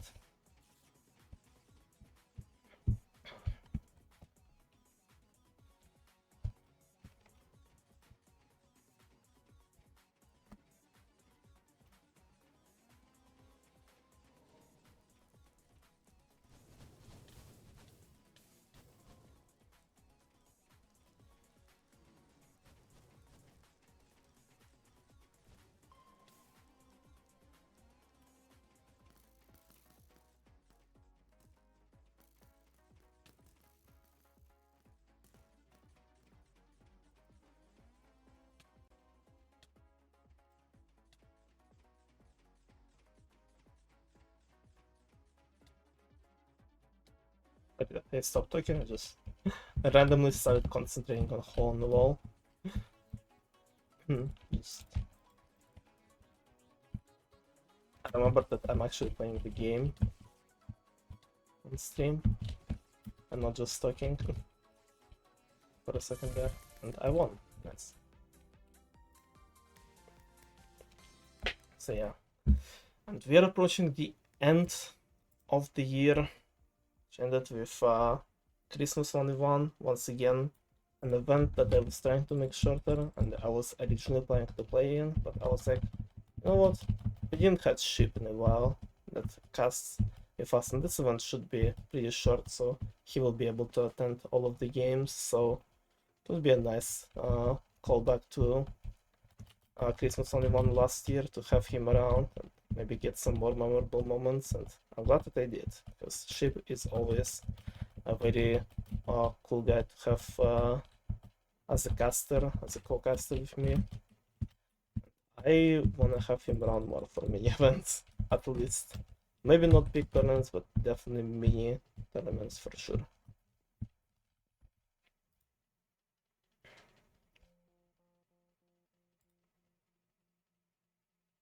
I'm gonna the red velvet cake. Where red velvet cake? Where did the red velvet came from? Someday you'll play the mini event. One day for sure. I will. The clock is running out. This whole tournament was worth it just for it. Yeah.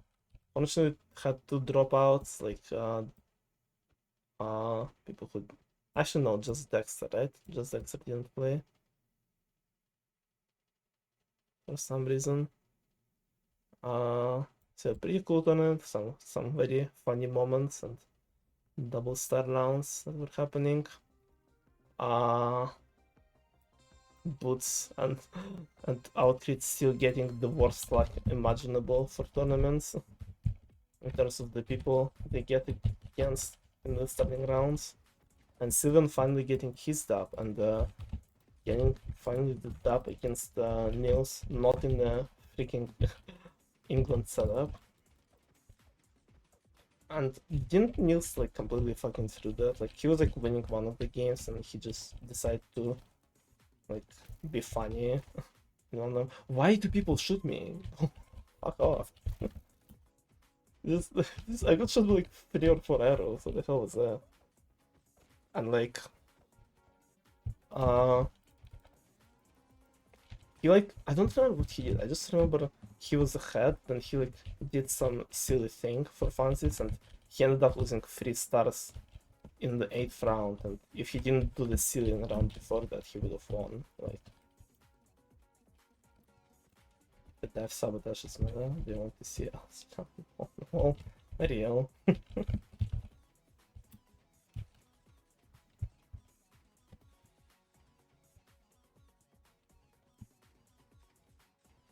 check back the was for that one. Yeah, I don't remember freaking. Maybe he like was he doing like the avalanche thing, like the avalanche dodge or something. I don't remember.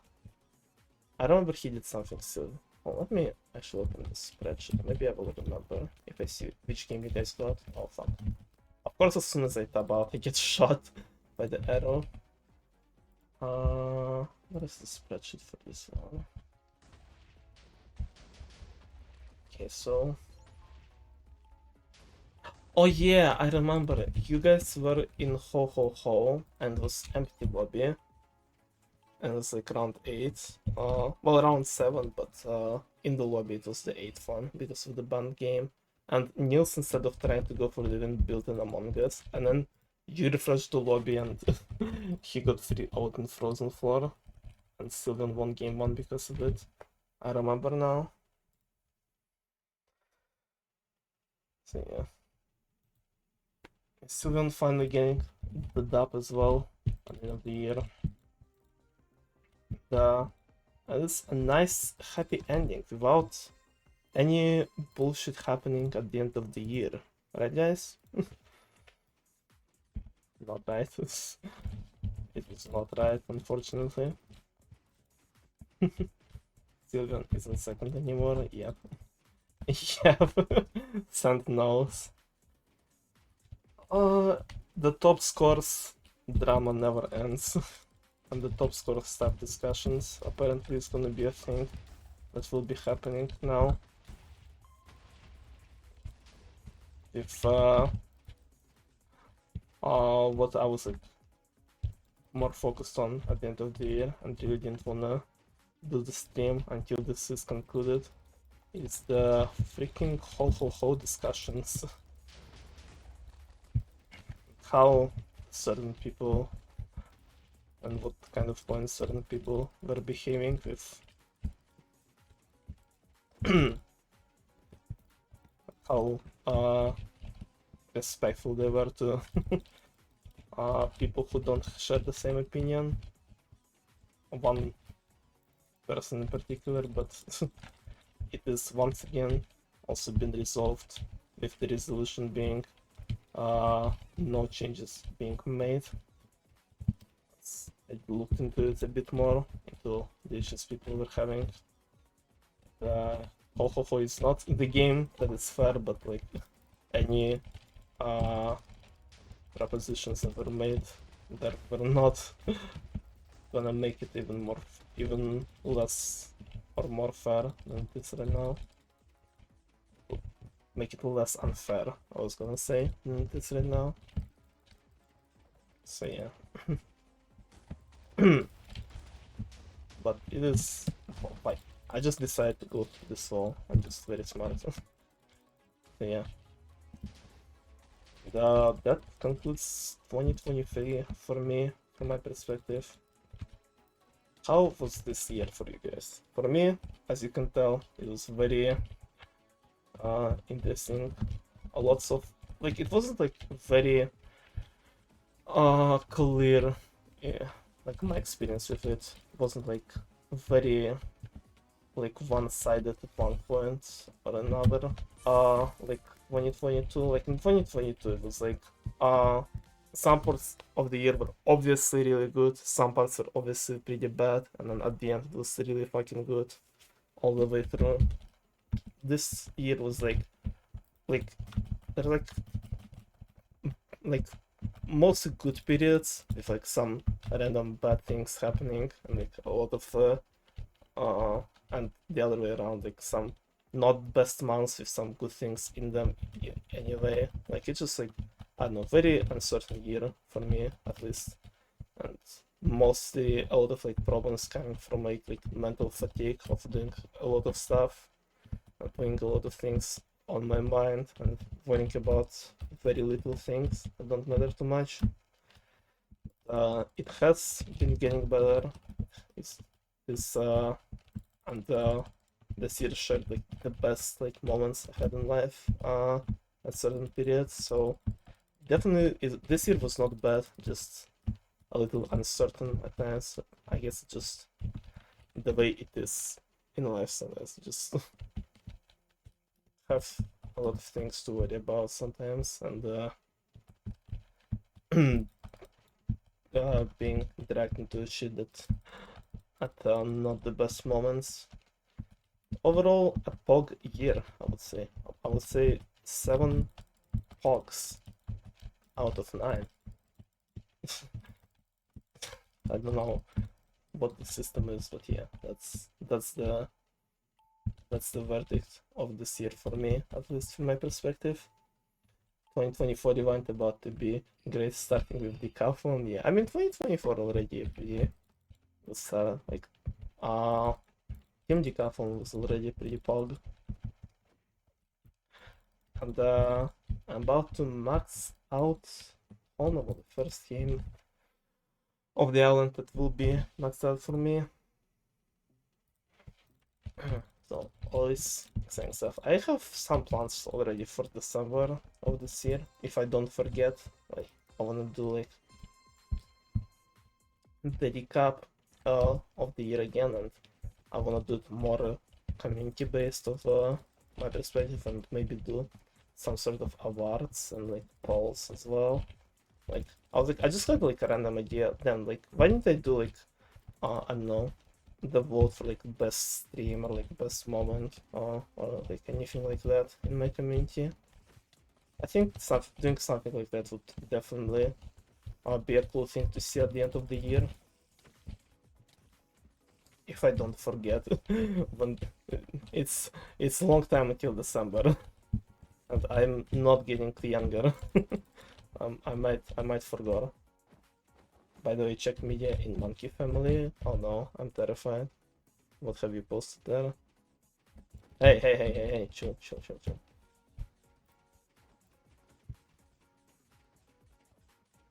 Easy. Oh, I just walked out. I was looking at media. Oops. Yeah. I'm ahead of Hannah Sandwich. Look at me go. We ignore the other parts there. Wait, what did Kenneth post?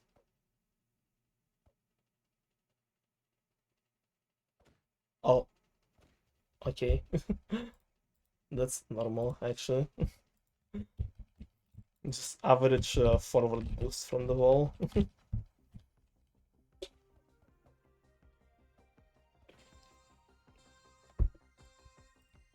But I hope you're excited for upcoming MCCPG2 stream and how your team did.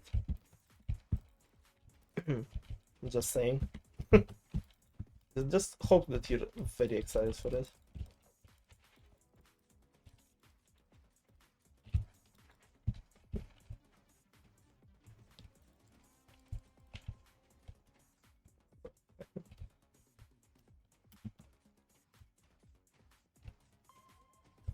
I will start making people throw more.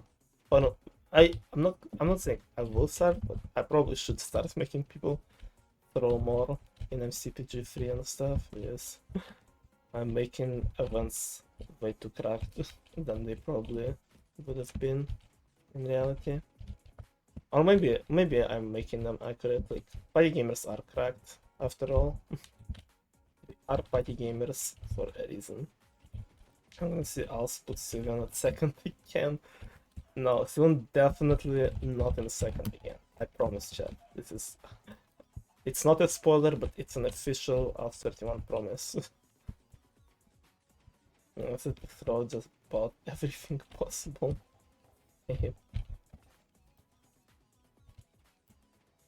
Nah, party gamers are cracked, and they definitely, if they were in MCC, I would say they would probably perform better than majority of MCC players, honestly.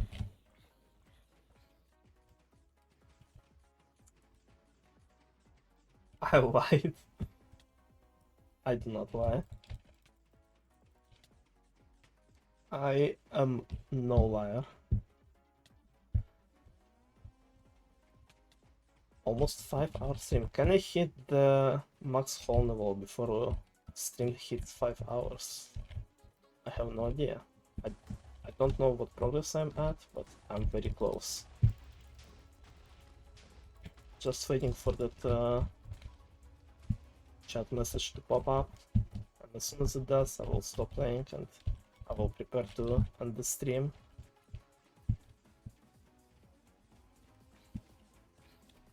You guys want to see more streams like that, where I just continuously play MCCI and just talk about random shit while it's going? There are 2 other games that I might max out soon, Dynable and Tegatos, but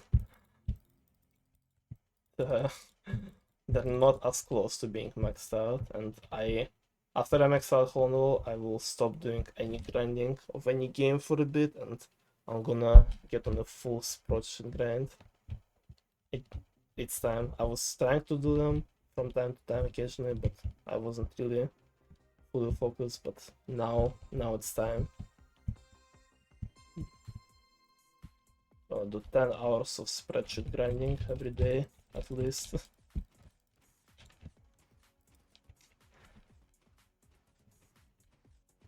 Something I'll have to say.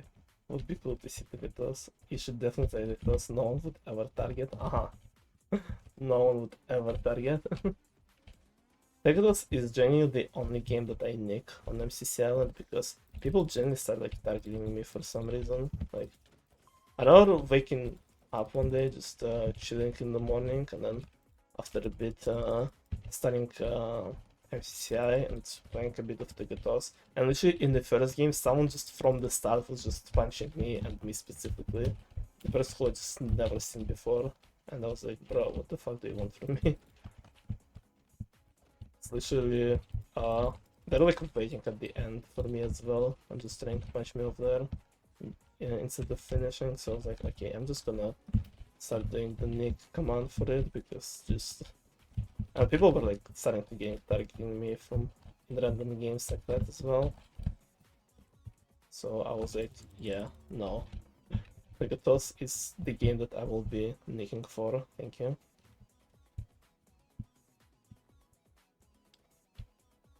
Wait, nicking is the thing. You can do slash disguise if you have. I don't remember what rank it is. I think it's like either blue or orange rank. I don't remember.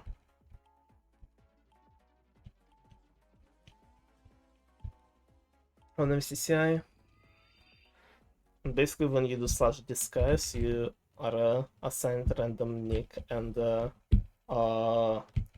skin every game. So it's not like you like choose a nick like on Hypixel or skin. It's just random every game, so people cannot like memorize it or something. And you can check what nickname you got at least with who am I command. Will tell you what nick you currently have and stuff. Yeah.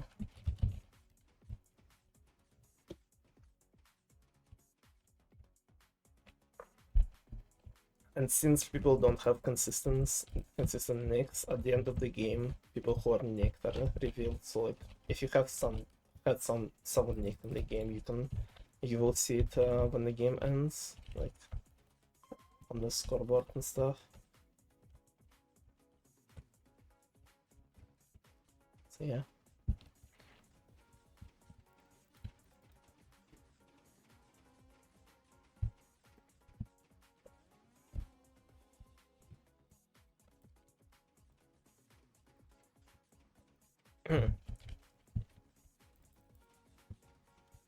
Anyway, really excited for 2024, which is ongoing already, and it's already going pretty good. I personally think that or will be, well, not my year, but it will be a way better year. And there's just so many exciting things that I have in planned for this year. This I'm excited to see finally happening. So many do I have? 70 more walls or 68. We are in endgame chat. It's like, I don't know, 5 more games. So yeah, we're about to finish it. We don't have an endgame. Can it be 2026 already? Dude, I'm so excited for 2026, Milav. I wanna save so much money so I can both go to Korea and Japan, and then after that fly to US to both hang out with friends and see World Cup in there. That would be a fun time, but I would need a fuck ton of money for that.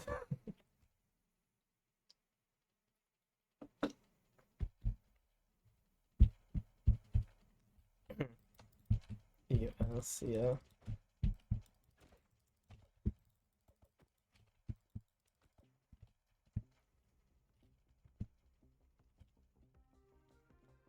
World Cup would be a good excuse for me to meet up with a lot of US people from Party Gamers.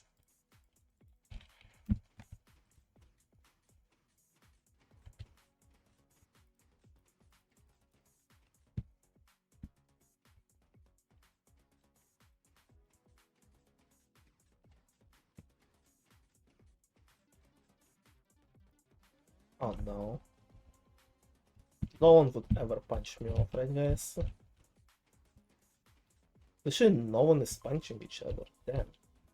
What a nice lobby.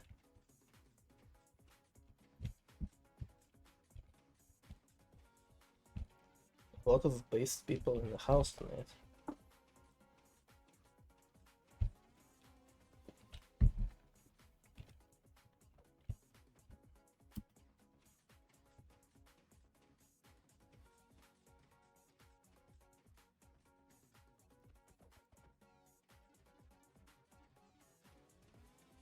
Eggs.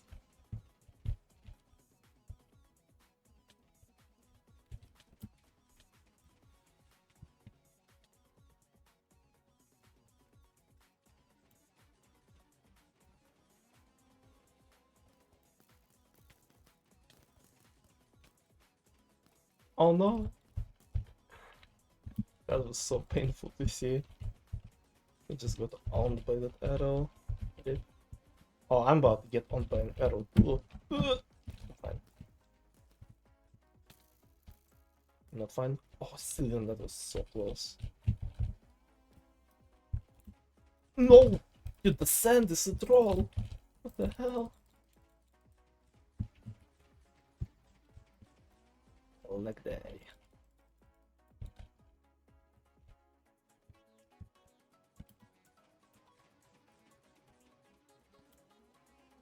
What the sand again?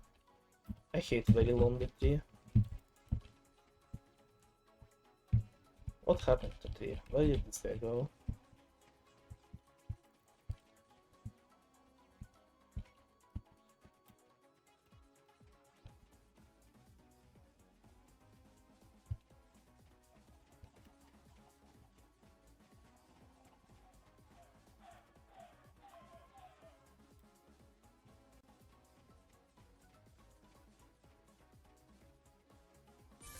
Oh, I'm off.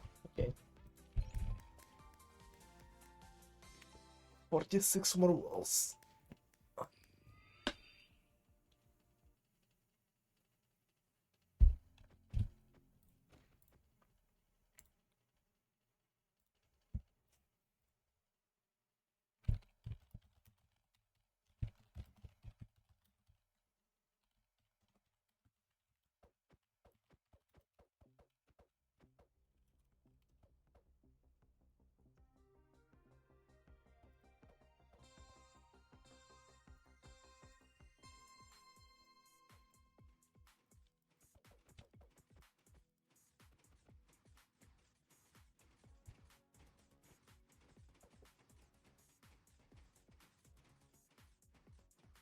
What else can I do for content anytime soon?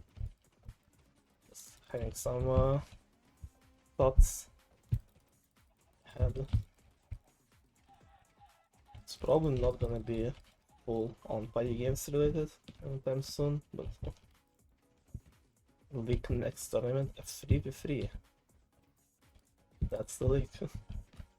Me and Sant already leaked a few things in, or at least a few things we're thinking of in core server. They can do that. They can use Sylvan only. Oh no.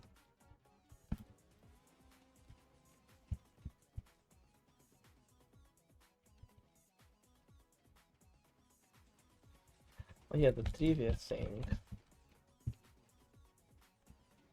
I'm not gonna be streaming that one, but because if that will happen. Neil said it's probably gonna be end of January, which is really fine by me.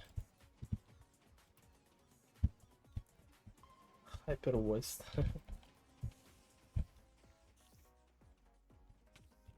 Fuck it. Go away. I was really hoping all those spiders will be peaceful to me. They were not. That was that one freaking guy.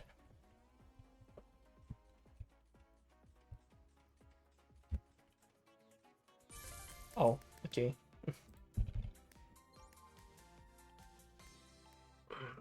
29 more balls. I can do it in one game if me and someone else survive until the end. Like around 28-30 balls usually. Oh, this is a good map to do it.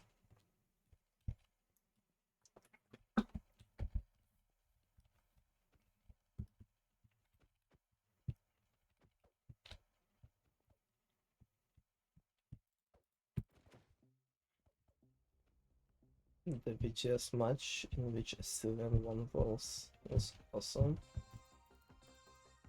I don't really know what VGS is. It's something Pokemon related. Sylvan won it, but sounds pretty exciting. I'm gonna punch the fish. I did not punch the fish. Come here. It just disappeared out of existence. It's so sad.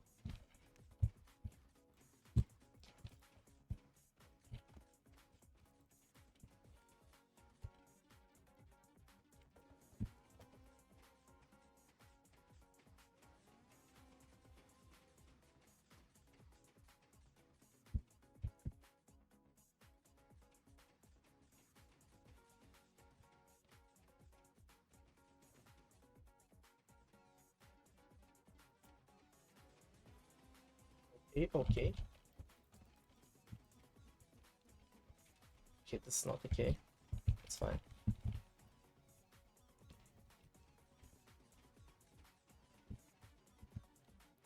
Oh no.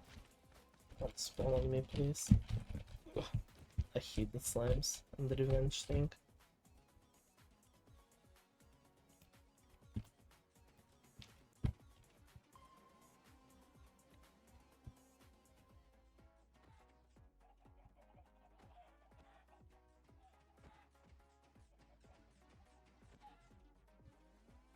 Okay.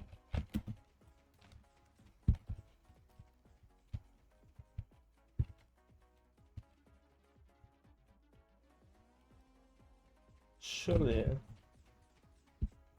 he's not gonna. He's based. Oh no, this is not based at all. Wait, bro. Oh, I won. Okay. Hoglin's moment. Okay. 11 more. Last game. Not last. This game is the last game, most likely. And I'll be free. All the Hognets respawn on us and they just charge the other guy.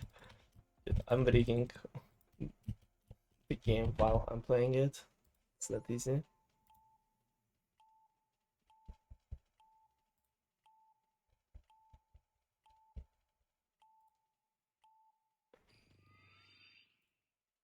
It's that simple.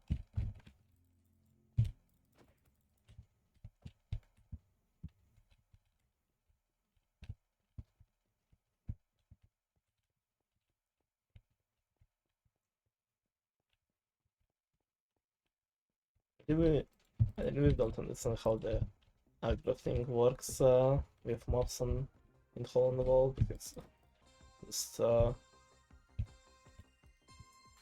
they're doing some weird shenanigans from time to time. And just sometimes just changing who they aggro at even without anyone punching them. Just for no reason. Or sometimes targeting a guy who's already dead and just walking off the platform because of that. Oh no. Oh no, this might not be the last game. Oh no. Go away!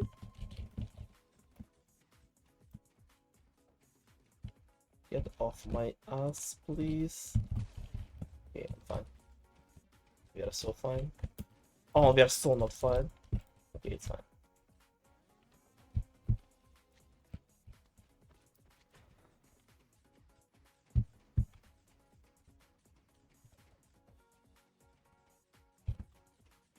Oh no. Okay, I'm fine.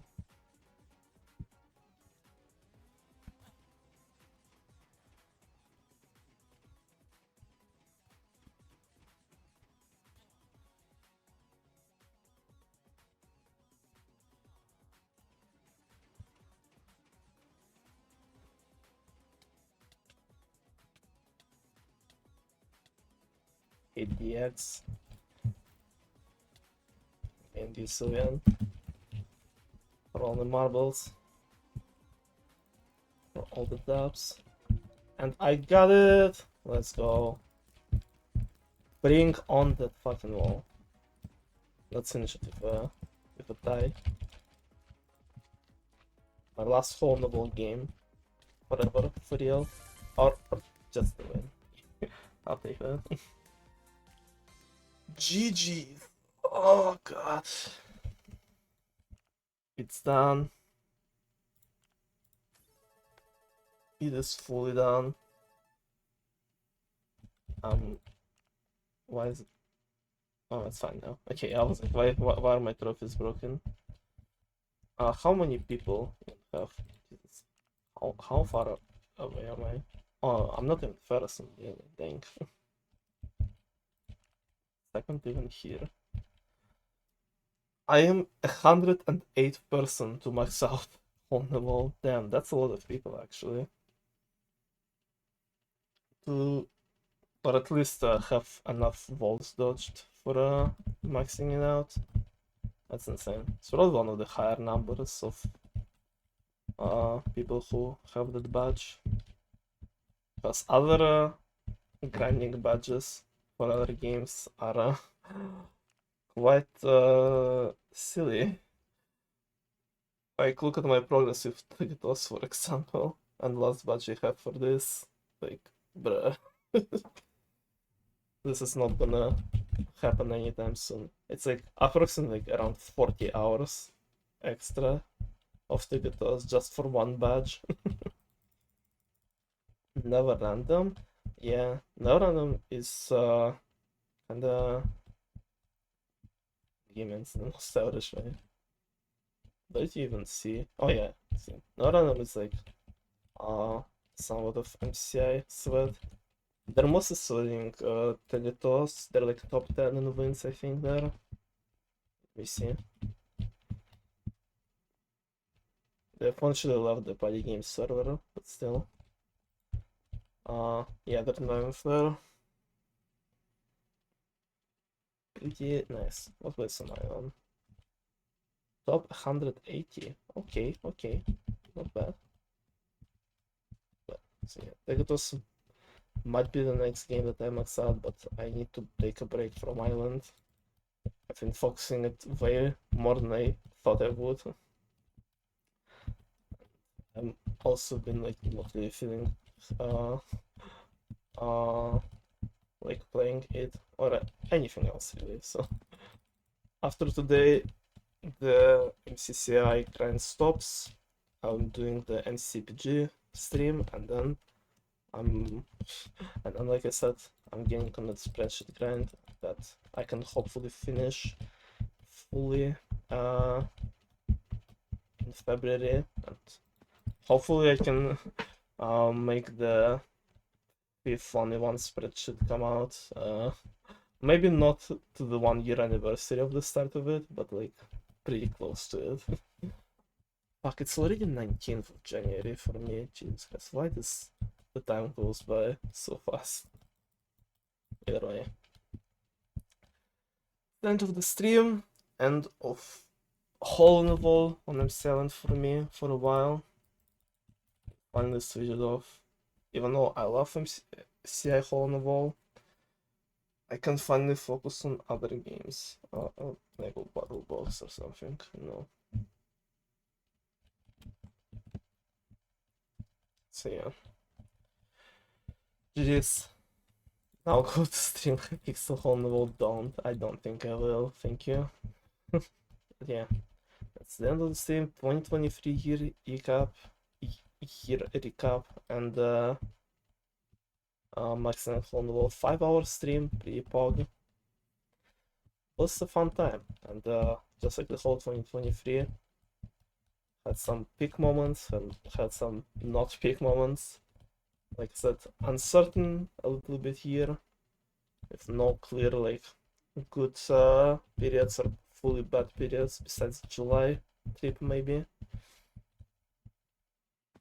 And yeah, I'm glad that I did the stream because I really want to talk about it. It's like I feel like I've a lot of things I just want to like I don't know just talk about. I guess it's because of how I don't know like to talk about them in hindsight since I really barely been discussing the whole year with you guys or anyone else really, I guess. And I'm excited what 2024 will bring for us all.